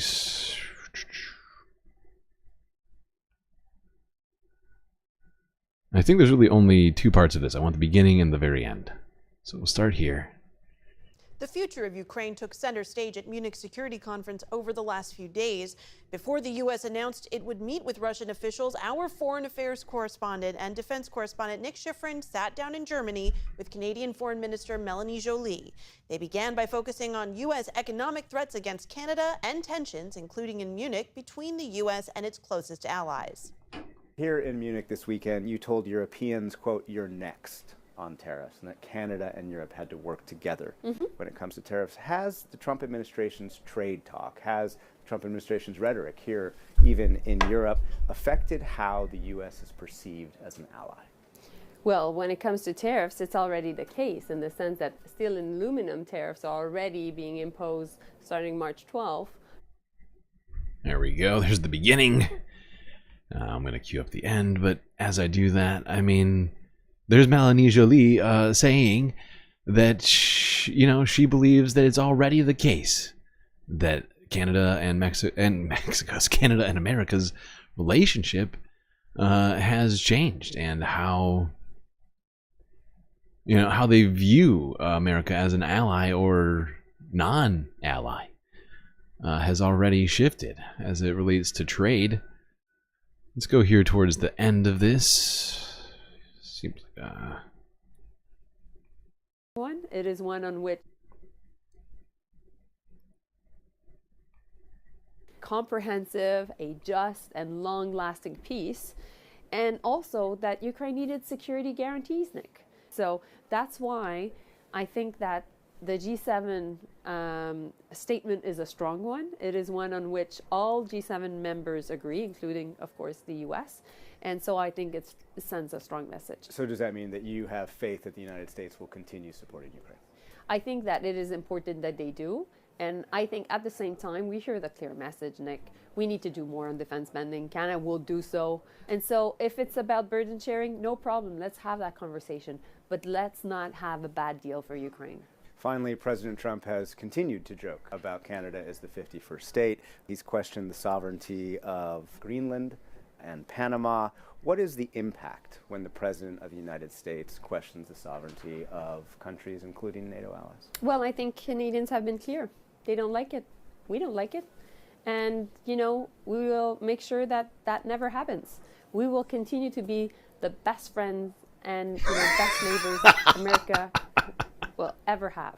But we will never be a state, and we will never be a colony. Do you know what that body language just rang to me? like the way she says it. This is a woman on a not so good date being asked if she sees things as being serious, and she's saying, well, I see us as being really good friends, but not on a serious level, okay? Nothing romantic. And it's this, oh my God. It felt like Canada and America were almost married at one point, and it seems like a divorce is happening. Real time. Canada looking for other people to date, like Europe. Saying that Canada will never be the 51st state or a colony.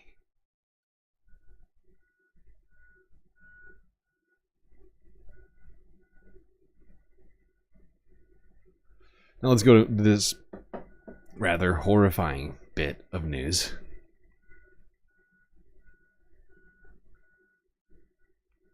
Let's go here to Forbes breaking news. I were on the story pretty quick. This was the view on the ground after a video emerged of a flight which turned upside down on runway in Toronto, Canada, causing it to crash. You will see This is pretty crazy. My understanding is there were no fatalities, but a number of people were injured who were on board. Let's go here. We're in Toronto. We just landed. Our plane crashed. It's upside down.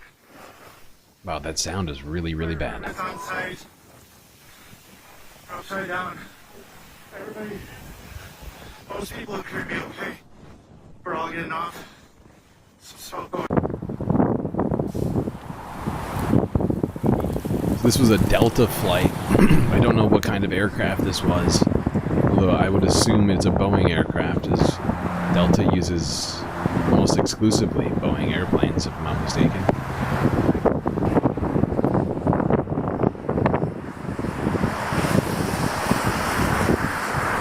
This is wild. You can see that there's clearly burning going on here. Burn marks across the side of the airplane and around the engines. There's CNN from the very shortly after this one dropped. This Delta flight 4819, operated by Endeavor Air, that's a wholly owned regional airline by Delta Airlines, was coming into land on runway 23 at Toronto Pearson International Airport. Pretty windy day there, winds gusting up to 35 knots, about 40 miles per hour. And you can see the evacuation that was successful with a capital S right there on the runway at Toronto Pearson. Folks coming out through the R1 door just behind the pilot's bulkhead there at the backside of the cockpit in the front of the first class cabin. And then the mid-wing exit where they were able to get out and essentially walk away from this crash. I want to show you this incredible new video taken from the evacuation inside the plane that was inverted. The floor, now the ceiling, the bins, the overhead bins, now on the floor. And I want you to watch this now. This is actually the first time I'm seeing it too. Watch. Give everything, drop it. Come on. Don't take it down. Put that phone away. The instructions there from the flight attendant: drop it, drop everything, drop it. That is critical, especially in a evacuation like this. You want to leave everything behind and not hamper your way out of the airplane, especially because we saw scenes of this plane on fire. The black smoke was pouring out almost right away as the airport rescue and firefighting crews came up with incredible rapidity. Hats off to them for putting out what appeared to be a fire there, at least on where the right wing used to be. That is where the fuel is stored for an airplane like this CRJ 900. The configuration of this plane, 76 seats, and all of them were full.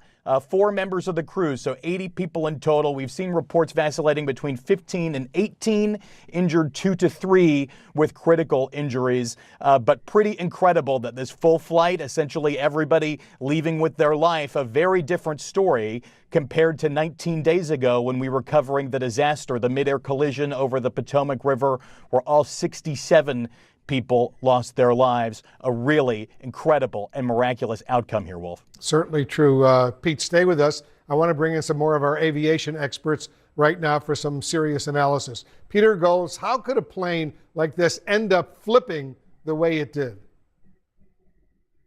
Well, we won't know for sure until the Canadian Transportation Safety Board does their investigation. But as Pete indicated, winds, there were gusts upwards of 40 miles an hour. It could easily have clipped a wingtip and catapulted down the runway.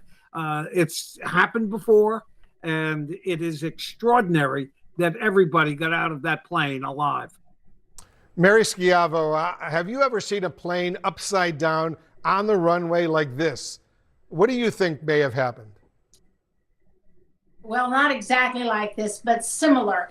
And as Peter said, in those cases, in those other accidents, one was Asiana in San Francisco, one was United Airlines in Sioux City, and then a couple smaller planes. What happened is they came in on Asiana, they clipped the seawall, and then they didn't come in straight and level, and one wingtip hit the runway, and then the plane cartwheeled. Same thing in Sioux City. They had a gust of wind right as they came in. It was a long explanation leading up to that, but the wingtip hit and then they flipped.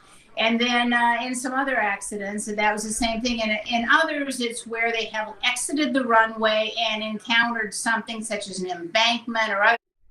Okay, so it's not clear. A lot of postulating here from experts on what could have been the cause of this crash.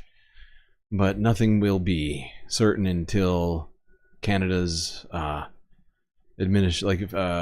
administration does its investigations. So till then, I'm not going to speculate on it. I will go here, though, where authorities on the ground made a statement. This is the Associated Press's footage of that from 5 hours ago on this plane crash in Toronto. Toronto Pearson today. Toronto Pearson Fire Chief Todd Aiken will speak first, followed by Superintendent Butt, who is with Peel Regional Police. He is the commanding officer of the airport division.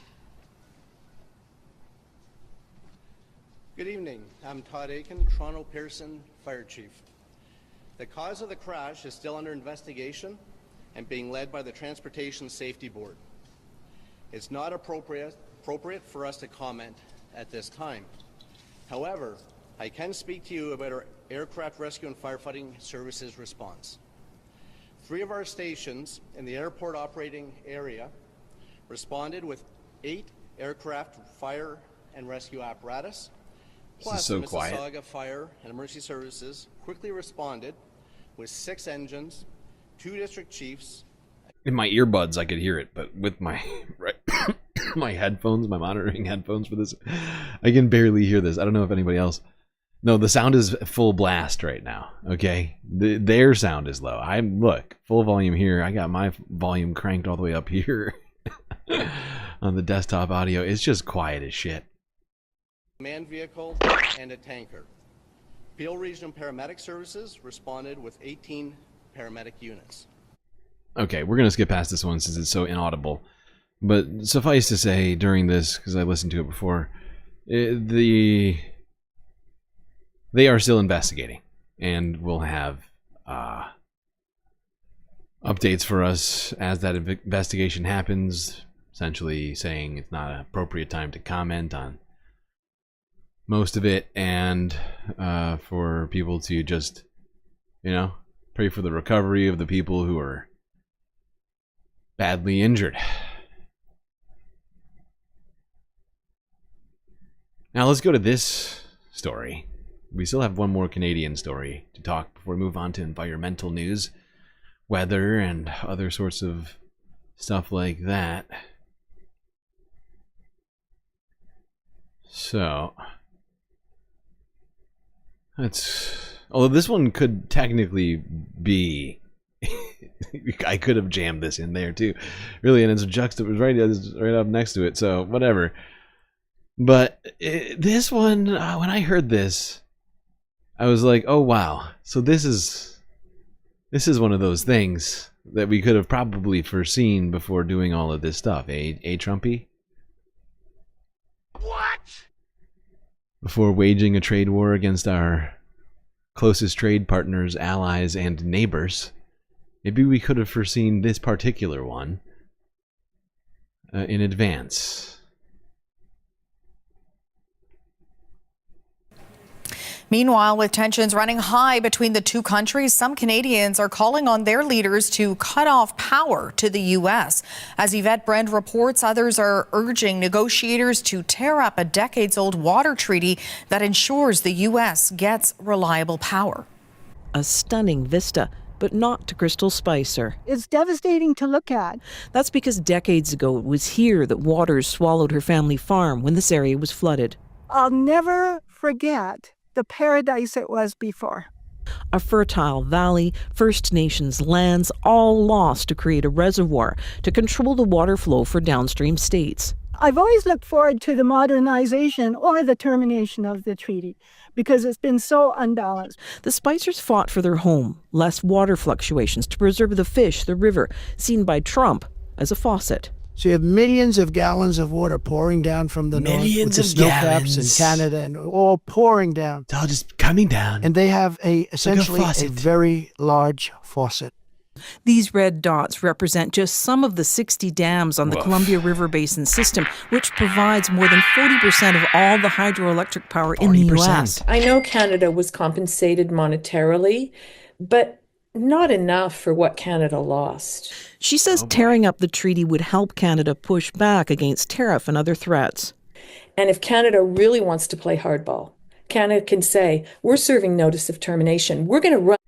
Oh boy. I just want to go back before we go any further. Stop that. What are you're getting in my way. Stop that. I just want to go back to this fucking map.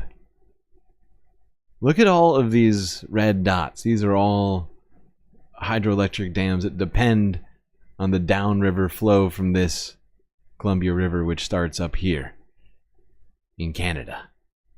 Canada suddenly decides, you know what? We don't like this treaty.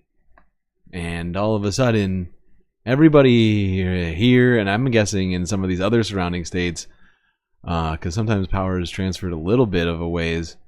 You could think maybe Utah, maybe Nevada, Oregon. Yeah, these on the border almost definitely. You know, maybe also struggling with power. This is great. This is a great vibe. I love this. Back to this lady talking. There we go. Play hardball. Canada can say, we're serving notice of termination. We're going to run this river exactly how we want to run this river. The BC minister in charge of treaty negotiations says the process would take 10 years and wouldn't help. It wouldn't have much impact on the current situation, which is an immediate and vicious attack on Canadian sovereignty that we have to respond to. I am in favor of it because we need control for our own objectives. Spicer is all for terminating the treaty. As for Trump retaliation, I would expect it, but I would hope that Canada would stand its ground. She hopes at least the renegotiated, modernized treaty, which involved years of talks with First Nations and surrounding communities, will survive the latest. Geez, seems like as Donald Trump puts it, the 51st state of Canada is rebelling against the Union. Yeah, and making it very clear that they aren't, in fact, a 51st state. They're their own country. They can do whatever they want, regardless of what the U.S. wants, or what Donald Trump has to say. And we're learning that the hard way, it would seem. We've also seen reports of Canadians boycotting U.S. goods even after Donald Trump ended the first round of tariffs. You know, this is going to have effects across the board. You know what else is having effects across the board? Around the planet, due to our consumption of it? Microplastics, as it relates to our consumption of plastic. They are a byproduct of our use of this in every single aspect of our life. And one of my favorite channels that covers climate and environment-related news, OCC, or Our Changing Climate, did a little video about microplastics a few days ago.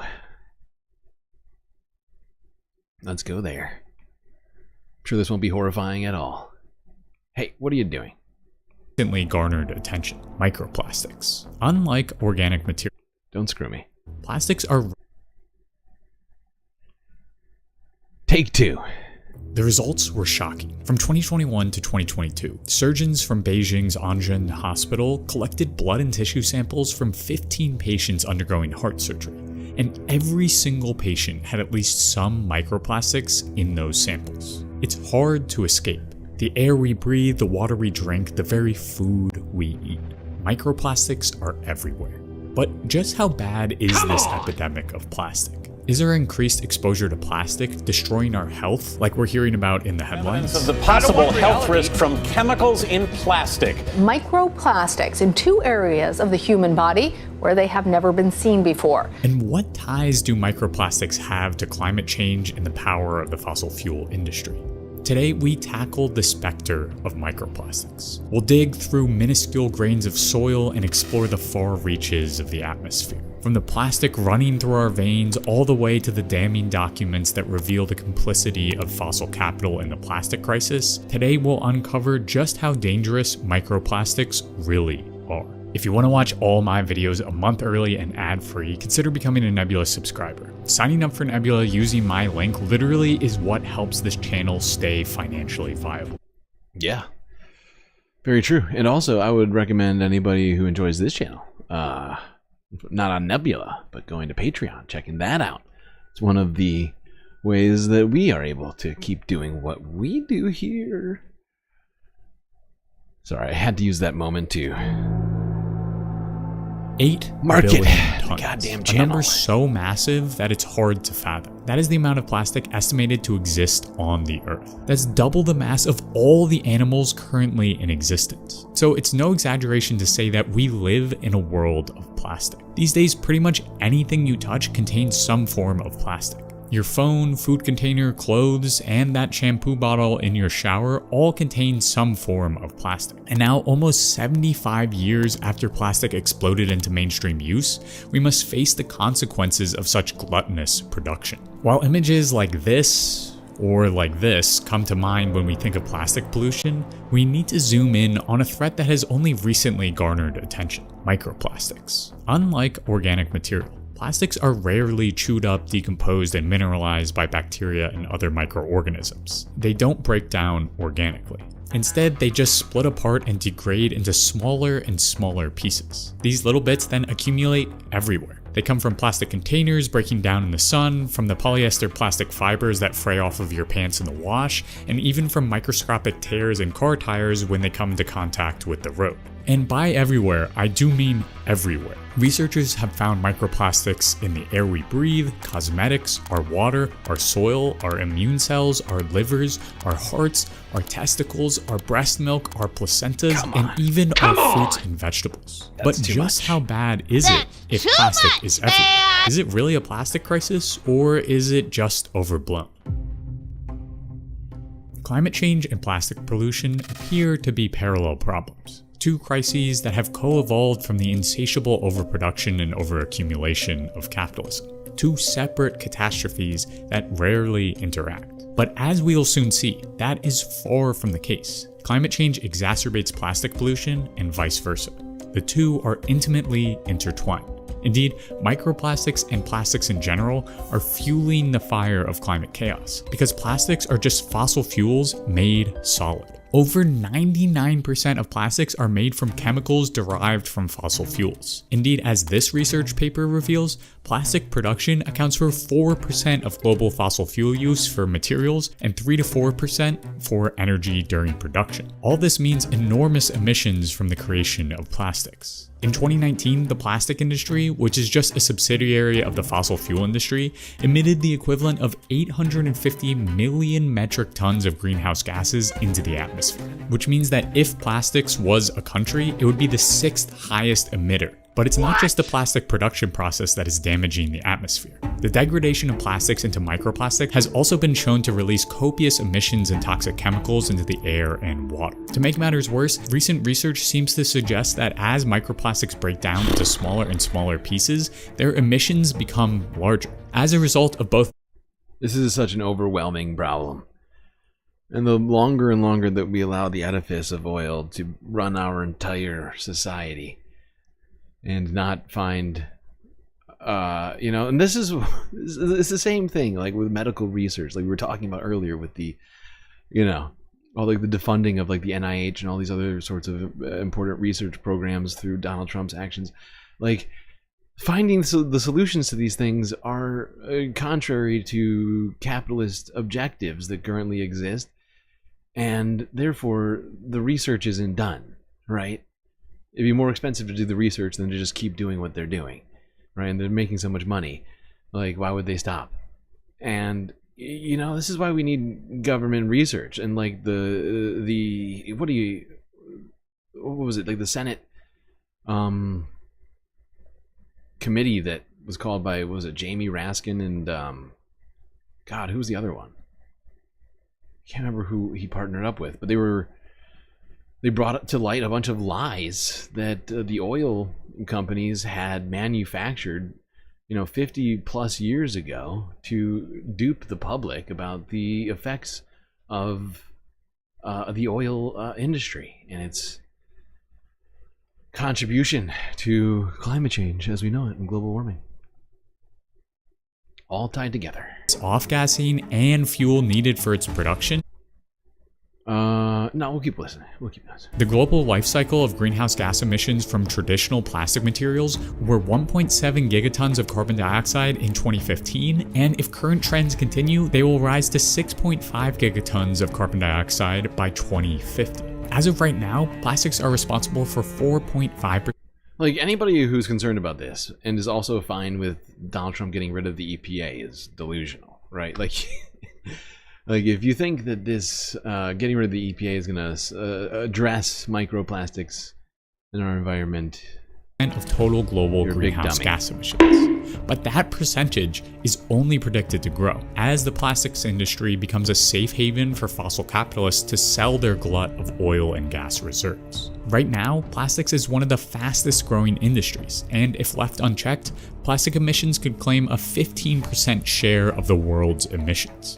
Unfortunately, direct emissions are just the tip of the iceberg when it comes to plastic pollution. The prevalence of I think we know just how prevalent they are. Let's I'm going to move this forward a little bit.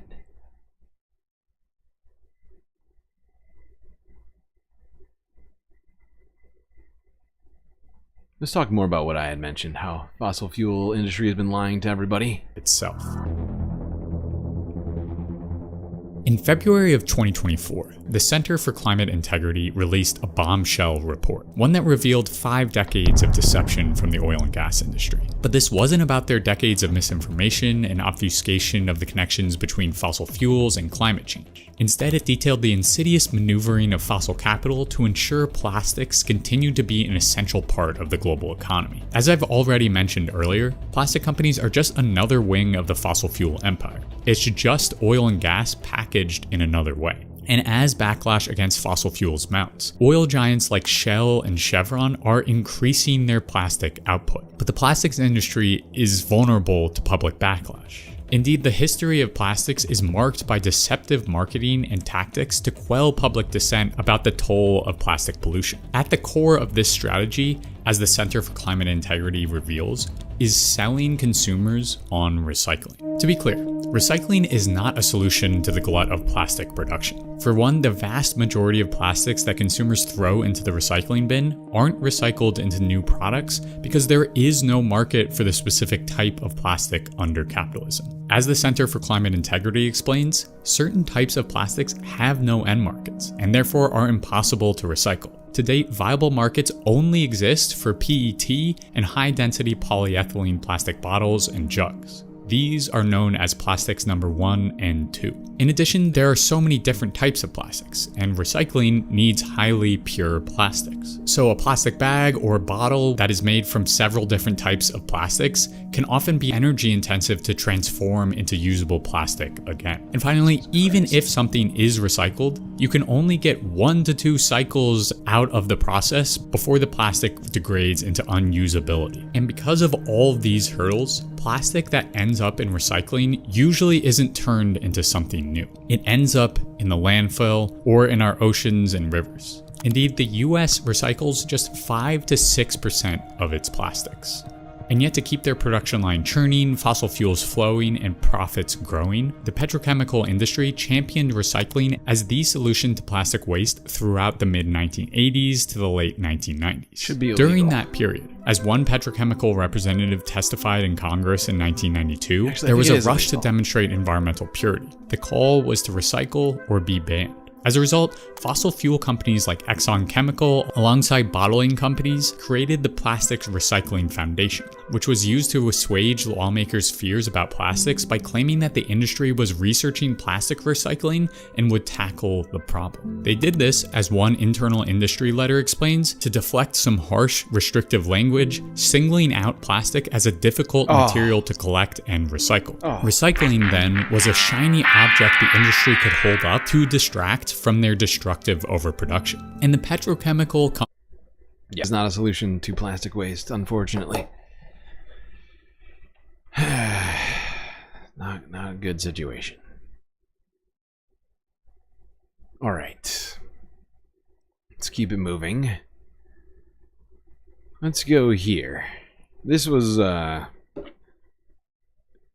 J.D. Vance talking at the AI Action Summit in Paris, which happened last week, saying that AI is actually going to be fine.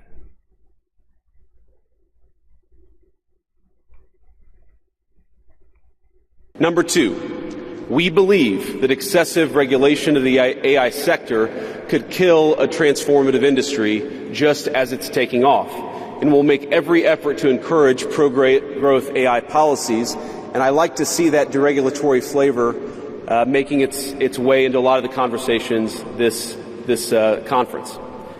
Number three, we feel very strongly that AI must remain free from ideological bias, and that American AI will not be co-opted into a tool for authoritarian censorship. And finally, number four, the Trump administration will maintain a pro-worker growth path for AI, so it can be a potent tool for job creation in the United States. And I appreciate Prime Minister Modi's point.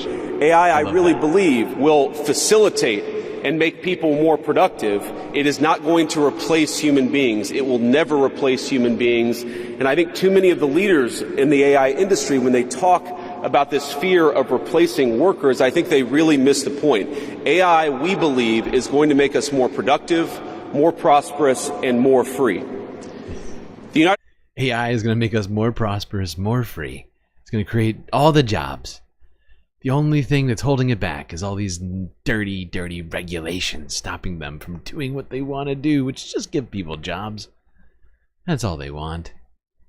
That's why it's worth so many trillions of dollars to these big businesses right now, because they just want to improve workers' well-beings and society.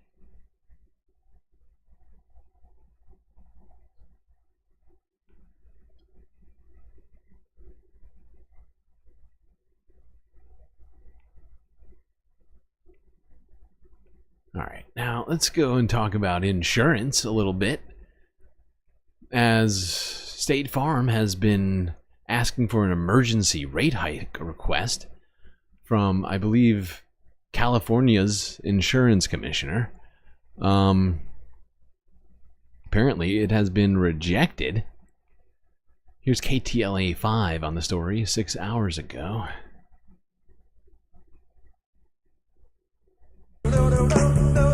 No. The theme today. Consumer Confidential with David Lazarus. Yeah, a lot of people were bracing maybe for their fire insurance to go up from this one particular company, with California saying not yet. Nope, yeah, not going to happen. No, not in this case, at least not yet. We're talking about California Insurance Commissioner Ricardo Lara, who has said no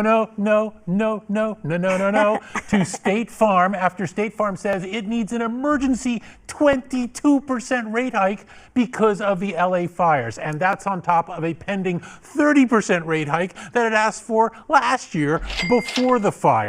Lara, for his part, said, yeah, you're just not making a good case for this. You haven't given us a good explanation for why you need all this extra money. I'm sure Donald Trump will get rid of this commission intended to protect people. Republicans don't have home insurance, okay? So, come on. Come on! And he's making a good point about that. Now, State Farm, for its part, says, well, yeah, but we had to pay out thousands of claims related to the fires.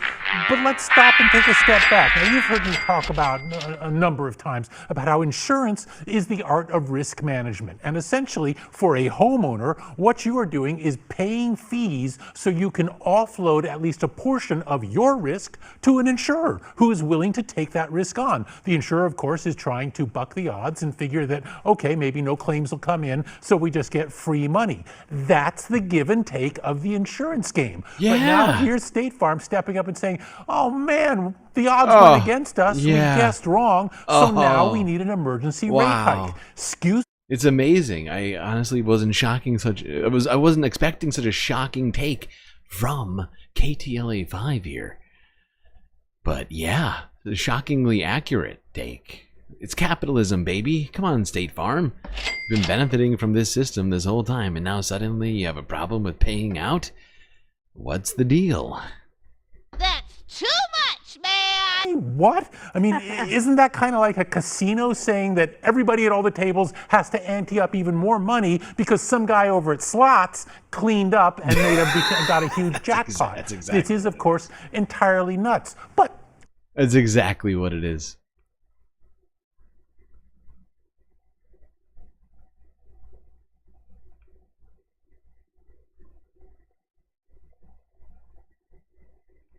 All right. Now let's go to Kentucky, where things have been pretty crazy. Not just Kentucky, but just the area around it, honestly. But Kentucky seems to have gotten the worst. Virginia, Tennessee also got hit by these storms, or this storm that came through the area, causing all this flooding. But Kentucky seems to be just have borne the brunt of all of this. Multiple people have now died, and that number has increased from last night when we talked about it. Let's remind everyone where we were at last night. This was yesterday. Tonight, historic and deadly flash floods slamming the South. We have lots of roads that are closed due to flooding. At least 8 dead in Kentucky, fears that number could go up. More than 1,000 rescues, crews racing to save people stranded in rising waters. You can see the scope of the damage in communities across the state. Entire neighborhoods wiped out and underwater. The governor today declaring a disaster emergency. This is one of the most serious weather events we've dealt with in at least a decade. Stay off the roads. If you hit water, turn around. It's not worth dying. Power out to hundreds of thousands across the region. The devastation hitting Tennessee, a catastrophic situation unfolding in the northwest part of the state after floodwaters overwhelmed the levee pouring into this community. Rescue crews rushing resources to the area. Water's coming down pretty quick and getting pretty high. Neighborhoods from Tennessee to Virginia underwater. Some places getting nearly 8 inches of rain since just yesterday. And it wasn't just the floods, 4 confirmed tornadoes across the South too. Got a pretty large tree that fell on a house. And our Yeah, and apparently at that time 8 people had died. One at least, it was a child.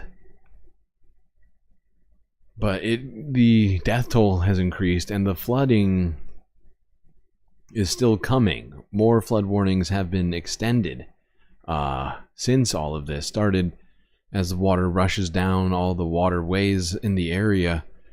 And yeah, it just seems to be getting worse right now. Let's go to CBS News now. This is from 9 hours ago.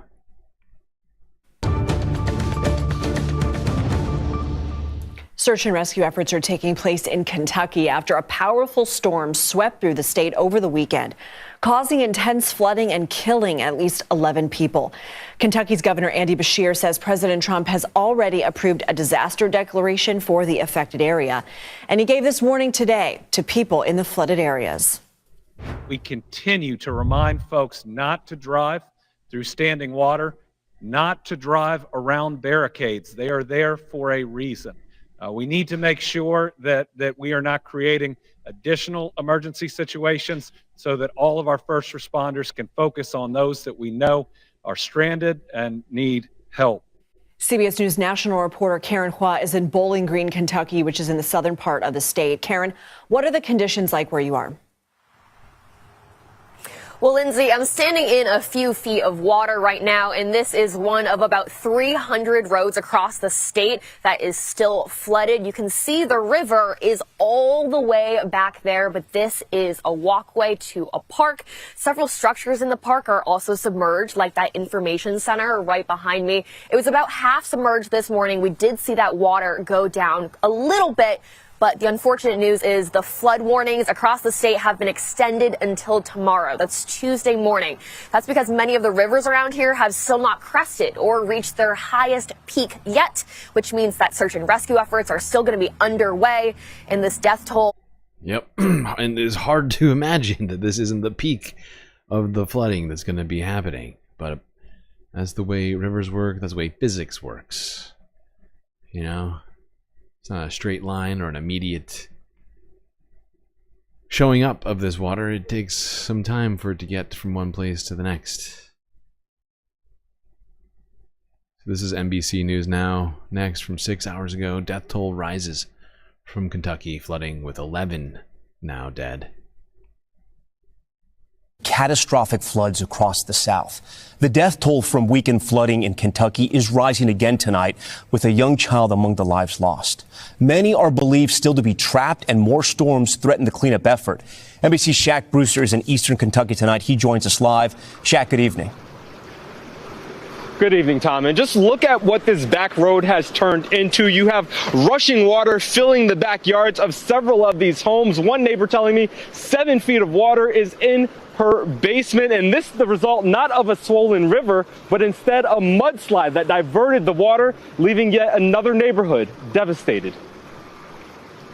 Tonight, as Kentucky's devastating floodwaters recede, the region is bracing for yet another round of storms. We want to make sure we get all the rescues done before that we're not doing boat rescues in a snowstorm. Heavy weekend rainfall leaving communities cut off, claiming 11 lives and prompting more than 1,000 rescues. Nearly 250 airlifted in Martin County today. Stacy Best in Pikeville said the water came rushing in. I felt like I was going to die, really. We ended up going into the attic. You were trapped here? Yeah, absolutely. In Kentucky's Hart County, a 35-year-old mother and her 7-year-old daughter were killed when police say their vehicle was swept away by water.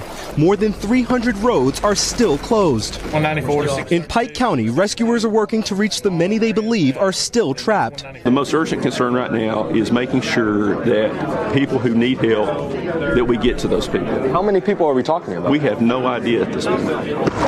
In places where the water has moved on, the daunting future now visible. NBC's Kathy Park is in Hazard, Kentucky.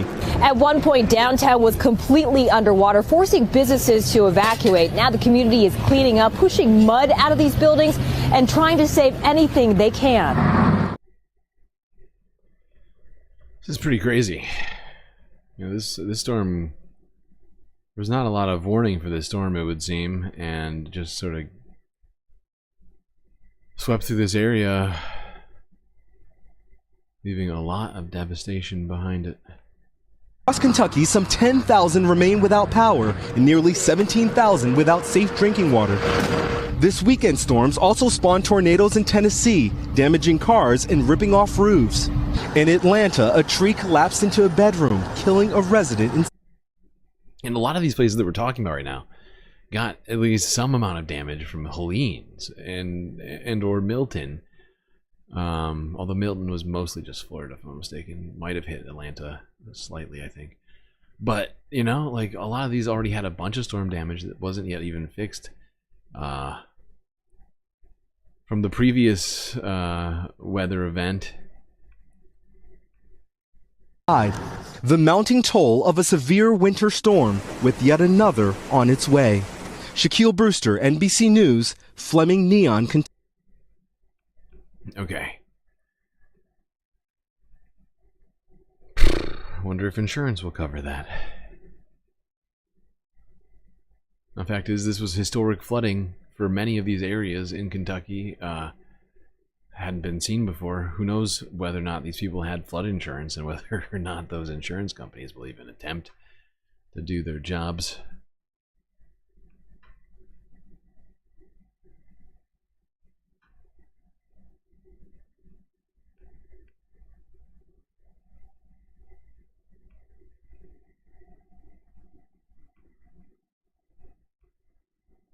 The number of people killed in the storm that battered Kentucky over the weekend rose today to 11.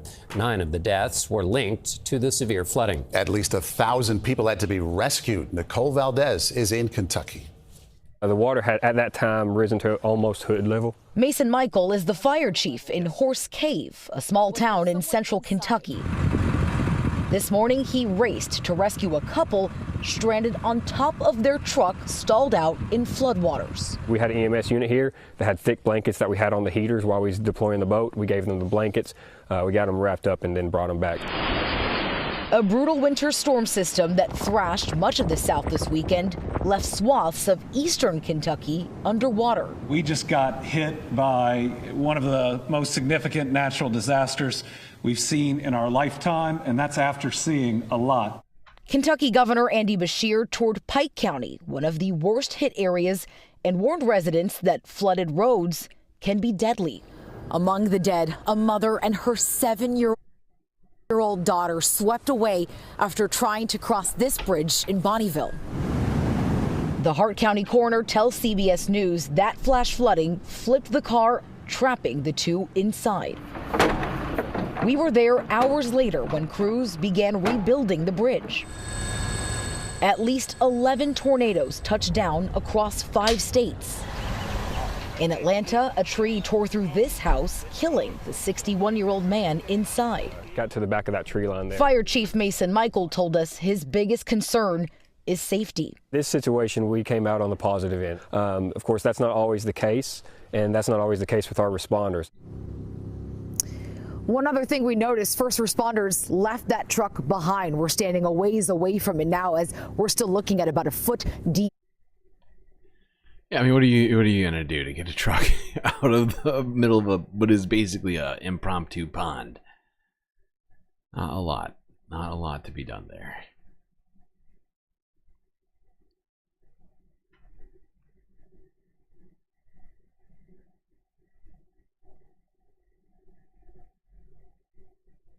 $80 likes. Wow. That is a lot of likes. Wait, why do I have 2 of these windows open? That should not be the case. No. Close yourself. There we go. Alright. Well, you ask and you shall receive.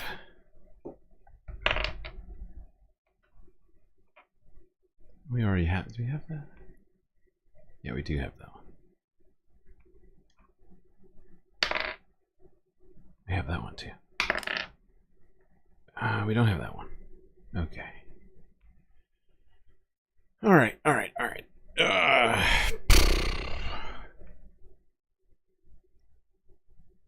Let's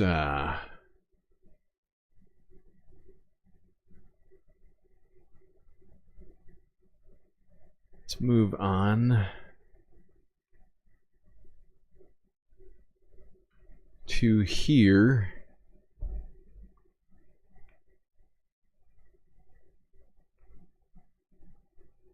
Let's just listen to a little bit more of what Andy Beshear had to say during this time. All right, welcome in on this President's Day. I'm Mugo Digwe. At least 12 people are dead after extreme weather hits parts of the country. Kentucky got the worst of it with 11 people killed. Heavy rain and snow caused creeks to overflow and roads to flood. President Donald Trump has now approved a disaster declaration there. But it's not just Kentucky we're talking about here. We're also keeping an eye on the wet and cold weather affecting multiple surrounding states like West Virginia and Tennessee. Along with rain, these storms also brought tornadoes in some parts. At least 4 touched down in Mississippi just over the weekend, destroying various homes I had and not buildings. seen that footage. We also have word that Arkansas governor High enough to completely overtake this bridge? Jesus, it's the first time I'm seeing that one. Homes and buildings. We also have word that Arkansas Governor Sarah Huckabee declared a state of emergency as severe weather is expected to hit her state tomorrow. Now, earlier, Kentucky Governor Andy Beshear warned the people of his state of widespread road issues. And what this chart should show you is it's impacted all of Kentucky. All of Kentucky still has standing water in different areas. You'll hear in a minute over 300 roads still impacted and closed. So everyone... That's a wild statement. All of Kentucky is underwater. Cue Waterworld clip. What the fuck? Be careful. Many people going back to work today, picking up their kids from school, just because those are in and just because the community is up and active doesn't mean every part of it and every road is safe. So this ought to tell you how hard we were hit and also the amount of time it's going to take for the water to go down. In some places that might be most of this week. All right. Most of this week. Holy shit. So Kentucky's going to be underwater until Friday? That's too much. That's too much, man! Alright. Let's cover this one last story. You know, during environmental news, I can't help but check these out. Here is a eruption at Italy's Mount Etna. Associated Press clip from 10 hours ago. Apparently, this eruption was so tall, it interrupted air travel in the area.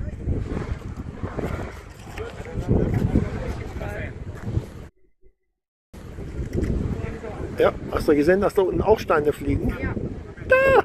Ja, habe ich gesehen.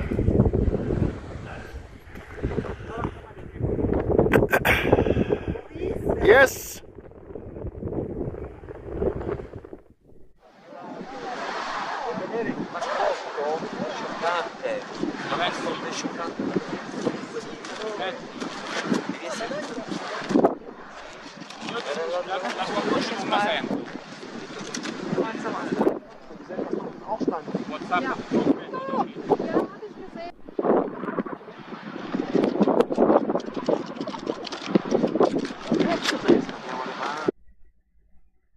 Here we go, a little explosive Earth action during this environmental portion of our stream. Let's go on to some explosive Earth action going on. And no, I don't mean more volcanoes. I mean all the shit that's been going on Earth. A lot of crazy stuff. A lot of crazy stuff. But before we get to talking about the state of geopolitics, let's talk trade first. Let's go here to Reuters from 14 hours ago. Market talk. Accelerating a trade war is in no one's interest. Reuters on the story. Okay, Reuters, take it away. President Trump has promised reciprocal tariffs, but the market isn't quite sure if they're really happening.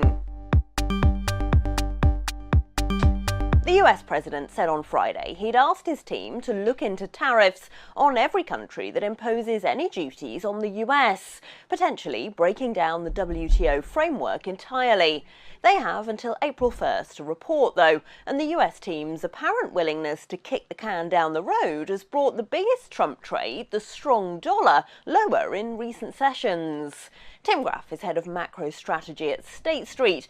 Tim, are currency traders at least concluding these tariffs might not happen, or at least not imminently? I don't know if it's a question that they might not happen. I think when it comes to reciprocal tariffs specifically, some of the rates that U.S. corporations pay or U.S. importers pay, they're not as big as some of the large percentage amounts that we've talked about, you know, above 25%, say.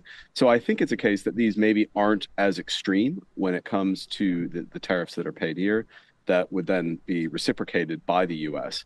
I think also the contingencies we've already seen to some of the tariffs announced thus far reduce perhaps some of the worst impacts, or at least in the market's mind, think some of the worst impacts might be mitigated. So I think it's more that rather than that they won't happen. Do you think, though, that markets should be readying themselves for imminent retaliation, especially from the EU? Possibly a little bit, but again, this is reciprocal. So reciprocal in theory means what you do to me, I do to you. And so unless... Well, actually, we talked about how Europe was talking about just banning all U.S. fruit imports. I don't know if that counts as reciprocal. But it seems like the market doesn't believe Trump's going to do what he's saying he's going to do. Interesting. Thanks, Reuters.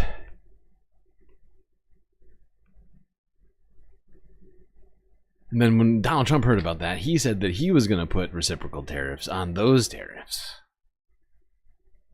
Although, I mean, maybe they were in response to the other tariffs that Donald Trump has threatened against the EU but hasn't done yet. I don't know. It all does seem idiotic. But Donald Trump has been doubling down on stupid since day one.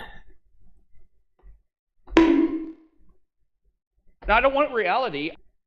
All right, now we have one very big story to talk about in the,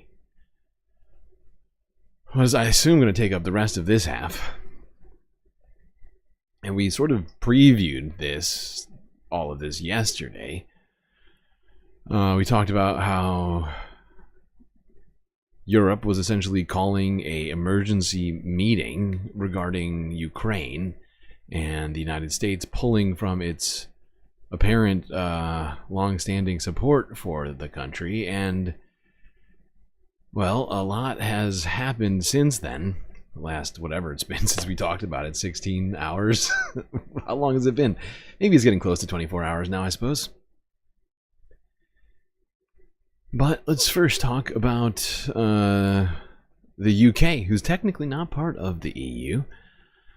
What's been said by representatives of the UK. First, we'll start here at the UN Security Council.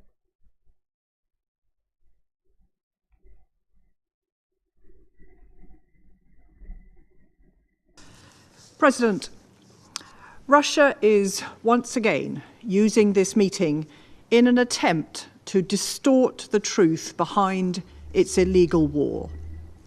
I'll make 3 points about lessons. First, the events of the last decade in Ukraine originate from a simple, sad reality. Russia's imperialist ambition and failure to respect Ukraine's sovereignty. Russia is not a reliable party to agreements or treaties. In freely signing up to the Minsk agreements, Russia had the opportunity to ensure peace. No one wants this war to end more than Ukraine. But Putin's so-called preconditions for talks, reaffirmed by his deputy foreign minister just a few days ago, have been that Ukraine withdraw from its own sovereign territory and abandon its sovereign right to choose its alliances. No country could or should accept this. So we can and must create the conditions for a just and lasting peace, which protects Ukraine's security, sovereignty, and independence. Yeah. That is what the UK ambassador to the UN had to say, to the UNSC had to say about all of this. And I mean, it's all true. You know, what Russia's been doing is illegal. Illegal. They invaded Ukraine, not vice versa. And what's being done in terms of Russia attempting to dictate what partnerships Ukraine is allowed to have, a sovereign country that's not Russia, should be having what seems like the support of Donald Trump in the U.S. in this moment. It should give people a feeling of alarm, in my estimation. Just think about it in any other context, right? Like, should the U.S. be able to allow to? Should the U.S. be allowed to tell the U.K. who they're allowed to be friends with? What partnerships should we be able to Brexit and un-Brexit Europe at a whim, right? Or, you know, unilaterally remove the United Kingdom from NATO or from any other sorts of partnerships, the UN, and apply that all over the goddamn globe. And that's what I see as being one of the biggest problems with all of this, is that it's not, and Ukraine, Europe being completely left by the wayside by Donald Trump's team and Vladimir Putin and his ministers, and it's been pretty alarming.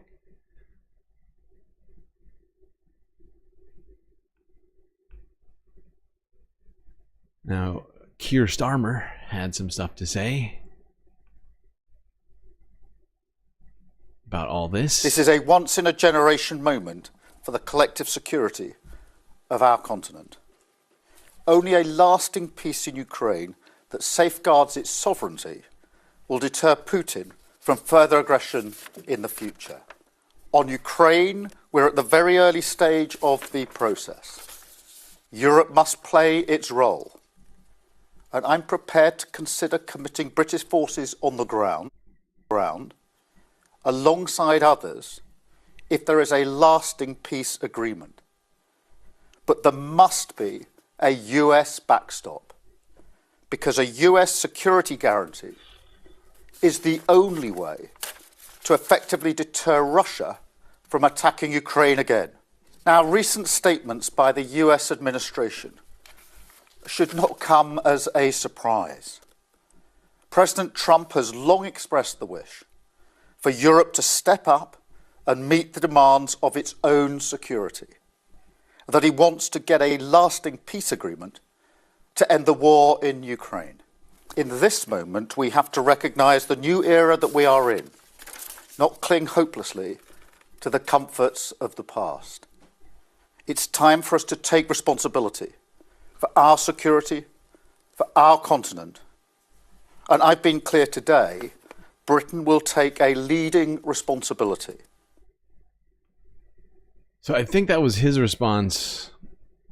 I think it was directly after the meeting that was held in France.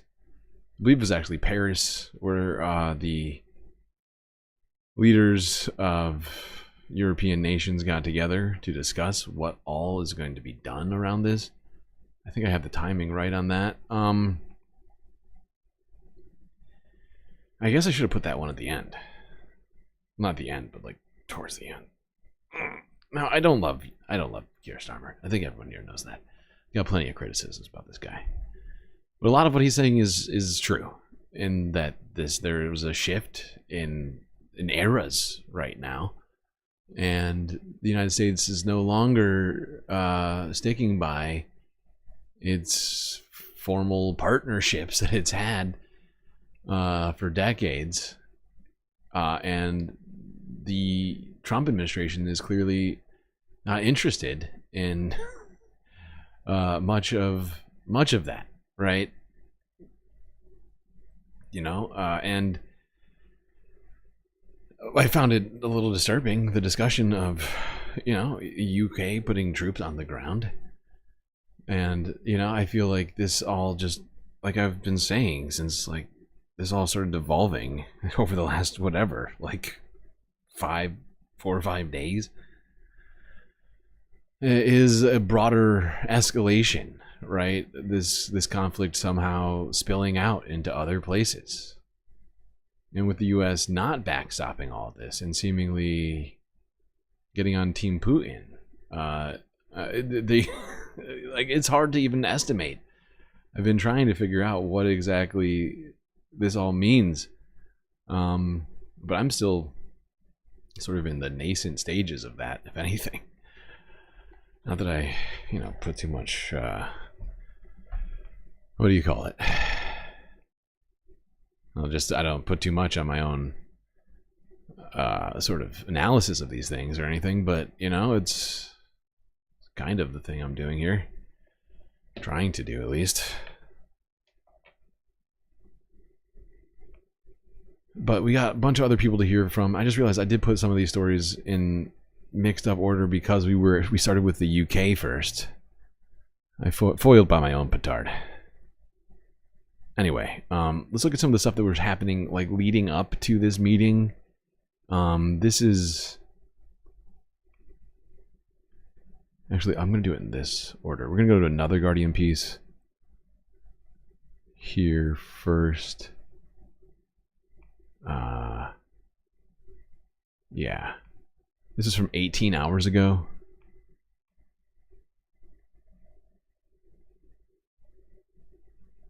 This was Foreign Minister Lavrov of Russia, who had some things to say when asked about Ukraine's involvement in peace talks.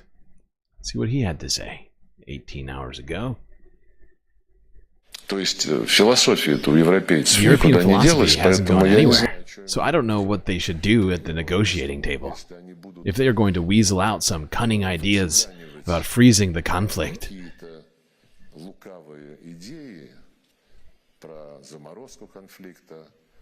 While actually intending, as is their custom, nature, and habit, to continue the war, then why should we invite them? Well, there you go. Foreign Minister Lavrov saying, why should any European countries be involved in these talks? If they're, just going to suggest that the war continue forever.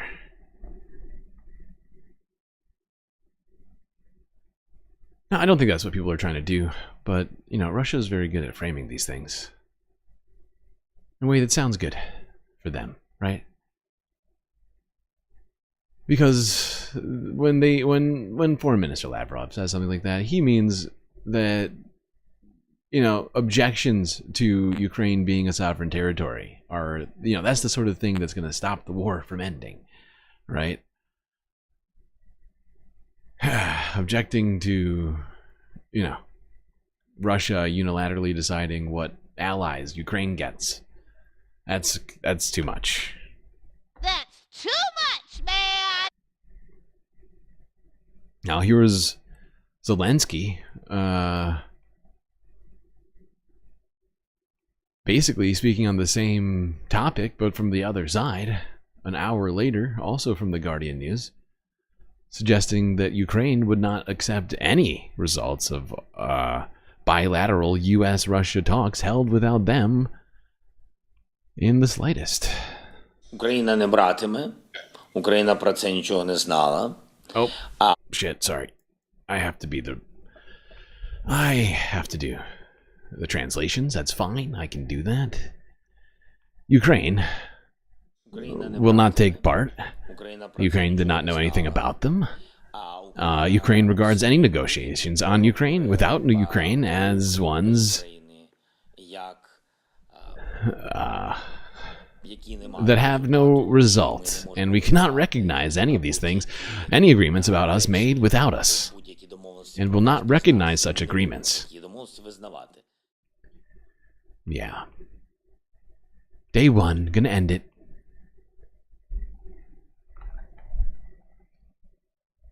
It's fixed. Everybody's in agreement now. Donald Trump. Yeah, I fixed it.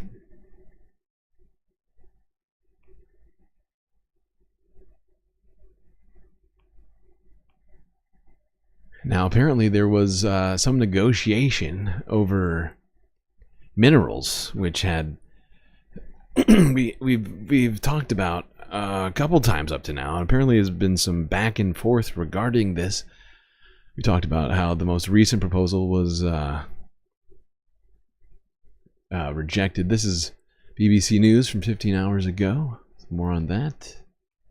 President Zelensky has this weekend rejected a bid by the United States for access to $500 billion of mineral resources in return for further military support or security guarantees.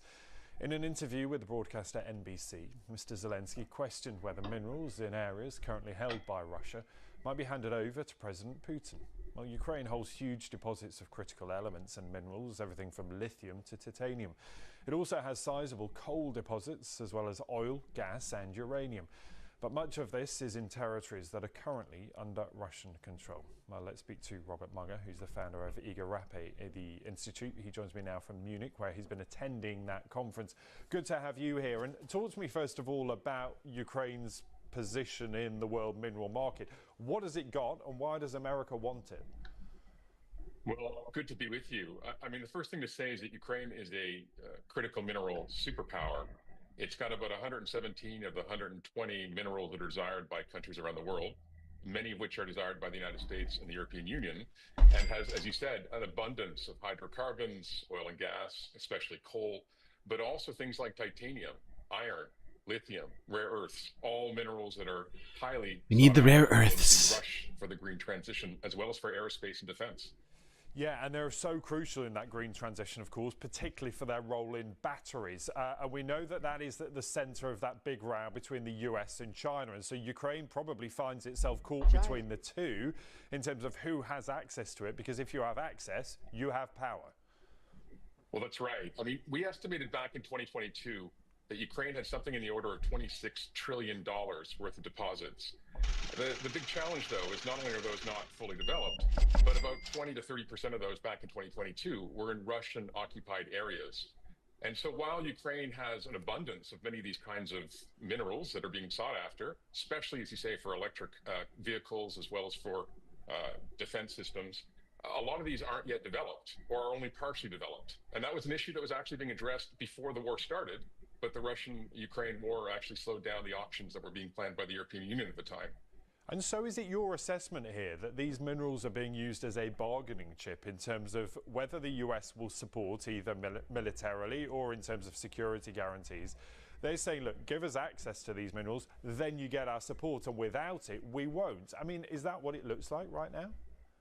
I would say this is a bit of a long shot for Ukraine. I mean, I think, first of all, there's definitely interest globally and has been interest in a variety of minerals in Ukraine for years.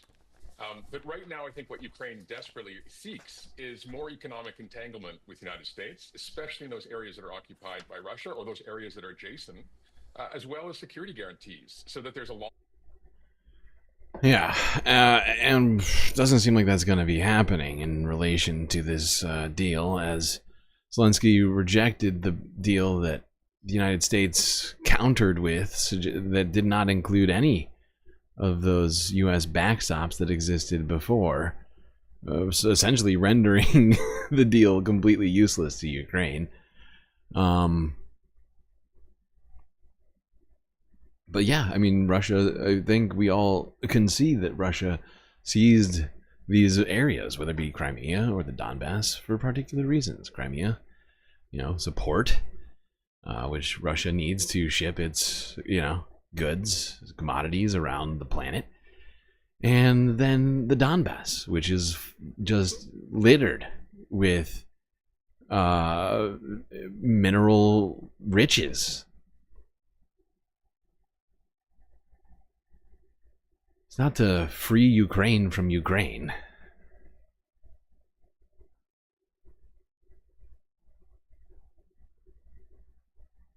Or from the Nazis, as he put it. Now let's go to Germany.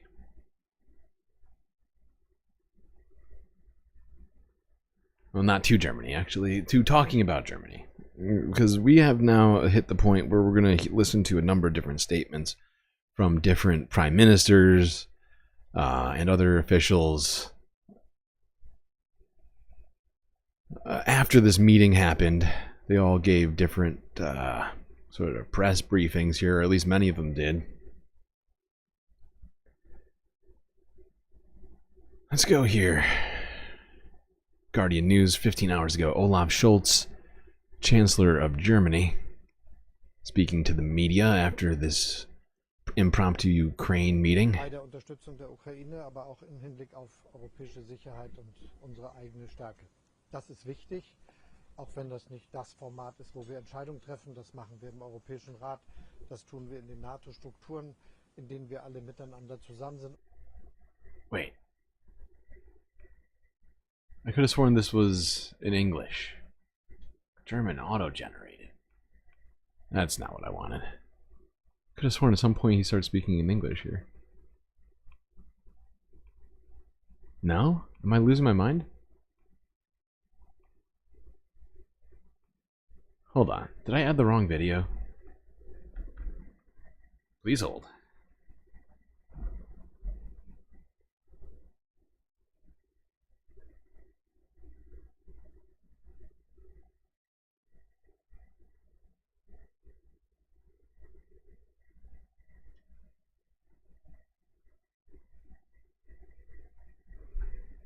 Come on, Guardian. Can't believe that I got... Which one was it then?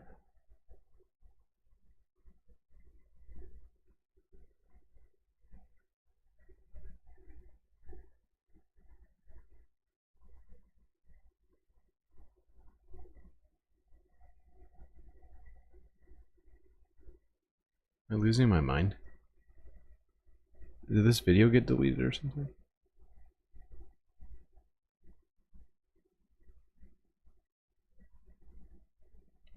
Oh, this is killing me.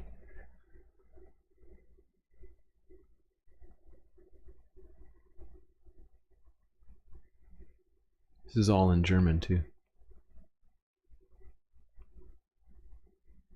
I think it is, right? Es darf keine Aufteilung. Yeah, this is all in German. Son of a bitch. I've been had.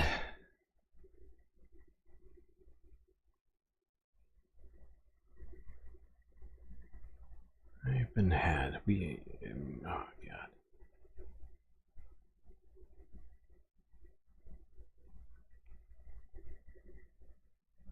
Alright, let's just go here.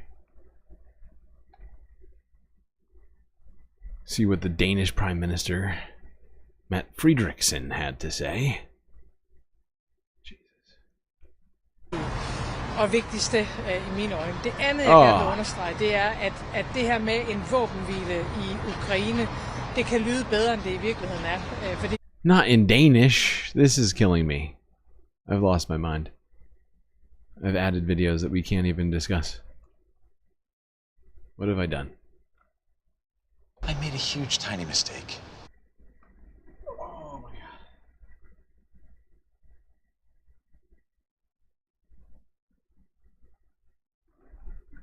We need galactic translators immediately. Oh my god. Immediately, if not sooner.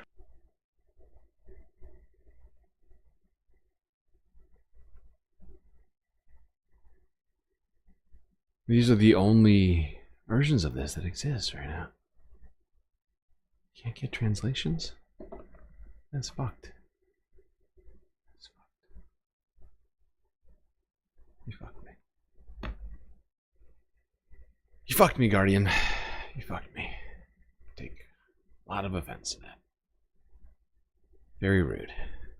How rude.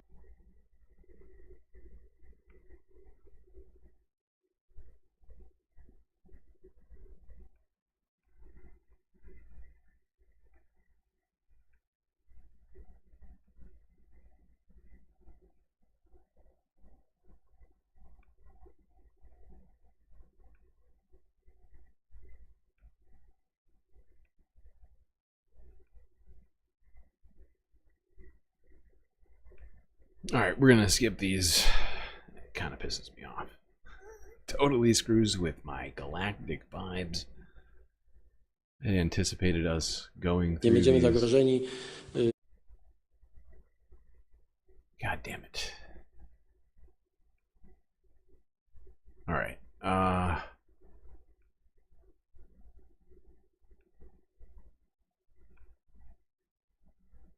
it's almost like they don't want us to know what was being said. Falso. Que no pod-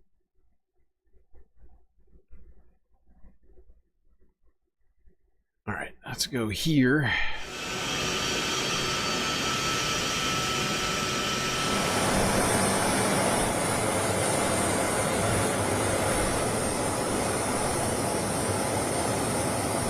Передать на федеральный уровень в качестве федеральной трассы.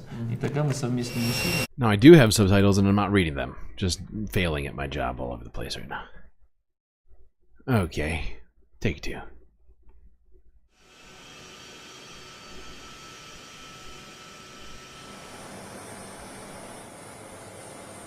Top diplomats are expected to pave the way forward on negotiations between U.S. President Donald Trump and Russian President Vladimir Putin on Tuesday.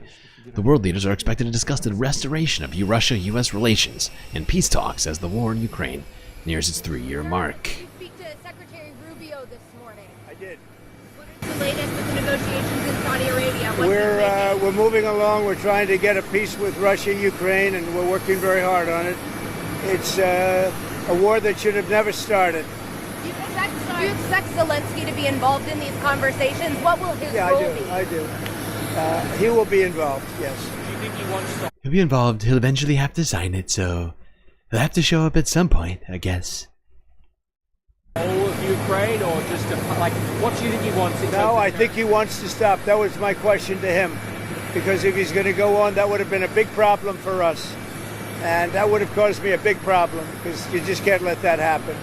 I think he wants to end it, and they want to end it fast. Both of them, and Zelensky wants to end it too. Україна не братиме. Україна про це нічого не знала. Oh, all right. Yeah. We already heard this one.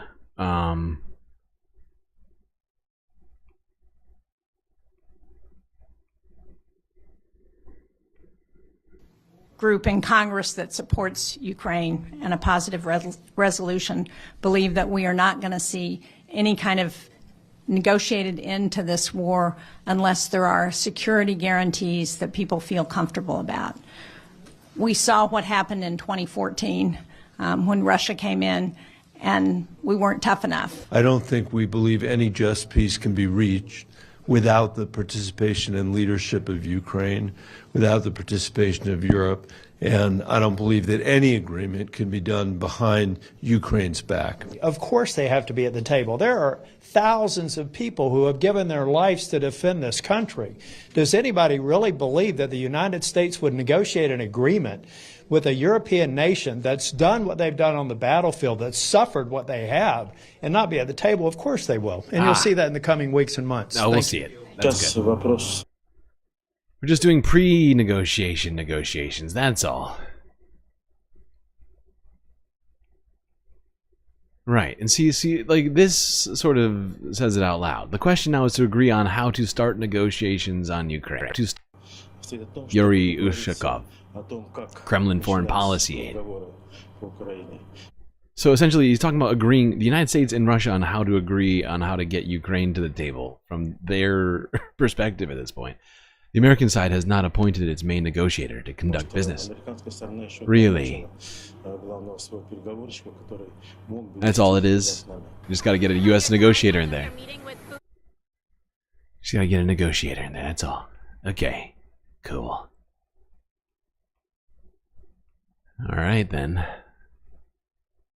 I added these in just now, since those other ones didn't pan out. Usually I've gone through every single one of these, but a couple of these I just, did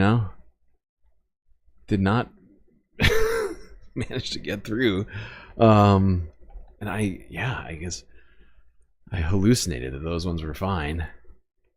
I was going through this. I prepared this stream much more much more rapidly than usual today, because my sleep has just been so messed up. I've been waking up later and later every day. Probably because just the news hose is got me all fucked up over here.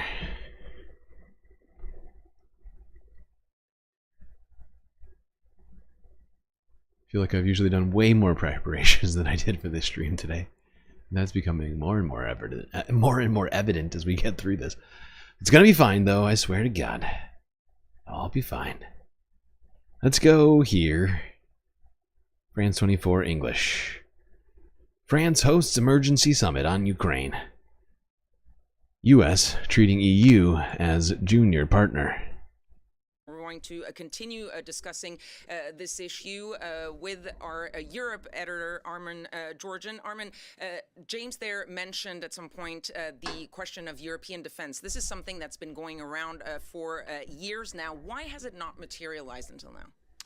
I think the EU has actually done a fair bit. I mean, in terms of straight military aid, it's provided 62 billion euros 3 years into this war. That's according to the Kiel Institute, which tracks aid to Ukraine. And also, of course, Ketovan, the EU has put in place this joint procurement scheme. So it's procured weapons for Ukraine from around the world if those weapons were not available in an EU country. So it has done those things. The big sticking point in terms of deeper defense reforms in the EU has been this question of made in Europe. So in other words, you've got Emmanuel Macron, for example, who's really pushing for weapons to be made here in the EU, under an EU industrial umbrella and with an EU conception authority, as it's called. And it's been very difficult to get everybody on. Jeez. If everybody else starts making their own weapons, how is Lockheed Martin and all these other weapons manufacturers in the US going to make money? That same page, he's probably hoping that this kind of event in Paris might give the idea more impetus, because when they tried to sort of push this idea at the defense retreat on February the 3rd, there was, it got a bit stuck. So those kind of deeper questions still remain. But of course, the procurement of weapons to Ukraine is probably going to continue, as will military aid, most likely. And looking ahead to possible security guarantees in Ukraine, who might be in charge of that, and what form would that take? I think it's very unclear, Ketovan, for the simple reason that the US is kind of treating the EU as a junior partner in all this. As James was just saying, the US started this process by calling Vladimir Putin. We know that there could well be then a second bilateral between the US and President Zelensky, but the EU then comes as a sort of third element in all of this further down the line. And Antonio Costa, the president of the EU Council, he put it pretty bluntly ahead of this meeting in Paris. He said, if Trump wants the Europeans to take on more responsibility for security, then the Europeans need to be the key actor in designing the new security architecture. And I'm not sure we can say that they are in a position to do that, given what Trump is doing and the way he's sort of, not working directly with the... Yeah, working directly. It seems like he's working directly against the EU in some of these moves that he's been making recently. My God, the reactions to this and the actual, just the actual content of this situation is just insane. This was not what I was expecting us. I mean, sure, there was Donald Trump talking about how NATO had to start paying more, 5%, he kept saying, all this other stuff. But I don't know. I just didn't expect it to quite take this tone so quickly. All right, let's go here. CBS Evening News from 7 hours ago. European leaders hold emergency meeting over Trump's role in Ukraine peace talks. Let's see what CBS's take is on all this.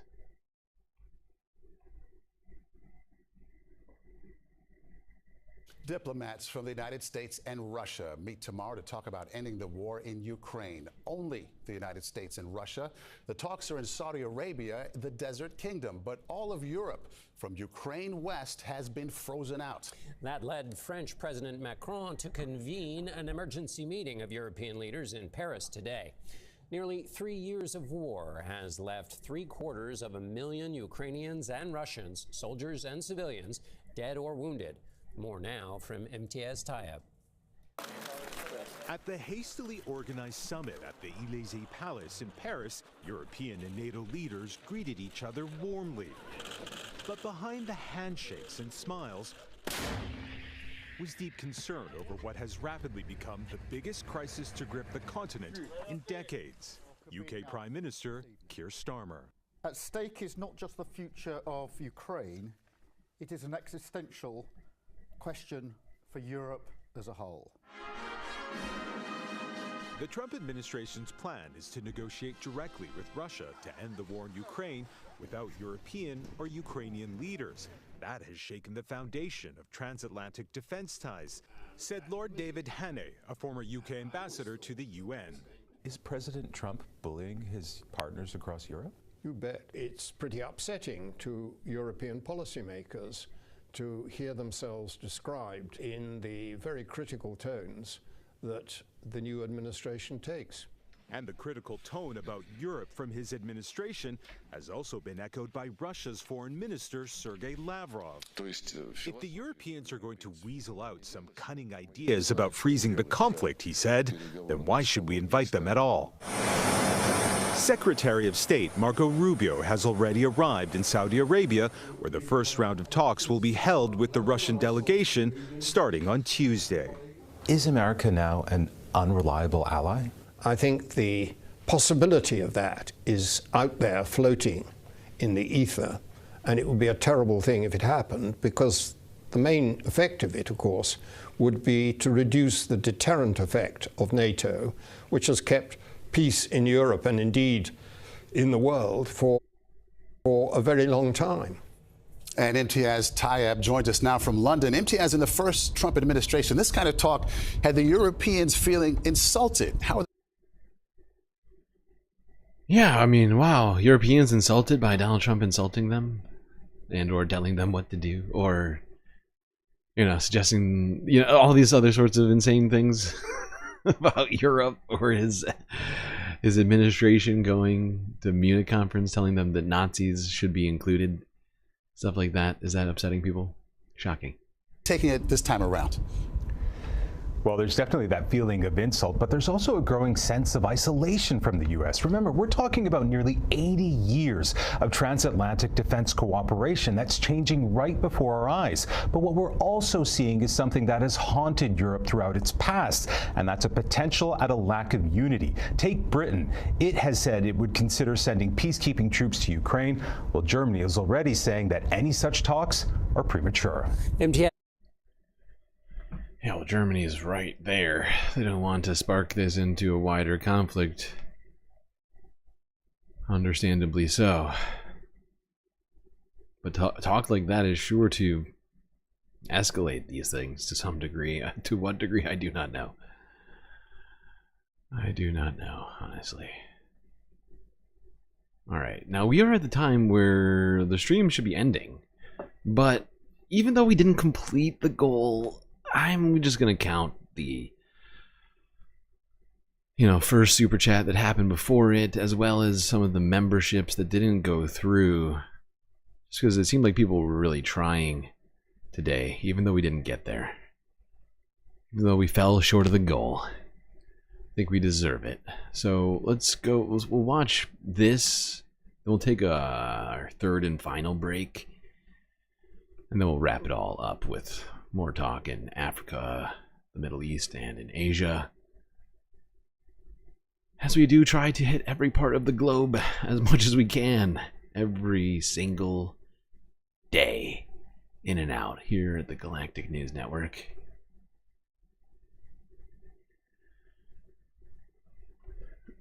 There's nothing too unimportant, as these people, you know, might say. We don't do that.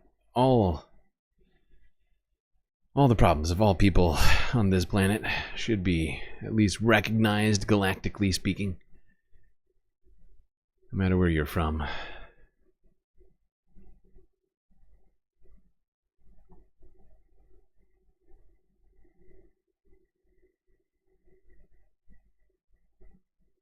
Where am I going now? Oh, okay, let's go here. France 24. I haven't watched any of this one. I just threw this in. This happened 26 minutes ago, so I'm wagering that nobody else here has seen it either. Now, this is a discussion on France 24 on the death of NATO and the crisis, the apparent onset crisis in Europe over Donald Trump.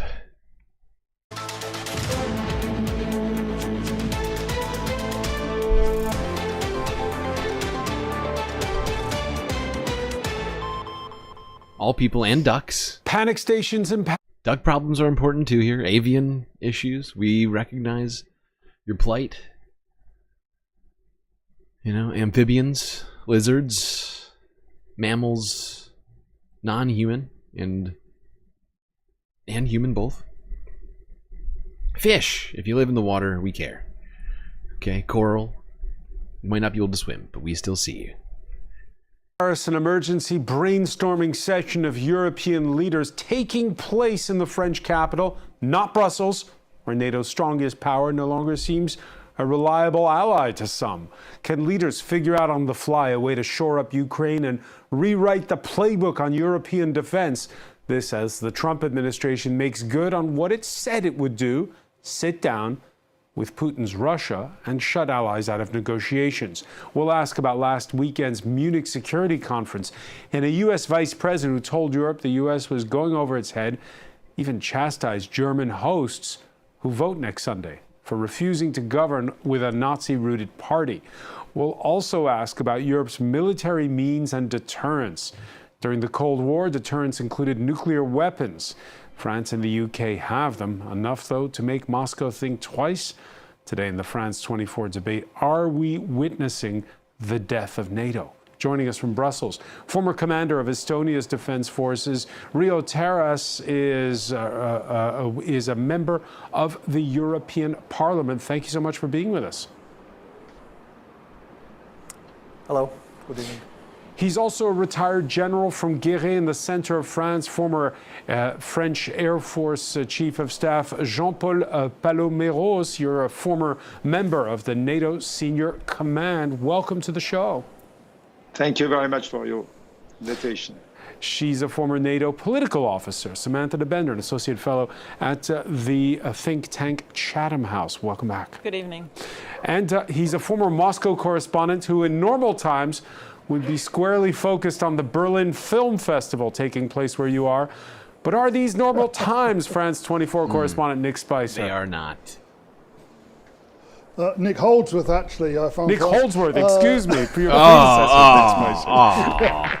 My predecessor. Not normal times at all. Harsh. Can't even recognize your own journalists, France 24. They've been heated, they've even sometimes been emotional. Dateline Munich on Sunday. The longtime organizer of the world's most prestigious security conference gets emotional in his closing address when he pleads for the preservation of a rules-based international order. So let us stick to these values. Let us not reinvent them, but focus on strengthening their consistent application. Let me conclude, and this becomes difficult.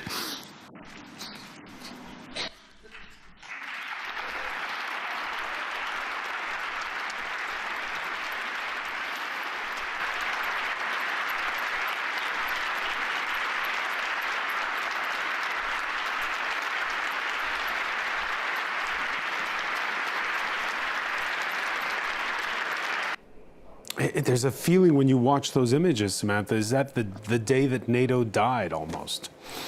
Well, I think it's a little bit premature to talk about the death of NATO. It certainly seems to be weakened.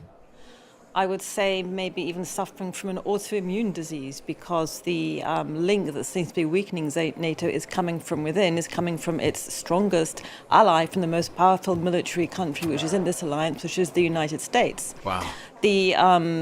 The United States just analogized as an autoimmune disease. Harsh. Harsh. The United States, an autoimmune disease. Ruining its own body. The speech by Vice President J.D. Vance in Munich was a very stark departure from the kind of speeches one makes at Munich, which is a security forum, which is to talk about geopolitical issues. And J.D. Vance made a scathing attack on Europe, on European policies, on internal politics of a European country. This is also a departure from an unwritten rule in US diplomacy, which is internal politics stay at home. The US does not bring its internal political problems to the outside world and does not criticize. This administration has done everything but that, and the exact opposite of that. They were like, actually, can we bring our politics to everyone?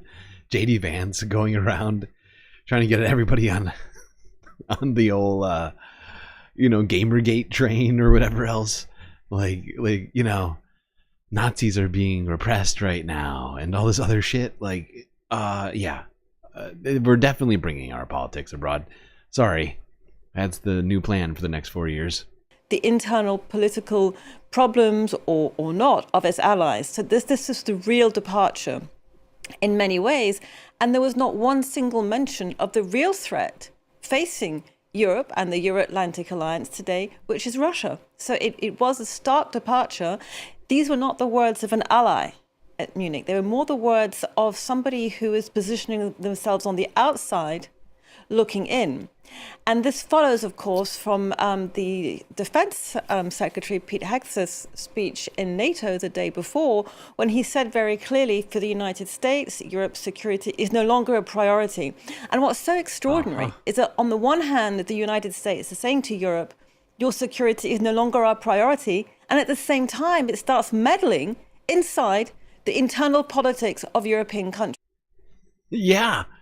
It's fascinating, isn't That it? is what's so extraordinary. Yeah. It's a kind of, Schrodinger's policies, Because everything now, I don't know if she's referring to this. She might be talking about some other stuff. Because actually, no, they were, right? We were suggesting that they needed to do something about their digital rights laws, protecting people's privacies online and whatever else, and all sorts of other stuff. Politically speaking, referring to the AFD. And one thing I've been thinking about, everything that Elon Musk now does, he does as part of the Donald Trump administration. Every single thing. It is wild. But that's where we're at. I was just trying to think, because like, when she said this, I was like, oh my god, Elon, he's meddling all over the place. The UK, he's been talking about funding reform to the tunes of hundreds of millions of dollars. The AFD, he's been attempting to do the same thing there. Really trying to support all the furthest right-wing political movements in every country that he does business with. But that is now, in a way, U.S. Truly U.S. involvement, right? He's part of the Trump administration, regardless of whether or not he's part of the foreign policy crew. I think is almost irrelevant. Because what part of government isn't he touching right now? I can't name one. Neither dead nor alive, and it's both at the same time. It's really extraordinary, and one can understand the emotions that have been expressing themselves. Yeah, Rio Terrace, those are real tears we saw from Christoph Heugsen. How do you explain that shock? Well, we are living in very, very difficult and challenging times, but I'm first of all convinced that NATO still exists and is the most powerful alliance in the world. We have had tough times before, but one thing is clear, whatever we do, Europe must do more, and that is... Okay, we're not going to watch this whole thing. We've already crossed over the threshold on to 6 hours. So let's take a quick break.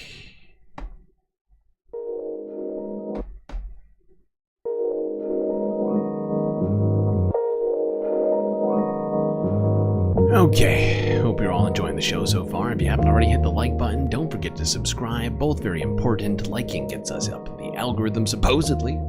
And we still need 180 or so subscribers to get us to 1,000, which I was really hoping we'd get to by Thursday, which is our 1-year anniversary of this spacecast. But either way, hit that subscribe button. Even if it doesn't get us there before then, it'll help us get there eventually. Now, while you're doing those two things, do consider also contributing to the Galactic News Network, as we are completely funded by viewers like you. So many great ways to do it, of course. YouTube, Super Chat, Super Stickers. Get yourself a membership, but for now, don't gift them, I'm afraid. We've been having issues with that. Until I'm sure that it's working again, I don't want us to have any problems. What else? Got Twitch, bits, subscriptions, Cash App and PayPal. If you want to send us money without benefits. And of course, there's Patreon, where you can become a Galactic patron for the low price of $3 US a month.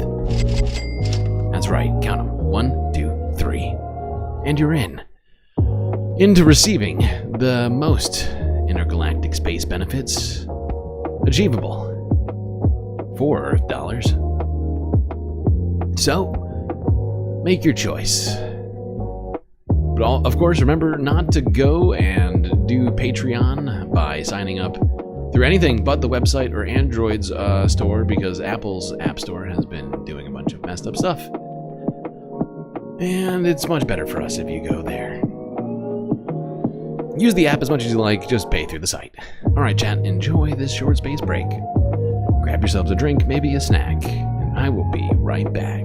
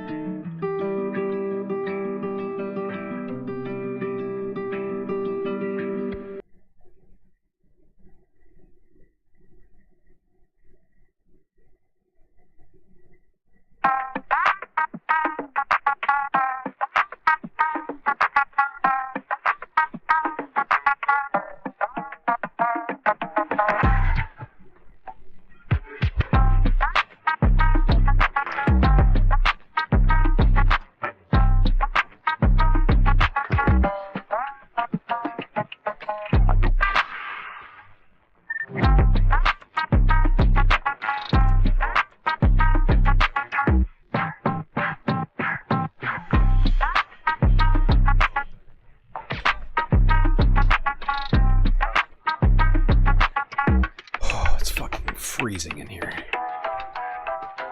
Jesus Christ.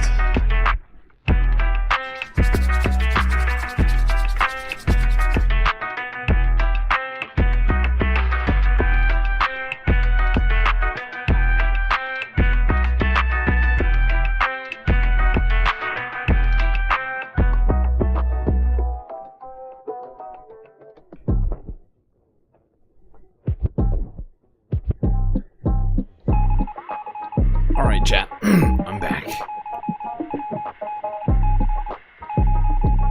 You know what that means. Time for us to get back to the galactic content.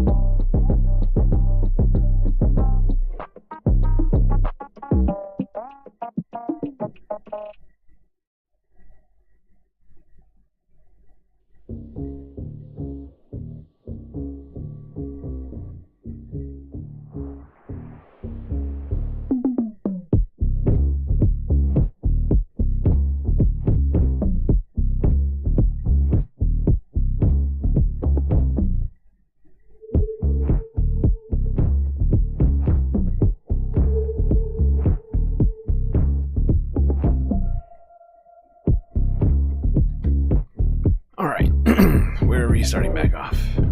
God damn, I'm cold. It's very cold on the space station today. I think we might have a leak somewhere. Alright, let's go to Africa. Talk about things that have been happening there. One place we've been talking about a lot is Congo, where, of course, M23 rebels have been seizing parts of the east. And apparently, one thing which M23 rebels are attempting to gain control of are mineral fortunes in the DRC. Let's go here to Channel 4 News from 13 hours ago. M23 rebels are on a high. In the past month, they have taken 2 regional capitals in eastern DRC in a brutal offensive. They claim they are fighting to defend their people, but their opponents say they are Rwanda's puppets here to plunder Congo's minerals. One thing is certain, they are no longer just rebels. They are rulers. We've been granted rare access to one of the group's political leaders. My interest is a survival, to live in a country without persecution. And the huge mines they now control. There are also reports that minerals from here go to Rwanda. Do you know where they go? So who are M23 and what are their plans for Congo?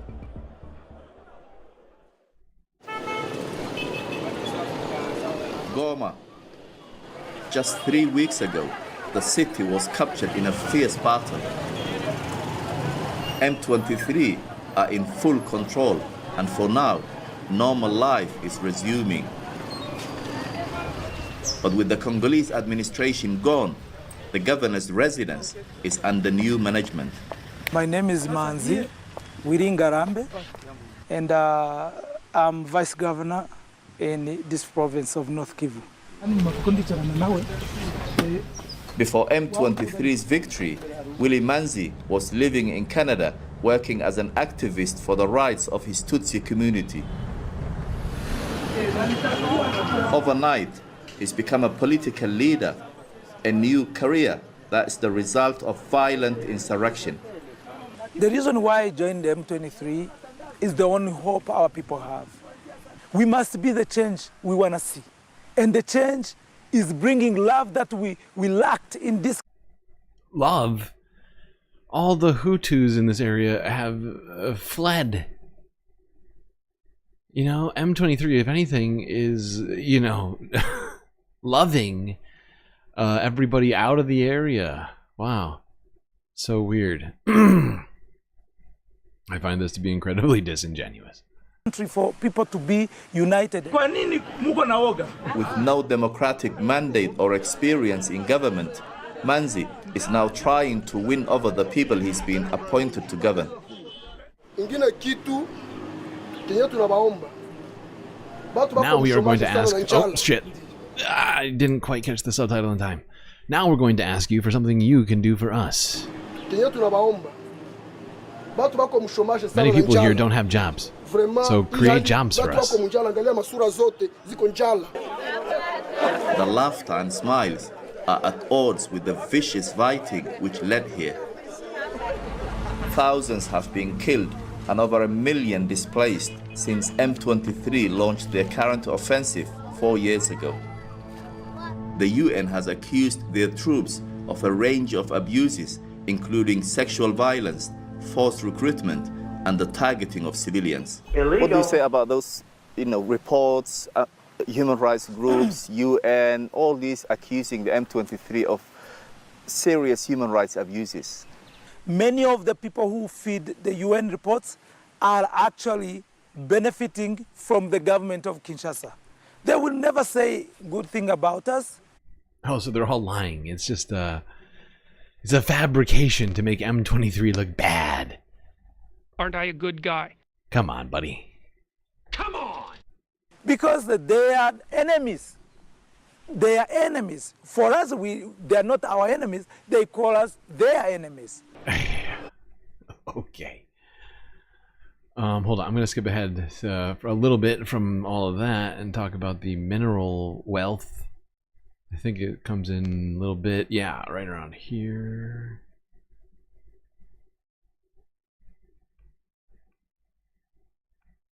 Genocide against Tutsis in the DRC. They say it's a pretext for M23's backers, Rwanda, to invade Congo by proxy and take control of its vast mineral resources. We're heading to Rubaya, a mining town in the mountains west of Goma. It's sites like this and the wealth they produce that have helped trap Congo in an endless cycle of violence. Rubaya is one of the biggest mines in eastern DRC. It produces 15% of the world's coltan, which is crucial in making electronic devices. The miners here earn the equivalent of less than £3 a day. Jesus Christ. For them, M23's arrival has had little effect. Minerals are still bought and sold at a local level. Where they end up, people don't know or don't want to discuss. You don't know it goes into the mobile phones? You don't know? We don't know. We've heard it said before. It goes into phones, but we really don't know. Even this phone here, I don't know what's in it. There are also reports that minerals from here go to Rwanda. Do you know where they go? From here to Rwanda or from here to Kinshasa? Or do you know where they go? We just buy and sell here in Rubaya. We don't know where they go after Rubaya. With M23 in charge, it's the rebels, not Kinshasa, now collecting lucrative taxes on the land, the workers, and the commodities. The Congolese government claims they are helping to smuggle $1 billion worth of minerals to Rwanda per year. People say M23 is fighting to control minerals in this region because they want to make money, they want to get rich. What do you say about that? The natural resources were created with Congo, and we are Congolese. Now, when you talk about, oh, you're fighting for minerals, oh, you're fighting for Rwanda is invading, oh, you are ignoring all these facts of what has happened to me, to my people who are rotting in refugee camp. My God. The M23 has put a huge number of people in Congo into refugee camps. And yet he's over here. Oh my God, this is wild. This is a wild interview. Dude is out of control. But he's the appointed spokesperson from M23. The new interim leader. I don't even know if it's interim. It seems like it. Not sure about that actually, but he's going to be leading this area. The what's it called? Fuck, I can't think of it now. Starts with a G. But yeah, he's going to be leading this region apparently that has just been taken over by M23 rebels. Guess we'll see how that all goes. Ay. The UN is just lying. They're just lying about the war crimes, actually. Okay, that's a fun vibe. I've heard that one before recently, actually. Who was it that's saying that? Oh, right, Israel. They were saying that they're just lying about all these war crimes. They're anti-Semitic for even bringing up war crimes. Goma, thank you. Yes, Goma, thank you. Thank you, Lefty. You started with a G. Alright, we're not going to go right to Israel quite yet. Here we talk once again about Patrice Lumumba of Congo. Died decades ago, but is remembered as a civil rights hero. And interestingly enough, we talked about him yesterday, and Democracy Now! Posted this story 17 hours ago. So, like, I don't know, a few hours after we finished the stream. Which came first, chicken or the egg? Just kidding. I can take no credit for this story whatsoever. But let's go here to Democracy Now!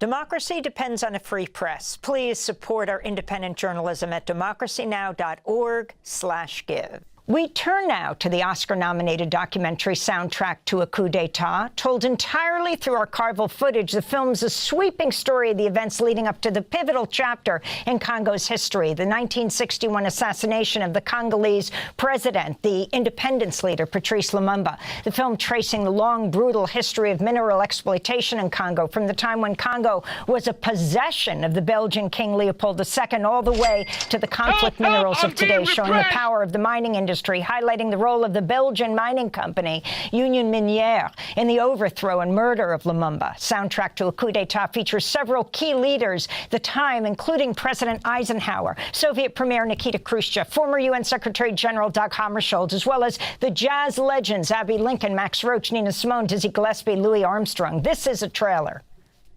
One of America's most popular emissaries arrives in the troubled Congo on the State Department's goodwill mission. Louis started swinging outrage at Radio Moscow, which blasted Armstrong's visit as a diversionary tactic. The people of the Congo are entitled to build up their country in peace and freedom.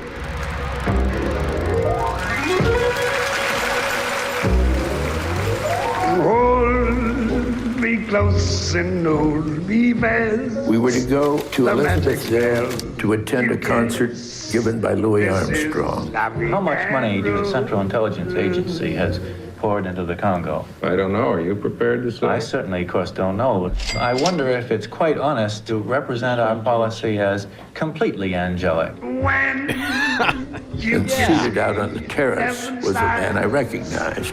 He said, well, you have to assassinate Lumumba. He used those words? Yes. But who ordered him? He said President Eisenhower. In the UN, when Khrushchev took off his shoe and was beating that shoe, and the interpreter said, "How dare you!" Talking about America. Khrushchev was saying, "I love you," but it was the interpreter who hated America. You understand what I mean? But did he have rhythm?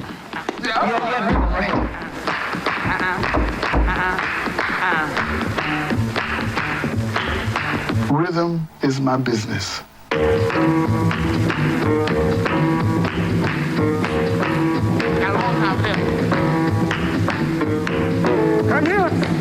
Death to colonial slavery. Bury it. Bury it deep in the ground. The deeper the better.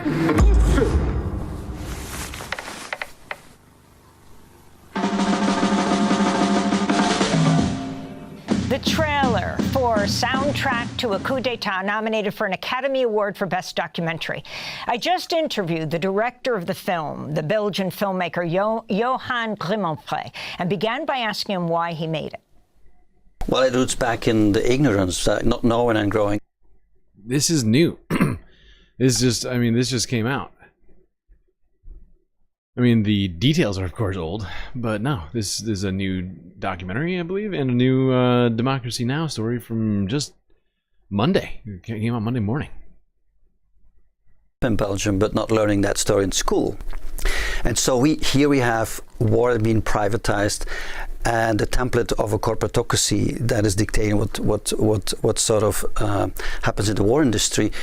You could actually project that template exactly on what was going on with that pivotal moment when Congo became independent. And so it's the mining industry, specifically Union Minière, going back to Société Générale, that was actually complicit in the overthrow of Patrice Lumumba and ultimately, subsequently, its assassination. Tell us the story of King Leopold and the Congo, and then Congo's independence.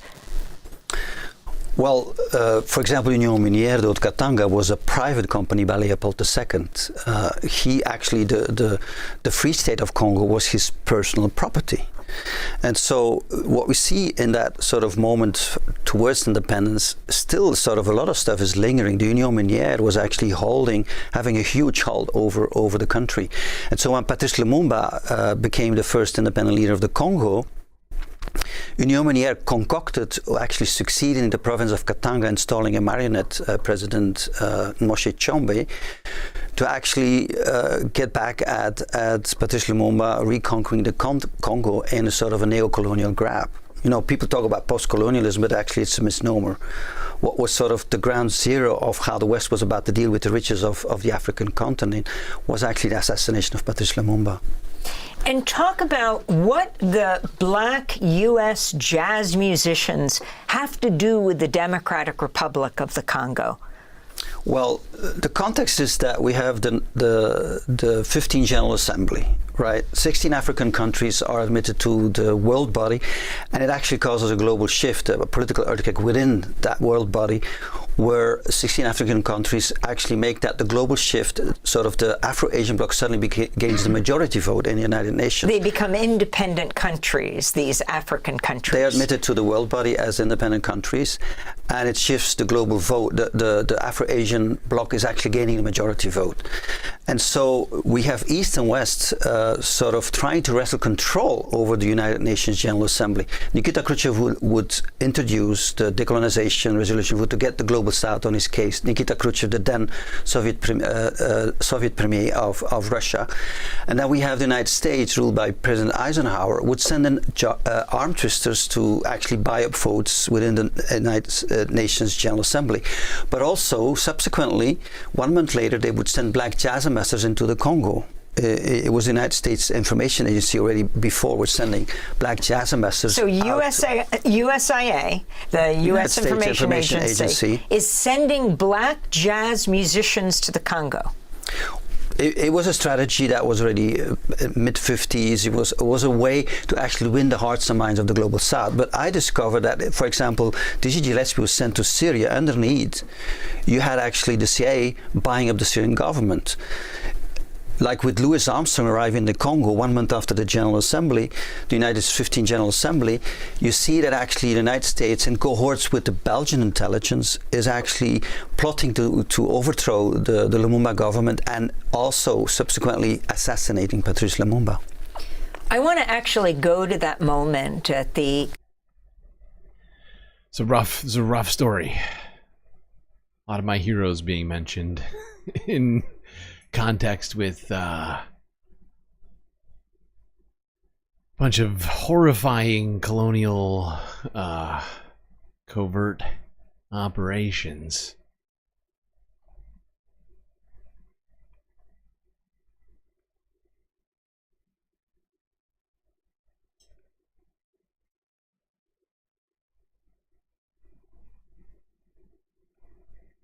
You really hope Louis was not aware of us? Yeah, me too. Me too. Trying to find my place in this list, right? Okay, yeah. All right. Well, let's move along to talking about the Middle East, because we got a lot to talk about there. First, I guess we'll do this, since we're already talking about American involvement in foreign countries. Well, we gotten all involved in, of course, what's been happening in Israel, and we're staying involved. And during the last, I don't know, few days, whenever Marco was in there, Don't worry about it, little Marco. little Marco Rubio was in there, these three were also there. One, Lindsey Graham, Joni Ernst, and Richard Blumenthal, all to show their support for what the Trump administration is doing, and for Israel. Let's go to that horrifying press briefing here.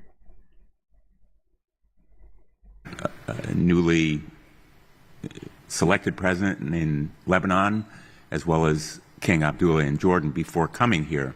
And I think we are at the cusp of a potentially enormous opportunity. Israel, to its great credit, has broken Iran's axis. Iran is recognized throughout the region as the common scourge and enemy. That's great. And the progress made in Lebanon and in Gaza presents that kind of opportunity for a real prospect of peace and potential progress for the region as a whole. But Lebanon needs support. The Lebanese armed forces should be supported by the United States much more than they have been, because they are the institution that can preserve the victories that have been accomplished against Hezbollah, which are so important to Israel, as the Prime Minister emphasized to us today. And he strongly supports the United States being more.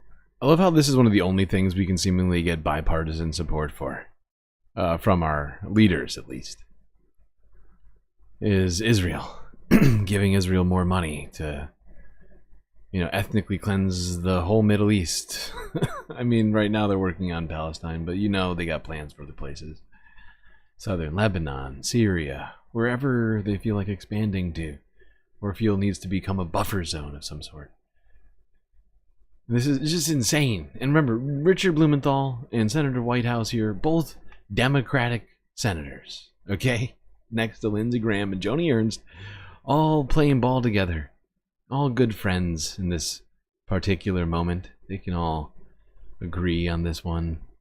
Forcefully supportive of the Lebanese armed forces. And I'll be very blunt. My view is that the Trump plan is a non-plan. It's a hot mess. The possibility of takeover by the United States is a non-starter. I think for most of us, a takeover involving any troops, any taxpayer dollars is simply a non-starter. But the encouraging point here is that the Arab states will be presenting a plan to the president. My talks with King Abdullah convinced me that the plan... Now, let's not forget that all of these people, I'm fairly certain, received money from AIPAC. Lindsey Graham has received $1 million from AIPAC, or AIPAC associated funds. And actually, Dick Durbin, who I mentioned earlier, also did, but he's not here. More than Lindsey Graham has, actually.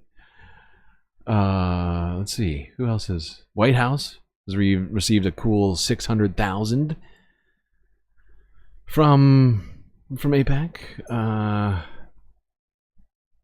Let's see, you're going down the list here. Joni Ernst, $517,000.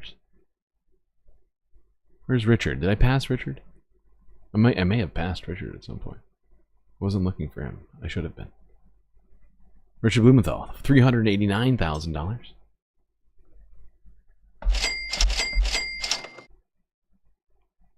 That the Arab states will offer to President Trump provides a realistic prospect for normalizing relations, self-determination by the Palestinians, regional defense arrangements, and security for Israel. If those components are part of a realistic plan, it could be a game changer for the region.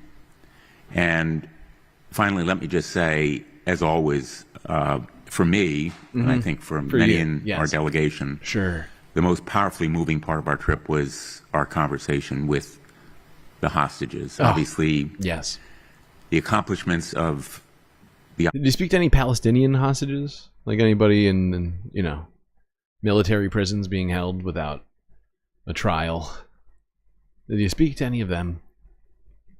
Probably not. The Israeli intelligence community are simply awesome, particularly the destruction using... Maybe he went to Palestine. Maybe he went to Gaza to speak to some of the people who were recently released, who accused Israel of torture and other horrifying acts while they were in these prisons. Just cell questions. Phones and pagers, just asking in questions. Lebanon, the progress made against Hezbollah and against Hamas should impress anyone with military or intelligence knowledge, but the hostage families, in their courage and strength, their determination and perseverance, are beyond words in the way that they affected me when I first came here a couple of weeks after October 6th. I think it was the high point, our meeting with them at that moment, and again today. So the urgency of returning the hostages continually is on my mind and my heart. And I think they will be with me when I go back to the United States. How great! How great to hear. Thanks, Richard. Oh, get a little bit of get Senator housekeeping Whitehouse first. Yeah.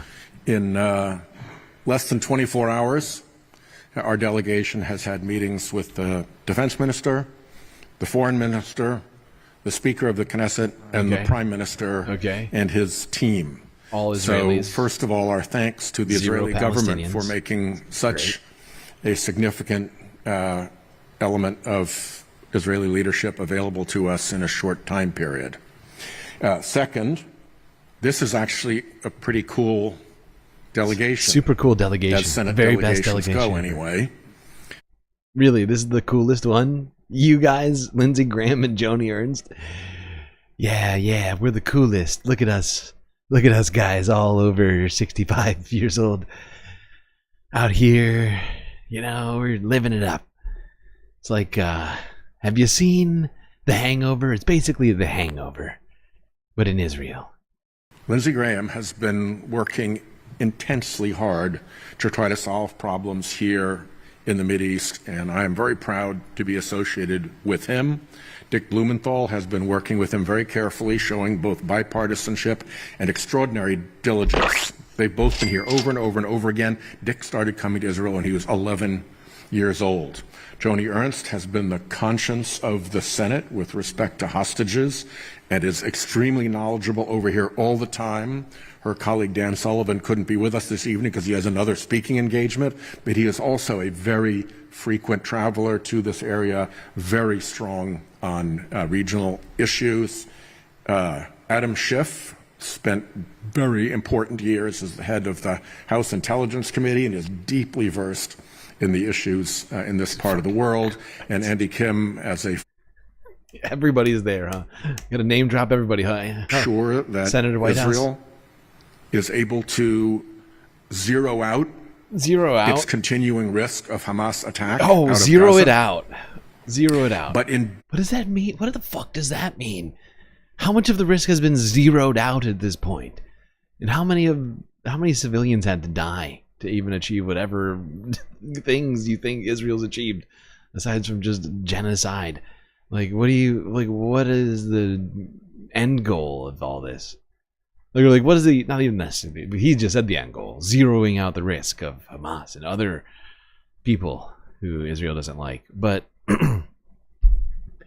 what is that? Oof. Wow. Seems like the United States is ready to fund any and all Israeli actions right now,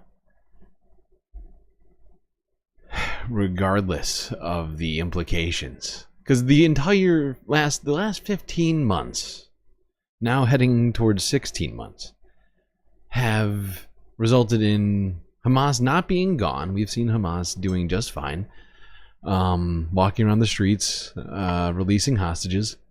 They still got, fully functional camera equipment and all this other stuff, seemingly fine, still armed. And yet there's been somewhere between what is believed to be 100 and 200 plus thousand casualties, most of which are believed to be civilians. What is it going to take to zero out Hamas? I'm just playing devil's advocate here. I need to know what it's going to take. How many people have to die to zero out Hamas? Just give me a number at this point, because that's all I'm asking for. Give me a number. It's out of control. So, not irreparably disrupt the really important ongoing peace framework that has been developed among Israel's neighbors. Deconflicting those two imperatives is going to be the key to the region's success, and we've been here trying to encourage that. And with that, let me turn it over to Senator Ernst. Number one, you will be invited back. That was good. Thank you. And gotta love that Lindsey Graham laugh. So likable. This is a cool group. I take it back. Everything I said was mean and rude. How rude. This is the coolest group. Cool, so cool. I mean, this is Ocean's 11 in the Middle East right now. I will also share my thanks for the Israeli government for making these meetings happen today. But first and foremost, in fact, I think if these four started some sort of a singing group, they could overtake BTS and all those people, out there. They are just so cool. Hold on, we need to hear Joni Ernst. Come on, Joni. I want to say thank you to the hostage families that joined us this afternoon and again shared their concerns, their feelings of loss and sacrifice for those that are still being held, those that are now deceased is quite palpable. We feel it to our very core. The urgency they asked us to communicate, it is necessary that we bring our hostages home today, so as soon as possible. So the past several years, I've traveled extensively here in the Middle East, and since October 7th, I have been in the country now 5 times, working on hostage issues, other issues when it comes to the peace treaty and strengthening our Abraham Accords. What I have heard from many leaders, not just... I'm sure it'll be really easy to strengthen the Abraham Accords with Donald Trump threatening to ethnically cleanse Palestinians into their countries. Yeah, that'll go good. That should be good. That should be really good. Israel, but with Arab nations is a question they will ask me: where is American leadership? We'll make no doubt about it, folks, that in the last... Who is asking where is American leadership in this situation? Everyone knows where American leadership is in this goddamn situation, Joni. Everybody does. We all know. Donald Trump has made it explicitly clear how the U.S. intends to deal with this situation. This is wild. This is wild. I love this. This is great. Where people are confused is currently as it relates to the EU, NATO, Canada, Mexico. All of our former best friends. Everyone knows Israel's still our number one, okay? Wait. No. Schumer's here too. Oh no, not Schumer. Schiff is here too. Oh great. Oh really, really, guys, all of you. This is the worst group. Oh my god. I don't think we can get through the rest of this. We gotta end it. I'm gonna have to stop it too many times. Maybe I'll try and like figure out the spots that we really need to listen to later. But it was a 40-minute fucking press conference. Adam Schiff's there. Who else is fucking here? This is the worst group. Now, before we go on to talking about the rest of this situation, figured we'd, since we're already talking U.S. people, let's see what this one U.S. person, this American, had to say. Jerry, can I get a selfie? Earlier, this has gone pretty viral. One Jared Seinfeld, Gerald, whatever it might be. Let's go here. Jerry, can I get a selfie? Sure. Free Palestine! I don't care about Palestine. Nah, I don't care. Nah, that's sad. Jerry, can I get a selfie? Sure. Free Palestine! I don't care about Palestine. That's sad. Jerry, can I get a selfie? Sure. Free Palestine! I don't care about Palestine. There you go. 3 times in a row, Jerry Seinfeld saying he doesn't care about Palestine. And I guess that includes all the people there, the 2 million people. He doesn't care about them either. How great. Cancel Seinfeld. That's too far. If it wasn't already canceled, I mean, I think it's... Certainly in this audience, it's already canceled, but goddamn. Cancel Jerry.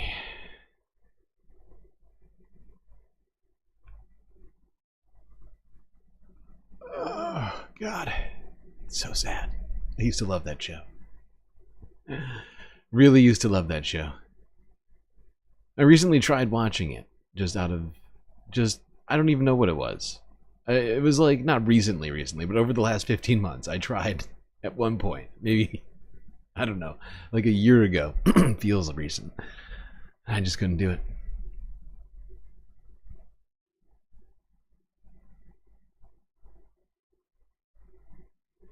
Yeah, Jerry already had some problems, undoubtedly. Alright, let's go to Gaza and talk about things have been going there. I think we all know, probably not good. But here's some details on all of that. We recently talked about mental health, especially as it relates to the children of Gaza, Palestinians who have had their entire childhoods ripped away from them. And what that might mean for the future, for them, for Gaza and Palestine more broadly, and for the world.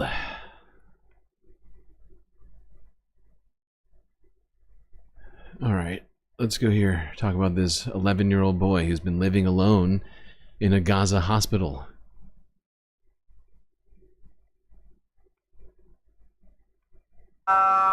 Here's the BBC. Zakaria is 11. He's living on his own at the last permanent hospital in center of Gaza, Al-Aqsa.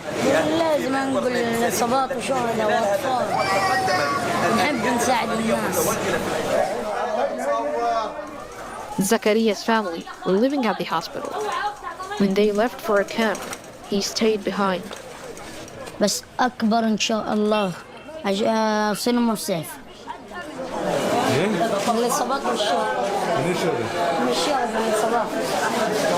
كافر؟ لا لا لا.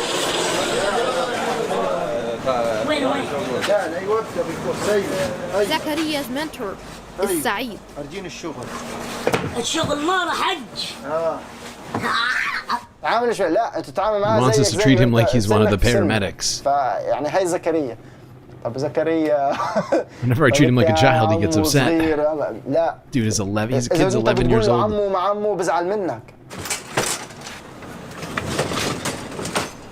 Sometimes I have to sleep in the CT scan room. Sometimes in the journalist's tent. Sometimes in an ambulance. Why don't you stay with your family? There is no food or water. The Israeli army is getting closer to the hospital, so Zakaria decided to leave for his own safety. Going to see my family in Khan Yunis. I miss them a lot. We left our house because of shelling and bombs. We were happy. The Israelis destroyed everything. So did Hamas.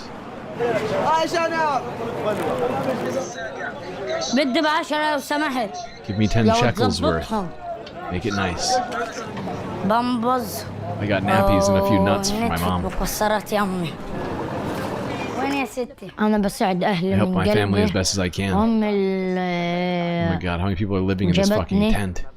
How do you help your family? If anyone gives me money, I buy food for them.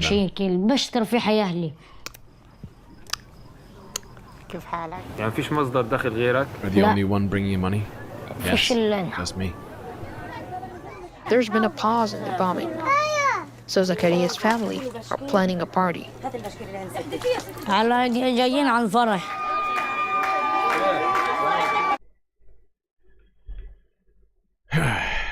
Jeez. This is what I'm talking about, though. The kid has not had a childhood. Certainly one that he's not able to... You would think he's probably not able to remember.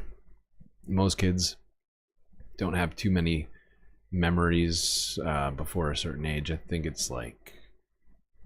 I think it depends, honestly, but like, you know, although I've also heard that having traumatic experiences in your life does change that to some degree.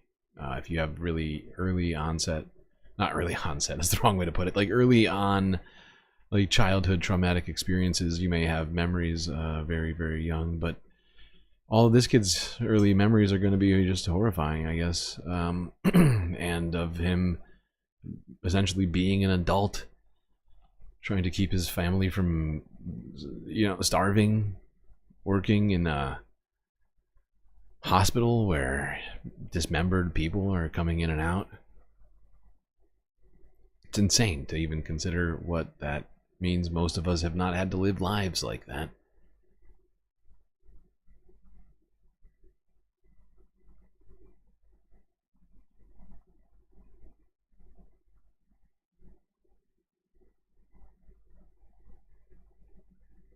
All right, let's go here. Talk about aid. You know, we've been told that aid is being allowed to flow through into Gaza. But according to TRT World from 16 hours ago, only 30% of the expected aid has been allowed to enter into Gaza in the recent days. Only 30%. That seems bad. Just under 2 weeks left of the first phase of the ceasefire, and Gazans are worried by what is unfolding. We urge the mediators to put an end to the violations.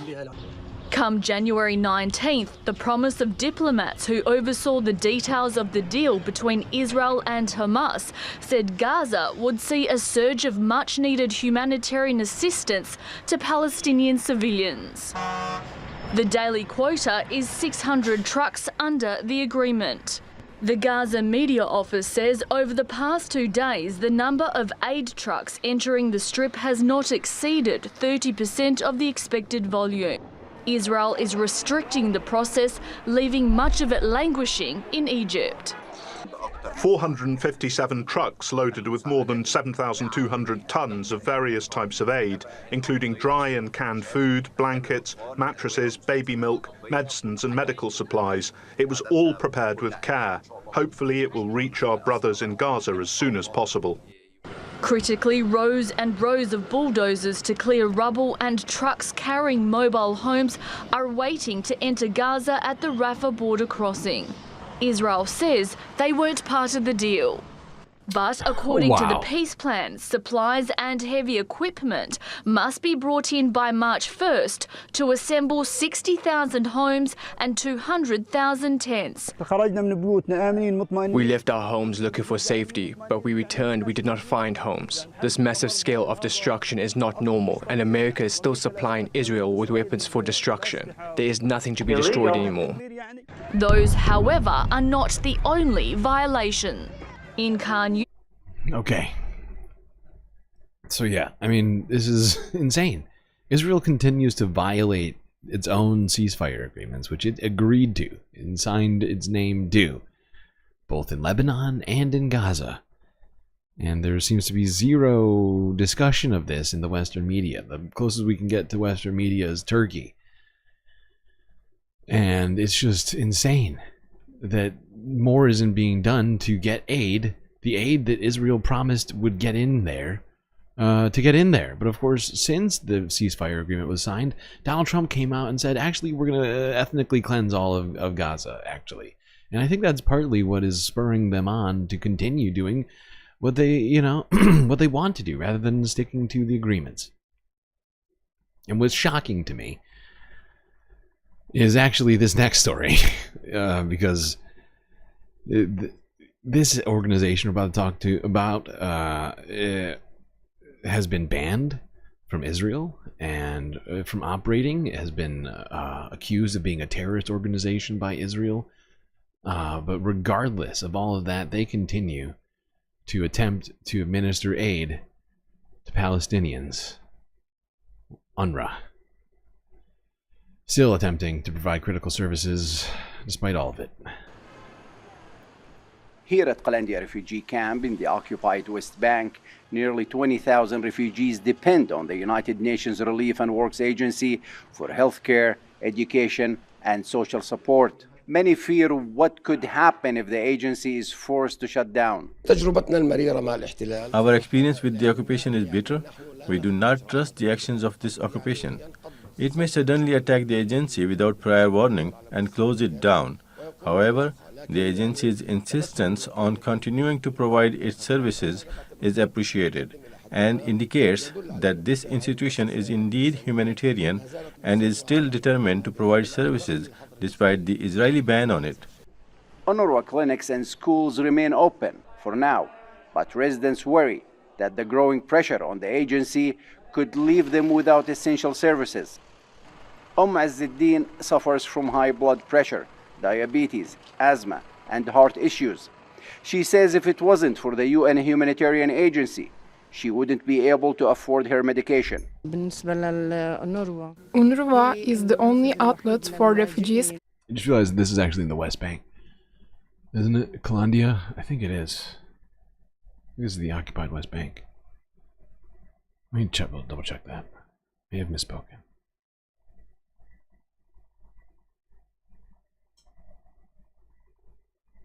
Yeah, it is the West Bank. I was wrong. I made a huge tiny mistake. I made a huge tiny mistake. It's my bad. Well, first of all, some of the things that I say will be incorrect. As it provides many services. If it is closed, what will the patients do, for example? The living conditions these days are very difficult. We have no savior except the agency. We thank God for UNRWA. UNRWA officials say they are committed to continuing their services, but funding cuts and political pressure are making that harder. The agency called on the international community to ensure that Palestinian refugees are not abandoned. Struggling. Yeah, it's incredible that they continue to do this job, you know, giving aid to refugees while being essentially pursued by Israel's military, being made illegal by Israel's government, continuing to try.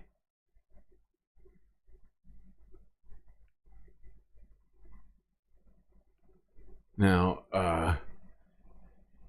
there's some other stuff going on related to all this. That we've talked about here and there, this and that story that popped out. This one we talked about when it first happened, and I figured we would look at this again in this moment while we're talking about UNRWA still trying to operate in the West Bank, and go to occupied East Jerusalem, where, if you recall, in recent days we discussed how a bookstore was shut down, had books confiscated, and the owners of the store arrested for having non-propaganda material. But what they deem to be propaganda, but is essentially just recognizing the facts of Palestine, of the occupation, and of things like that. Just historical truths. Let's go here. AP Archive.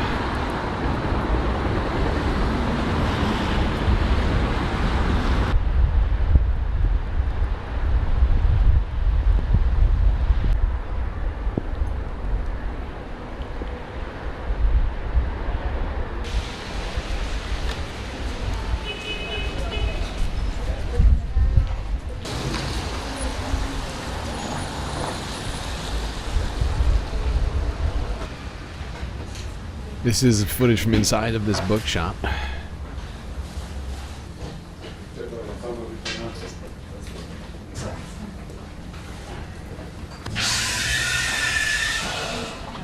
We've listened to Rashid Khalidi. He's a well-known, well-respected historian on this situation. Same thing for Elon Pape.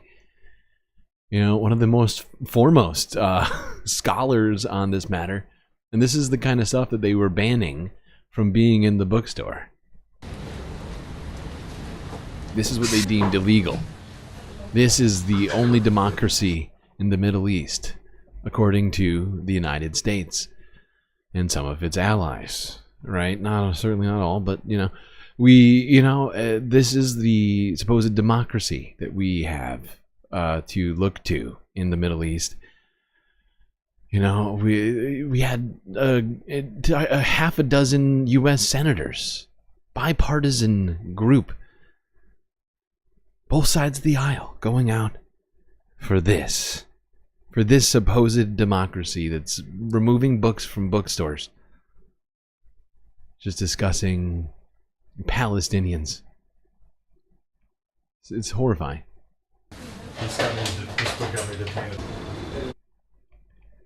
Okay. I don't think there's any commentary in this one. It's just footage of this bookstore, old footage of it from before stuff got shut down. But apparently the two bookstore owners are now on house arrest for books. Illegal.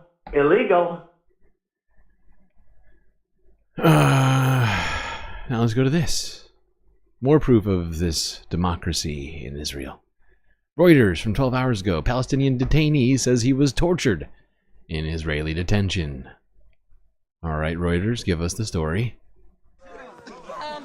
This Palestinian man is reunited with his family in Khan Yunis after being jailed in Israel for nearly a year.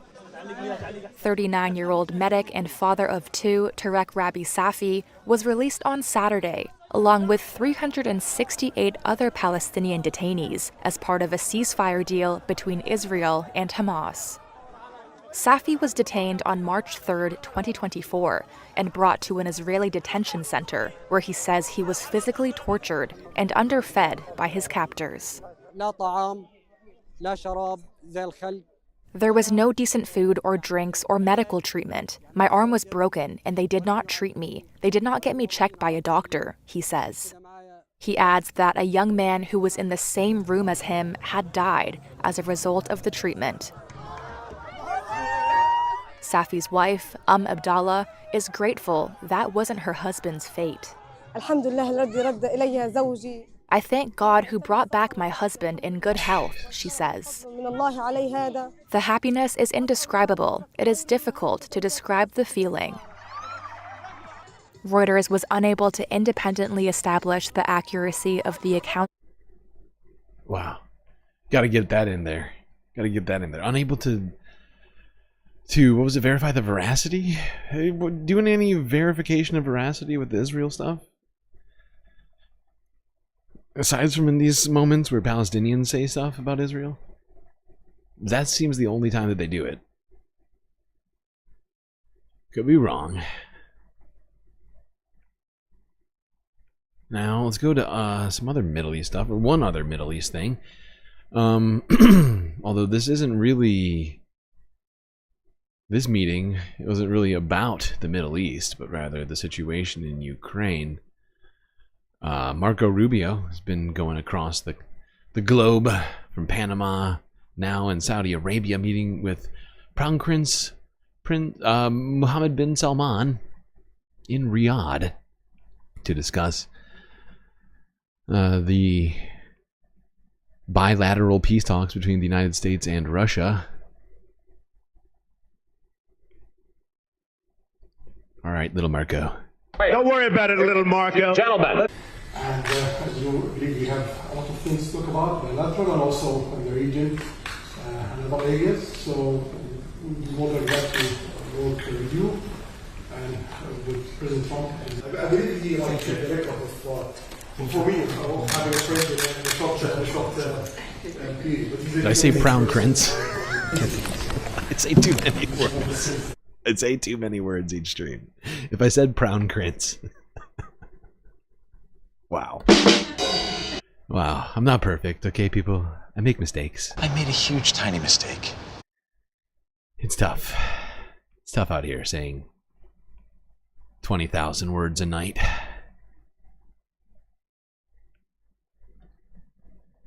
Covering all of the Earth issues and space issues. So many things. All right, let's move to this one. Because we're talking about the United States right now with Marco Rubio here, I figured we'd segue through all of this with this little piece here, discussing something we discussed earlier a couple days ago. Donald Trump and his DOGE caucus here have been dismantling the U.S. government. A couple days ago, they found out that dismantling the U.S. government meant that thousands of workers who were supposed to be keeping guard our nuclear arsenal were suddenly fired. And within the last 24 hours have been attempting to undo that boo-boo. Well, first of all, some of the things that I say will be incorrect. Apparently they're trying to unfire the nuclear arsenal staff. Let's go here to today from a day ago. As President Trump and Elon Musk escalate plans to downsize the federal government, confusion about who has a job and who doesn't. NBC News obtaining an email trying to unfire employees at the National Nuclear Security Administration, saying in part the termination letters for some NNSA probationary employees are being rescinded. Officials admitting they do not have a good way to get in touch with those personnel. Jesus Musk Christ. telegraphing last week that he could falter in his effort to crush fraud. Well, first of all, some of the things that I say will be incorrect. Oh my God, they don't even have a good way of getting in contact with them. You know, this is one of those things where, the reason we have redundancies in government is for things like this.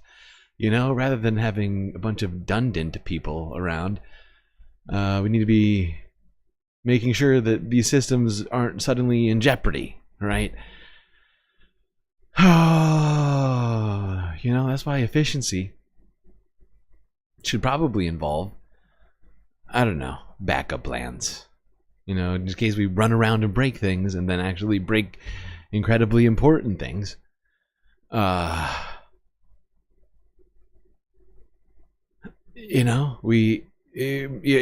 we should check ahead of time that we have the numbers of the people or whatever.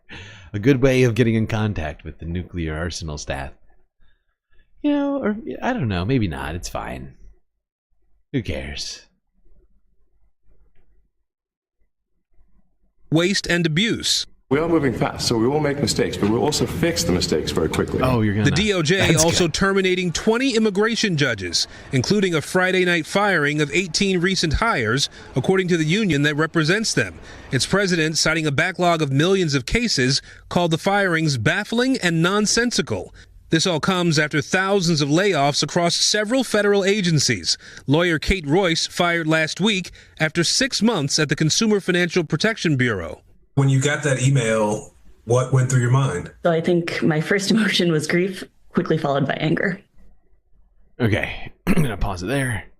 Keep it moving, but yeah, I mean, it's not even clear whether or not they're able to get back all of the people who they were working there, because apparently they didn't keep their information on file for some reason. It's great. It's so good. It's so good. You know?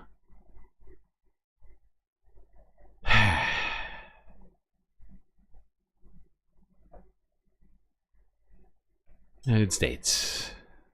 America! Fuck yeah! Let's go to China. China. I have to have my China. Now, this is an unexpected situation here. China, of course, has one of the other existing nuclear arsenals in the world. I guess you can call that a segue. Let's go see this unusual happening here in China, where apparently Xi Jinping met with business leaders. Unexpected move.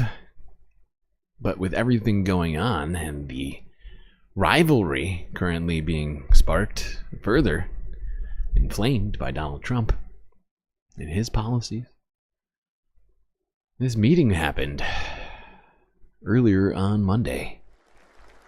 President Xi Jinping held a rare meeting with some of the biggest names in China's tech sector Monday. It marked a turnaround in Beijing's approach to its tech giants after a regulatory clampdown 4 years ago. The likes of Alibaba founder Jack Ma and DeepSeek's Liang Wenfeng were present at the highly choreographed event. Analysts said it was a show of support to rally private companies. The first images from Chinese state media showed Xi speaking to executives aligned in rows before him. We hope that all private enterprises and private entrepreneurs will have the ambition to serve the country, strive for development, operate in accordance with the law, and promote common prosperity so as to make new and greater contributions to promoting Chinese-style modernization. Investors raced to see who was in and out among top business leaders. Images showed bosses from Huawei and electric vehicle giant BYD sat directly in front of Xi. Leaders from Chinese giants including Xiaomi, Meituan and Tencent were also reportedly present. Shares of Baidu dropped more than 8% after no top executive was spotted. Ooh, Baidu left out of the talks.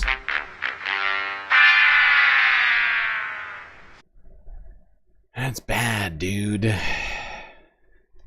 Alright, that was a bad one. That was a bad one. One more on this. See what South China Morning Post had to say, if it was any different.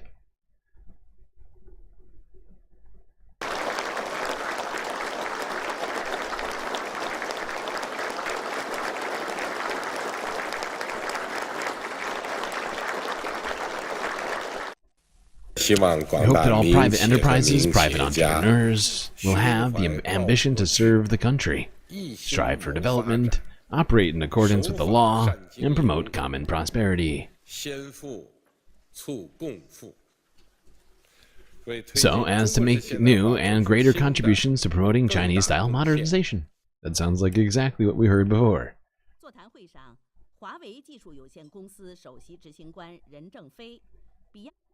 Okay, looks like the rest of it is in Chinese. Okay, great. Well, that seems verbatim what we heard from Reuters. Okay.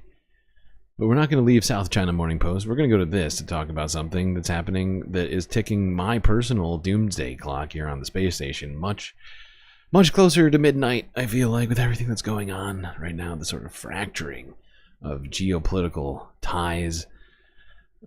Europe talking about creating its own army. all of these things happening at once.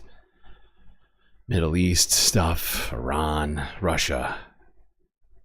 Power vacuum essentially still in Syria, even though there is a new government there. All of these things, contributing to my doomsday clock ticking closer and closer to midnight. The galactic doomsday clock. But this one just brought it just slightly forward,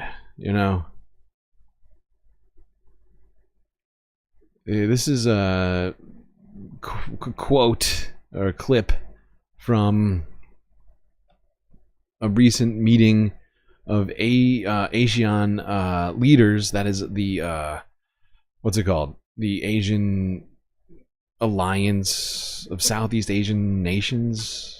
I think that's what it is.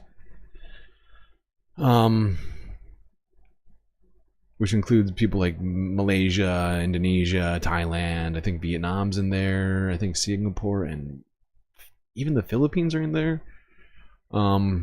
Which complicates all this, although who knows how much support Philippines will get from the United States in this regime. I have no idea. Donald Trump regime, that's what we should call it. Yes, it's not the administration, it's the regime. But yeah, let's listen to what the leader of Malaysia had to say in relation to all the happenings out there. China has been ASEAN's most significant economic partner for years. And this relationship will continue to be a cornerstone of our regional stability. However, as global economic dynamics evolve, our engagement must also adapt to new challenges and opportunities. This means that we must move beyond traditional trade and investment figures and focus on a partnership that is transformational and future-oriented. Now, Excellencies, ladies and gentlemen, the next phase of ASEAN-China economic cooperation must be driven by strategic technological collaboration, sustainable growth, and human capital development. This has been, I think, generally the consensus when we discussed with the leadership in Hong Kong, and particularly with President Xi Jinping and Premier Li Qiang and Chinese leaders. And we are, of course, fortunate to have that sort of not only enhanced bilateral relations, but they're sort of forging that sort of understanding and comradeship between our colleagues and in ASEAN and the region, and particularly, as I've alluded to earlier, with China's leadership. We must therefore embrace and support in specific areas, particularly the integration of artificial intelligence into regional supply chains, ensuring that ASEAN remains at the forefront of digital economy. At the same time, expanding cooperation in renewable energy, green industries, and sustainable infrastructure is vital in fostering long-term resilience and environmental responsibility. I alluded to earlier about our major focus in ASEAN, which includes ASEAN energy grid, from Vietnam, Laos, Cambodia, to Thailand, Malaysia, Singapore, Indonesia, and Sarawak, to Sabah and the Philippines, particularly southern Philippines. So you see these collaborative efforts, sub-regional, regional, ASEAN and beyond, in energy transition, new energy, digital transformation, which has been the main focus. He goes on, talks more about things here, but essentially, the reason why my ears perked up in this is ASEAN sees this as its moment right now. And when I thought about it, I said, okay, well, what does that mean? I think what it means is essentially that, that Malaysia's Anwar here believes that, now is the time for for all these nations to look to other places to do trade with and whatever else. And this was, I mean, it could wind up good. Don't get me wrong, but the fact is it's going to fracture things even further. Will it enrage Donald Trump if these countries who have worked with the U.S. for a long time decide to shift their alliances around, start having trade deals with China instead of the U.S.? What if the Philippines decides, you know what, the U.S. isn't really protecting us, they're not doing enough, right? And you could just see sort of a spiraling of what might happen.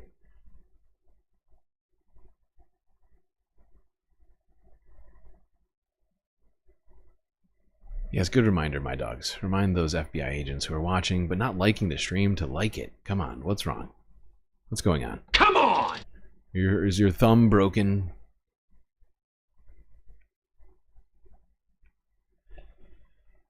I mean, and this, like, I'm still trying to get a hold of, like, where this is all going to fall at this point. Like, what, when the cards fall, what is it going to look like out there? When Donald Trump, like, when this will the trade war even end? Where will it end? Where will it end in real war? That's one thing I keep asking myself. Because Donald Trump's already suggested boots on the ground in multiple places, essentially. U.S. taking over territories over perceived, like, trade imbalances or whatever else. I mean, or U.S.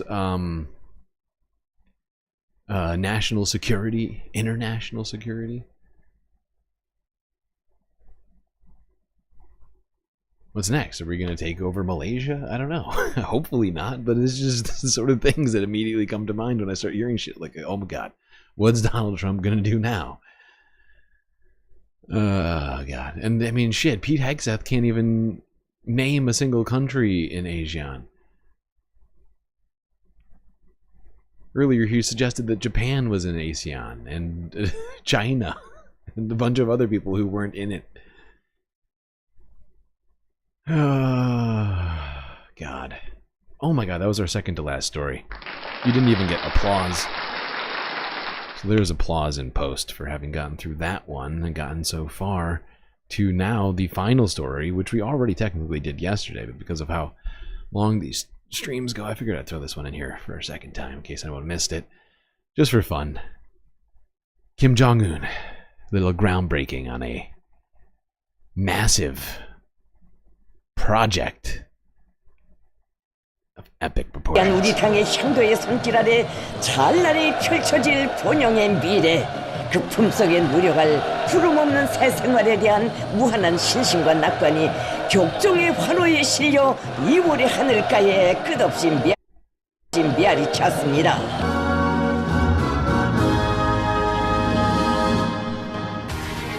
올해 1만 세대 건설 사업으로서 10,000 household construction project of this year. The construction of 50,000 houses in Pyongyang City, which has been vigorously implemented since the Party Congress. Oh my God. Actually, I just realized I didn't even see this part of this. I think this must be what he's talking about. This whole fucking city they just built out of nothing? Is that what it is? Or is I'm confused. I guess it's so hard to get news from North Korea on what's going on there. Oh God.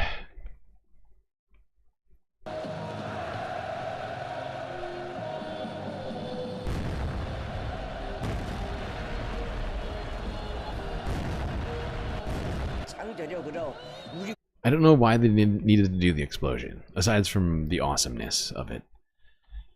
Just for effect, I guess. Alright. That's gonna do it. Night.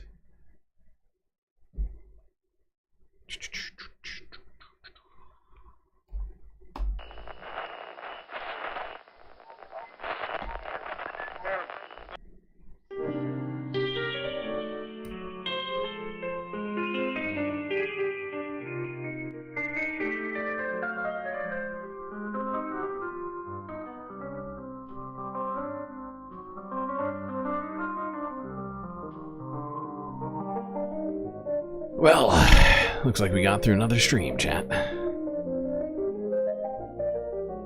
Thanks to all of you, we got all of it. But that's gonna be it for me tonight. Till I see you next, you stay classy, Galactic Stream Nation.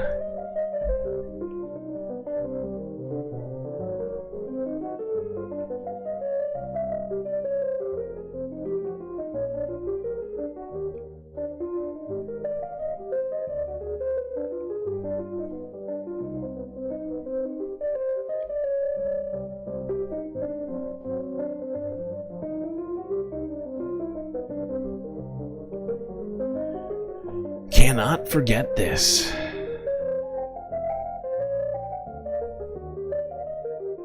These are your galactic patrons: Gabby, Goth Dogs, Aaron W, Schmegley, PB, Mitty, Afroponics, Novel by Nature, Interplanet Janet, Godcat, Robot Cat, Disco Wolf, Callie Braiding, Decipher, Geodragon, The Anti-Corporatist, Obsessive Audio, Moanoab, Skelts, Tracy Eva, Nadia, Choki, Mrs. Jen, Omegastar, Sasha G, Pitchforks Dragon, Vincent Morales, and Donald James X. That's right, all these people here help produce the show which your eyes and ears just got done enjoying. You can too for just a few US dollars a month. On Patreon. The link is in my bio on YouTube and Twitch.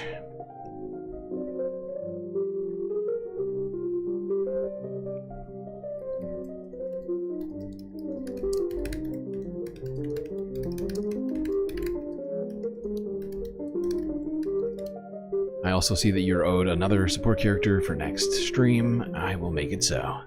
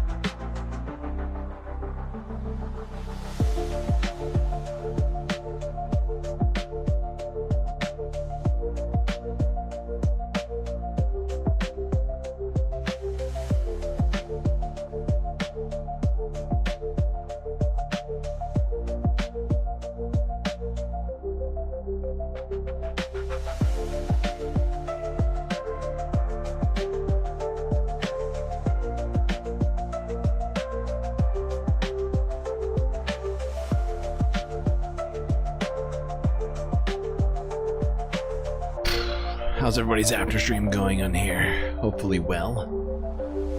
You know, I've decided, I think I might do, because I've been meaning to do it, although this doesn't seem like the best time. It's 5 in the morning, 6 in the morning Eastern Standard Time. I feel like I'm leaving out a bunch of people. Although I see some East Coasters in here right now, somehow still awake. I was thinking we should do a galactic emote vote. Maybe we'll do a couple of these on stream. But we gotta do them. Although I'm not prepared at all to do it. I'm just like thinking to myself that I really want to get it done.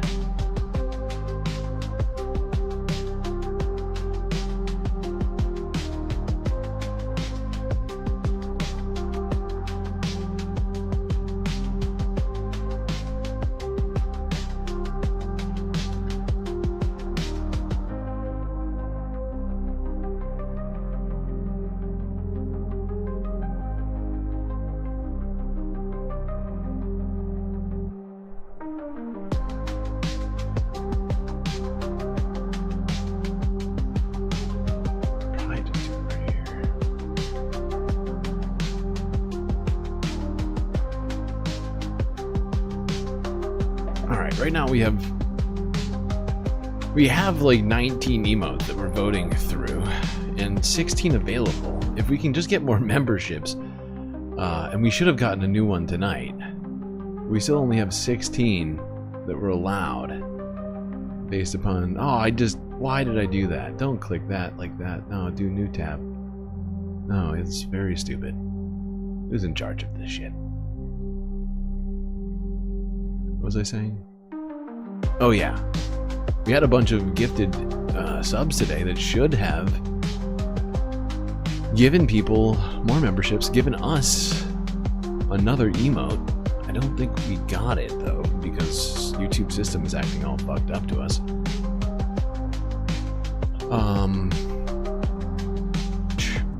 It's very rude. How rude.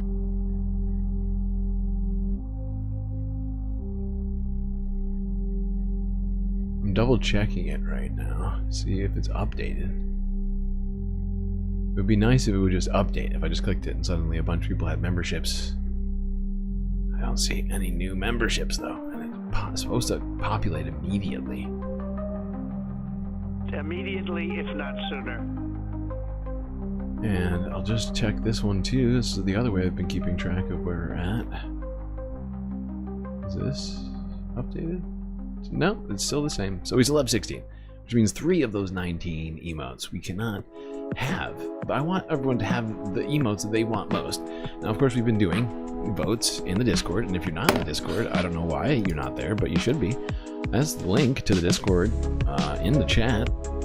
Since you're here, you might as well click it and be a part of the community. Get even more galactic in your life. Get the community even when I'm offline.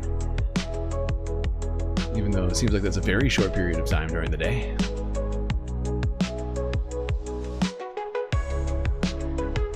Might as well just do this. Let's do this. Full size.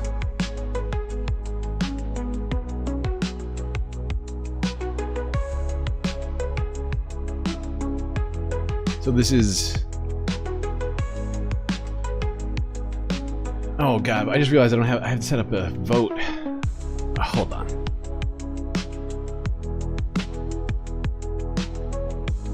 I'm gonna cycle back through while I make this vote. How many options can I even put on a vote? I guess we'll just do one. We'll do one vote. We'll do like however many the max is. Now I'm on top chat again.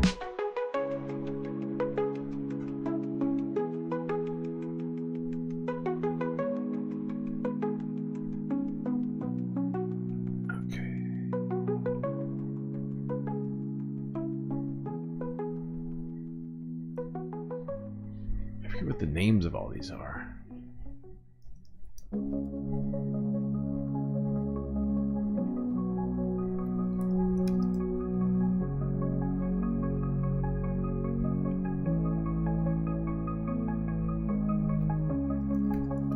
You know what, maybe we should just do it. Maybe we should just do it on the maybe we should just do it on Thursday. Because I'm definitely planning on streaming Thursday. That's our 1-year anniversary for the spacecast. Maybe we should just do it then.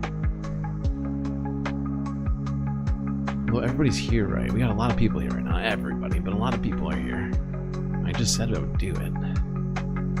It's okay, we can have 2 votes. These votes will count double for you being here now. How long will it take me to do this? Is Bernie with Admittance one of the emails to vote on? No, it is not. It should be one, but it's not. Maybe I will make one of those later when we get even more emotes.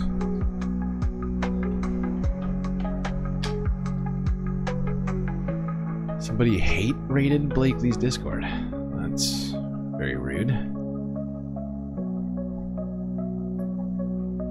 But people are shitty.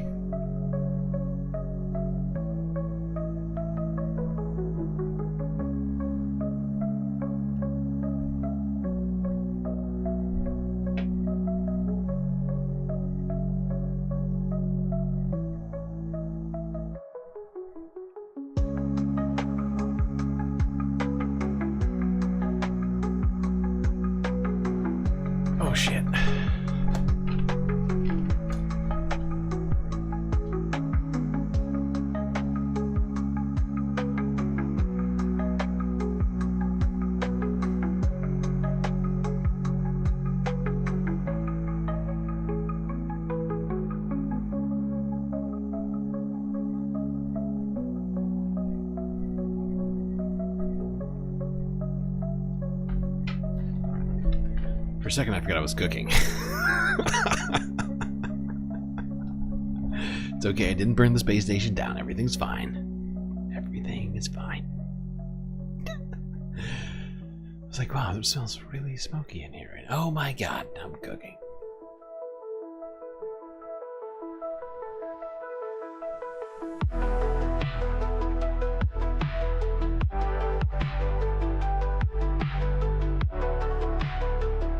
Tomorrow is your 36-year anniversary. Congratulations. 1 year older.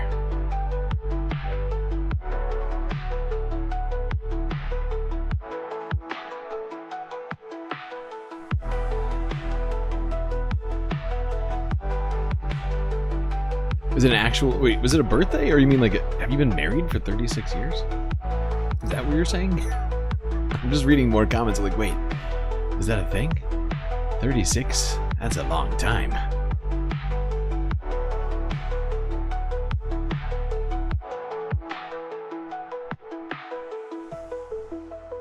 Oh, it is your birthday. Wait, no. Yeah. Okay. Okay. I was thrown off.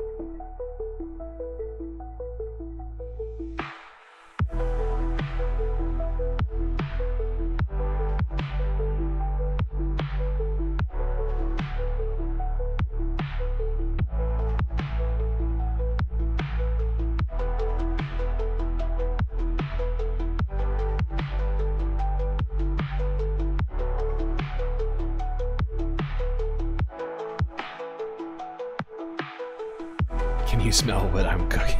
Very funny. Can you smell what the StreamLord is cooking? Oh, don't do that. Don't search that. What are you doing? I'm like waffling back and forth between doing a real vote or not right now. You know what? I'm doing it. I'm just gonna figure out how many.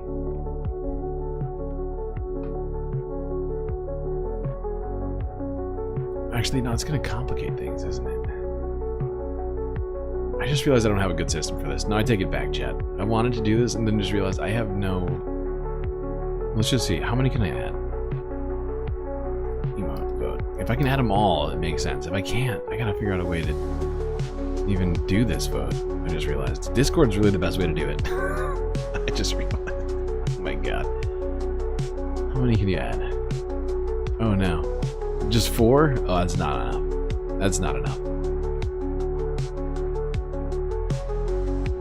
Yeah, no, it's not. That's not enough. There's no way to do it that way.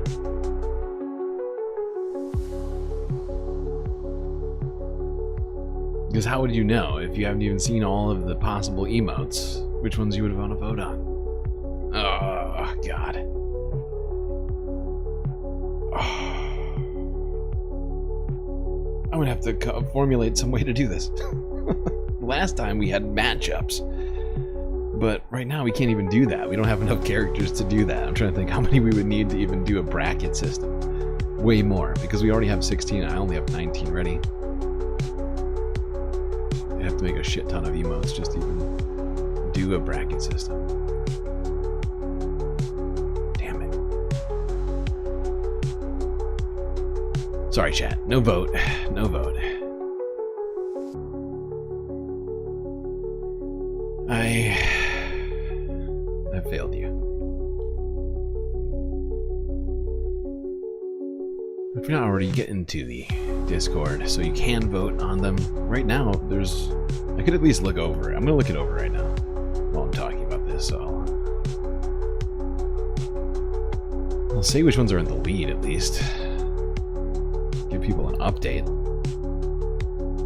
Why am I going to that? No, go here. Yeah.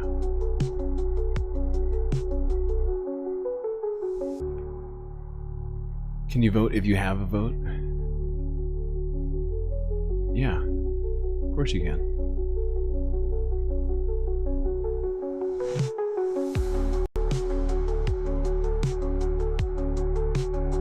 I think the way I have to do it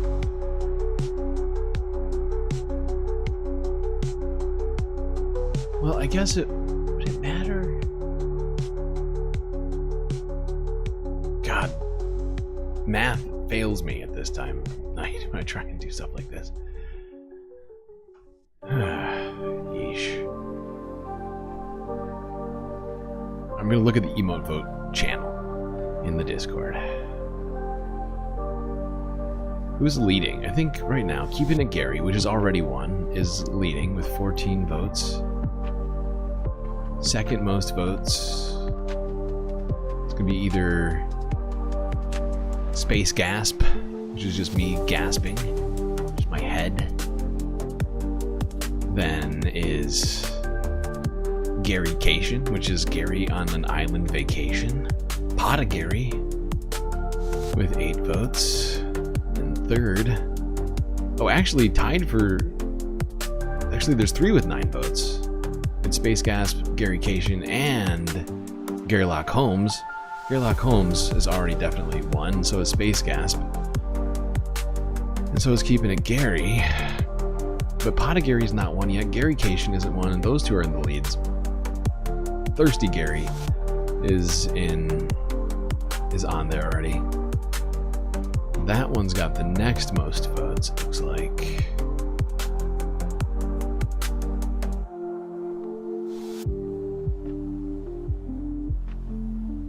I just wish we had enough to do it. Today we literally got enough members to get us another emote. We need 12 to get another one. And we got 16, but none of them were gifted to anybody, aside from the first 5 that PB did. And then the next 11 didn't go through to anybody. Nobody got gifted the fucking subs. And the sub counter didn't go up more than 5. So now we're still stuck at 12. And I have no idea how we're going to fix that. I have no idea. Alright, chat. That's it. Gone too long.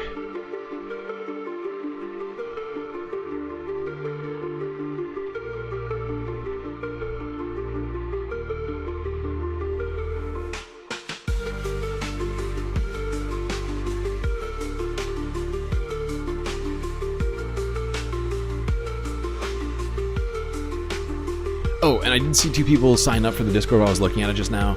If you just signed up, make sure to accept the rules before.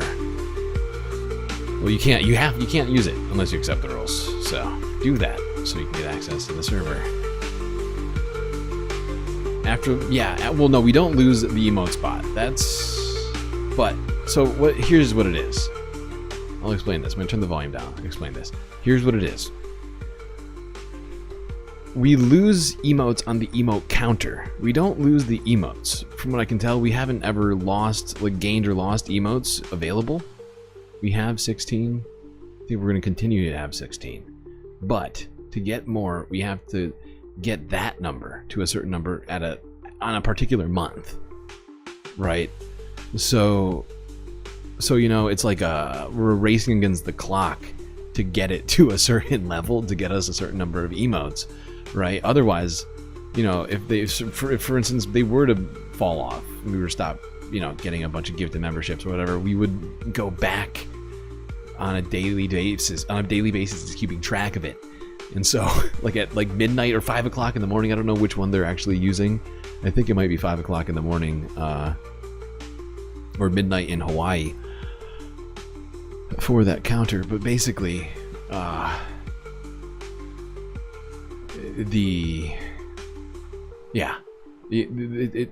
we won't lose them, but we do lose like momentum that we've gained when they fall off. And that's why I'm also upset, not just because people spent money on the memberships and didn't get what they deserved and we didn't get another emote, but that like in tomorrow some might fall off and we might be even further away from getting an emote. It just feels like YouTube is taunting us or something. It's very annoying. A whole space here, that's right. We've gotten there. It's incredible. We're almost fully monetized. We have all the good stuff. Nobody really wants the ads aside from me. Like, I just want the extra cash, because every month, at the end of the month, I'm looking at it, I'm like, we're still not quite making it here. Gotta figure something out. But thankfully, we are getting closer and closer. Every month, it seems like we make a little bit of progress to being, you know, just me not worrying about that. You know, the ends of months here. But yeah, it's awesome, man. We're gonna do a anniversary party on the 20th, which is, yeah, that's 1 year. So hopefully everybody will be there. I'm gonna mention it in the Discord probably tonight, so that people don't forget. Anyway, that's it.